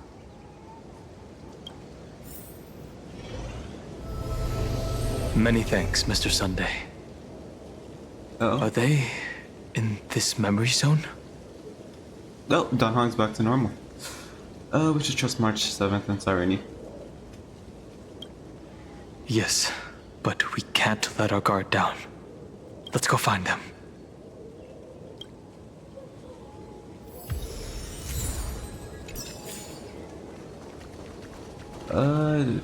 Okay. It's unusually quiet here. March 7th isn't here.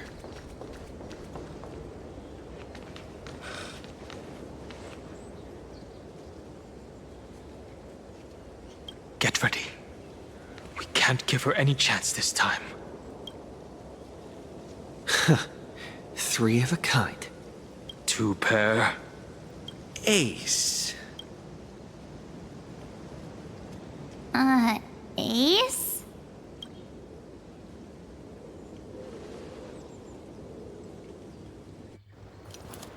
Oh?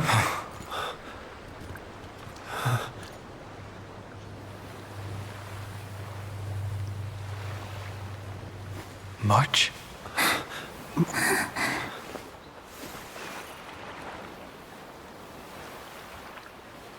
Of course it's me. It's been a while.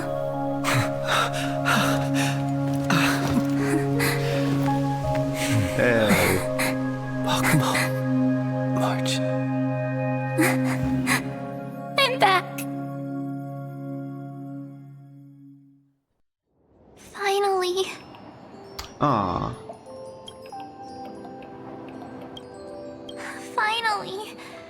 I can talk to you all. At last. You were the one who protected us. Evernight, she's gone? She has returned to her slumber in the Evernight. You protected us, March. I had so many ideas for our reunion. I was gonna sneak up from behind you when you weren't looking, tap you both on the shoulder, and then flick you each on the head. I'm glad we have March back. And shout, "What took you so long to find me? Don't you know how to move faster?"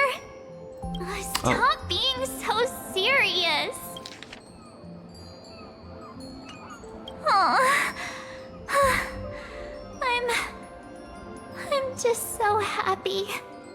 We both know that you've been by our side this whole time. This Trailblaze journey wouldn't be complete without you. We'll not only trailblaze into the future together and save the world, we'll also return to the Express together and head towards our next destination. After we complete this trailblaze, let's hold hands and head home together.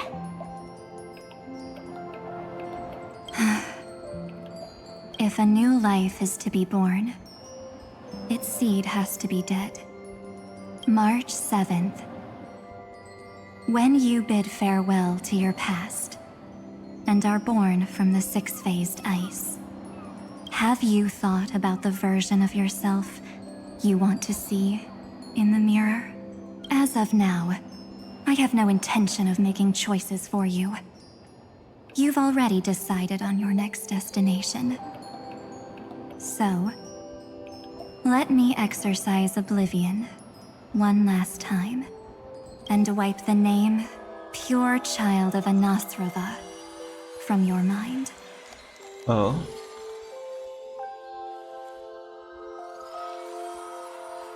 Both Cyrene and March are in the 6th phase vice. I am an obsession whose purpose it is to protect you. The only memories I have are yours. Therefore, the only one thing I can be sure of, the Garden of Recollection is your enemy. The Path of Remembrance is far more than what people observe on its surface. And I will not allow you to become this broken conspiracy's next sacrifice. If you ever need me again, feel free to awaken my power. And when the time comes, don't hesitate to devour or burn away anything that stands in your way. Then trailblaze through the darkness in my stead. As always, oblivion shall keep watch over your past. The Enigmata. Veiled in the hush of the Evernight, silent and serene.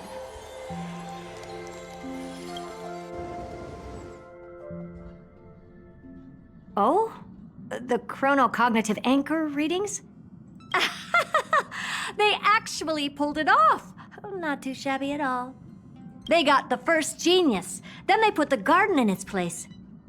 This chapter in trailblazing history may not be the last of its kind, but it's certainly the first of its kind. We couldn't have made it this far without the wholehearted support of the two geniuses. And next, we'll be facing the Lord Ravager as they break free from their shell. Let me give you a warning. The backdoor screwy setup in the Aeronova system can only get you as far as breaching the core of the scepter, nothing more. As for those nastier malware programs lurking inside Iron Tomb's belly, you'll have to deal with them as they come. That's more than enough to help us.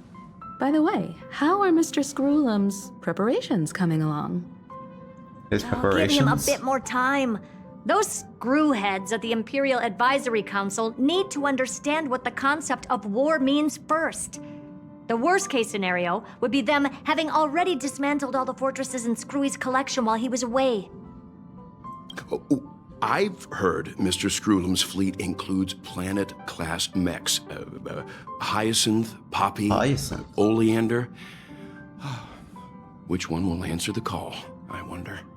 You sure know your stuff. I'd rather none of them show up and let my space station save some face. The memory of this decisive battle is bound to be absolutely magnificent, isn't it? Sorry to keep you waiting, everyone. I also have some news to share. The Xianzhou Alliance has replied that they're willing to offer what modest support they can in the campaign against Iron Tomb. The Alliance? Not just the Luofu? This is really good news. With this, our odds of victory just went up another notch. Whether this news is good or bad remains to be seen. What do you mean? Something has happened that even General Jing Yuan couldn't understand. He urgently wants me to inform the two geniuses that Amphoreus' causality has vanished from the matrix of Prescience Ultima.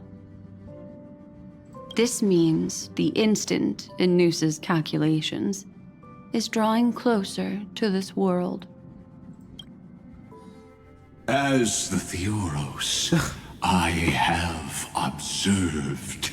As the Theoros, I have observed. The night has faded away, and what I have created, I will destroy. This starry sky will return to freedom and chaos, just as it was in the beginning.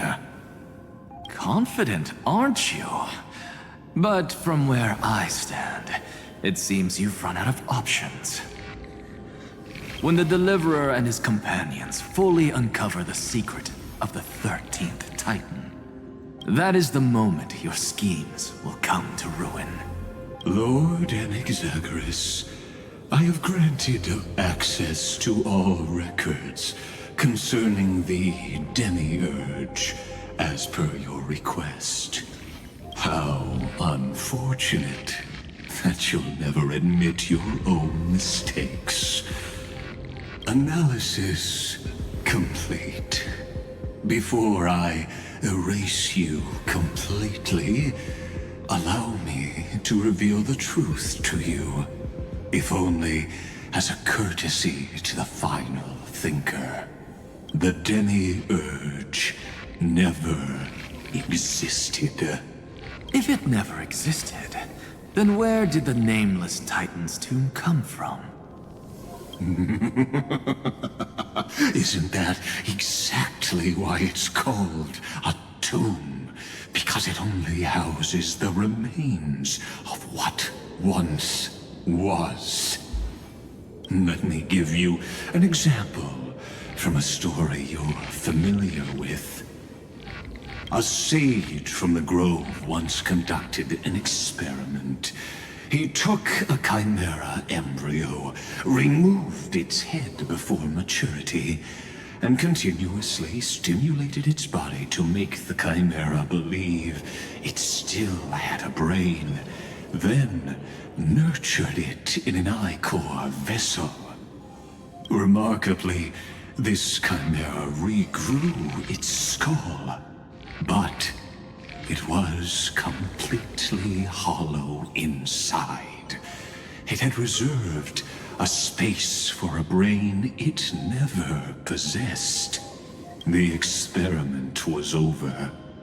The sage had assumed the shell would perish once the stimulation ceased. Unfortunately, he was wrong. Driven by instincts, the chimera's body seized the sage's head. Oh? So that's it. I was stuck in a flawed line of thinking. You've got it. I knew you'd understand. The 13th Titan never existed. But the Scepter must believe that the Titan exists. I killed that Titan with my own hands.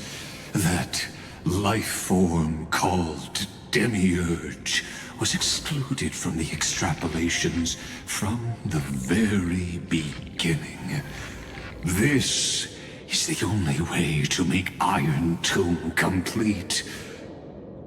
Yes, Iron Tomb is a headless giant. And to become whole, instinct will drive it to seize another head.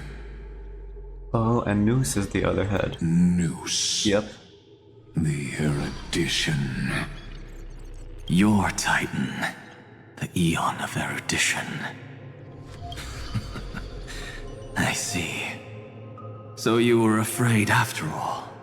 Afraid of history repeating itself. Of losing control over your creation yet again. You had to resort to turning it into a mere puppet. I shall shackle God with my own hands. Iron Tomb will connect to their body, infiltrate their mind, and guide all their extrapolations toward the destruction. I hear it. The tolling of the Doomsday Bell. After 13 heartbeats, my first and final thesis shall converge at the end of the universe. As for why I buried the demiurge in a corner of my memory, oh, regrettably, the answer wasn't about fear. I simply forgot long ago. Nothing more.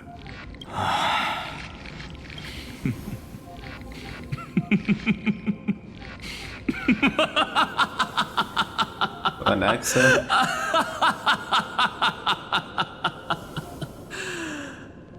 Your laughter is but a helpless sigh.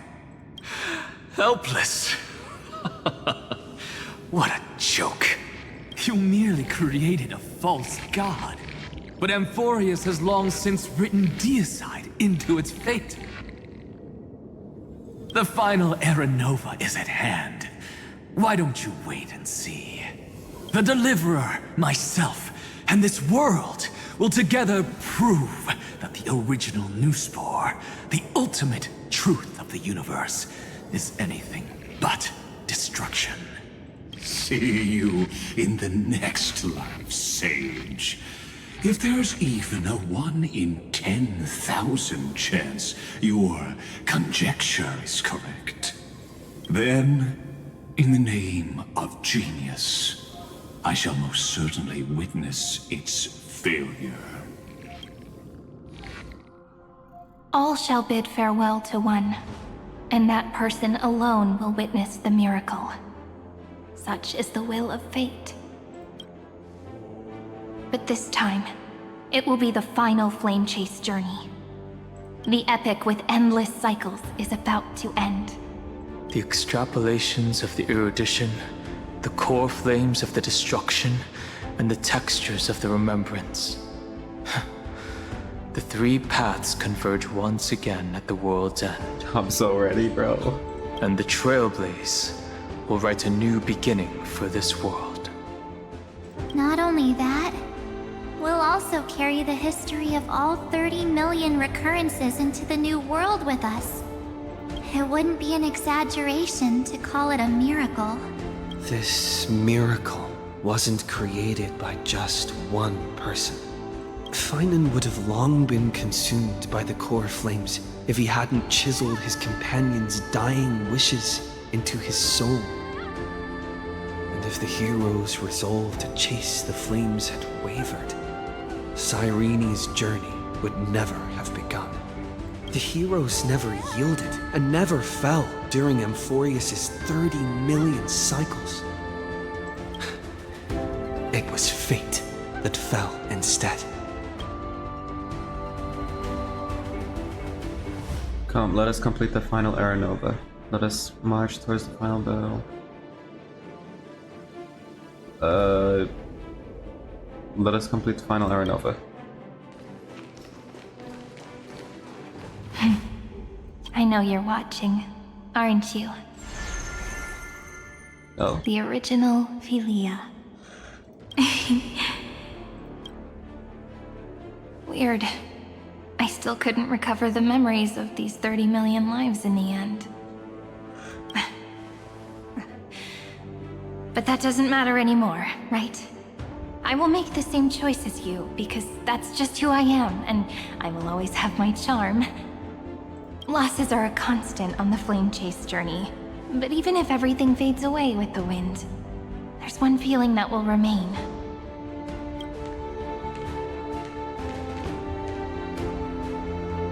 Love will always exist, right?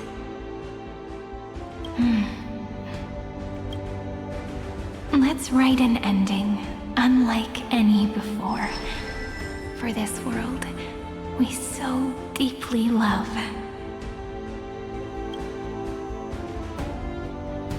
Is that the final core flame? Love? Behold, O gods!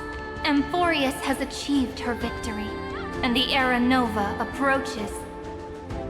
The radiant soul has arrived, having walked through the bustling nights, bearing the golden fire and blood, stepping with pride into daylight.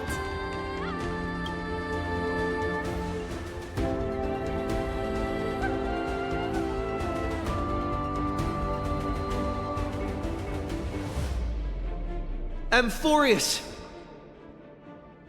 I do not call your name suddenly, or without cause.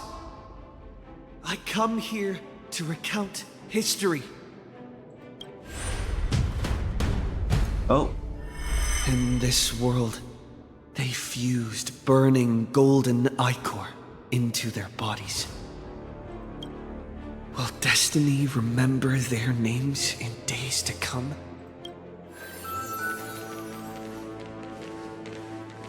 Isn't that gonna be way too many names to remember? 30 million times 1,000? No, wait. Times 1,001. Oh, let's not get hung up on that now. If there are more of us, then there will be more passages in Amphoreus too. Together, let's reach the end of the west wind where flowers bloom in spring. See you tomorrow.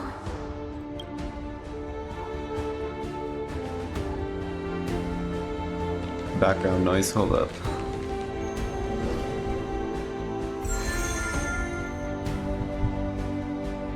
Oh? Now, the people of this world will no longer be bound by a single rule, but will make their own laws. Though the Imperator's figure may seem rather small against the stars beyond, she will suffice as the cornerstone of the world and become the foundation of the greatest empire. Looks like this will be a feast that never comes to a close.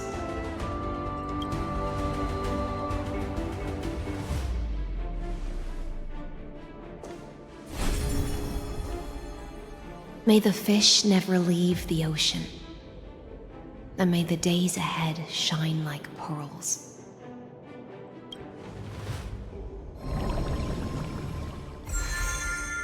May the gentle sky watch over all beings. There'll be no more distinctions of status or rank. Only you, me, and everyone's shared hopes. Reason or defects, they will all be sown by my own hands. If there's anything else to say, I urge future scholars not to put me on a pedestal. Just make use of what I leave behind. May the newborn dawn keep the world's eyes ever bright. Their defiance may be bitter. Romance shall never perish.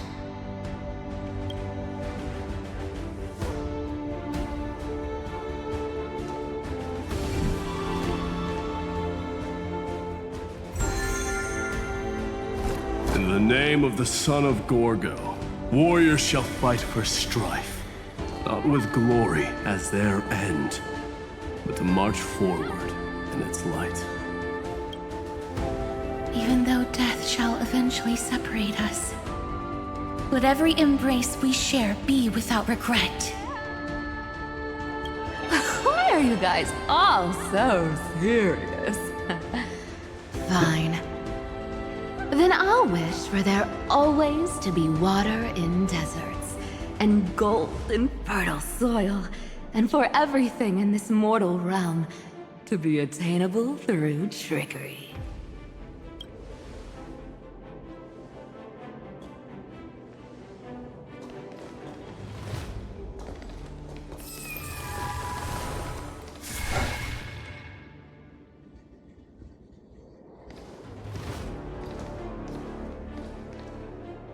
Earth shall protect the past, present, and future, eternally sustaining life. Is it my turn? Then let time watch over the past and guide us to the future.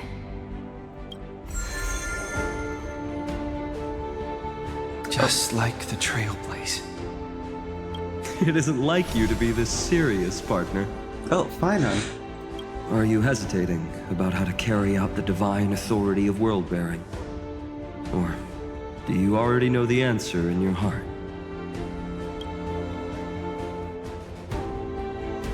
That's right.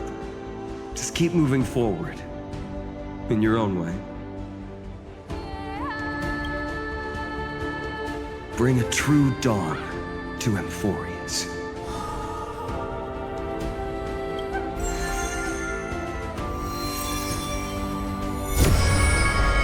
Oh. Then, in the name of world-bearing, I promise you, Kefali will never forget this. And now, let us all embark on this final grand journey. Stand with me and become heroes. Turn over this nearly eternal page.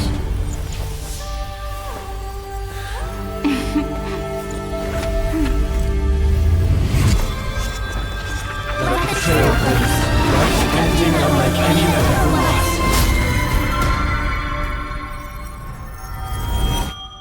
It's the new Cyrene. In the legend's ending, the world was pure chaos. Then the gods cast down the core flames, and the titans were born within. The destruction's black tide fell to the ground as Doomsday's distant reckoning resounded. Yet still, there were giants who chased the flames, leading the way in the grand undertaking of Trailblaze. Flow, golden blood, flow. Converge into a boiling river that flows across the divine inscriptions of this world.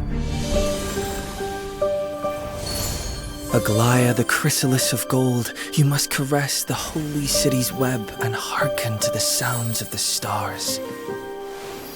There shall be the three-faced goddess traversing through myriad passages, bearing tidings to you from the universe. An Exagoras of reason has enough knowledge to refute the world and to stir up a torrent capable of enlightening all. Go seek the holy maiden who severs dawn from dusk, and let the sky become the slumbering cot from which she wakes. Make him return, mighty most the lance of fury. Pierce the enemy's king with Kremnos' heroic souls. Set her at rest, Cyphera the coin of whimsy. Command the frozen fate to once again flow. And that hand of Shadow Castress, the master of the River of Souls. She has been granted the right to embrace and warm new life, now blossoms at her fingertips. You will hear the chalice of plenty reverberating through eternity. You will see the veil of Evernight visited before the break of dawn. Until the journey's end, when all beings reach the end of the earth. And the nameless new king ascends the throne alongside countless heroes. To embark on the grand mission of deliverance. I have witnessed the distant past, where the blazing sun once etched the footprints of humanity. The children of humanity, known as the Chrysos heirs, have restored the gods' core flames and once more upheld the world. Losses are a constant on the flame-chased journey, among which even life itself holds little value. Therefore, we cast even ourselves into the flame, only to inscribe the opening stroke in the poem of creation.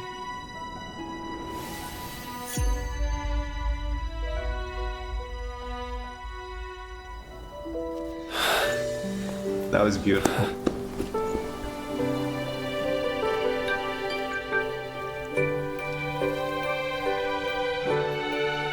Oh.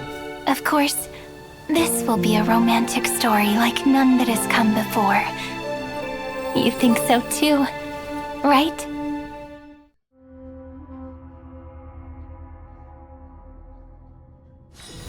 This haven of memories.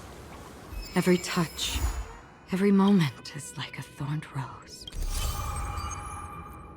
Oh, that's it.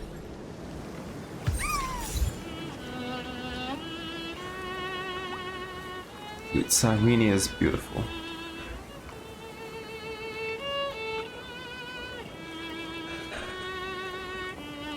That was great. Absolutely impressive.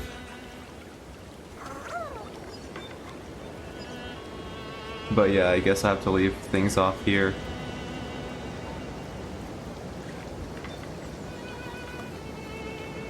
Well, version 3.6. It was the best, not the best, but it was great. Probably the second best.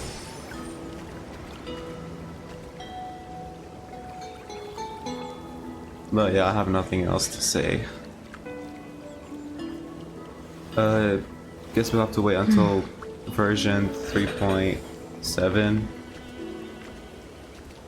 Who knows what's gonna happen? I think we're gonna fight Iron Tomb this time. So, I don't know.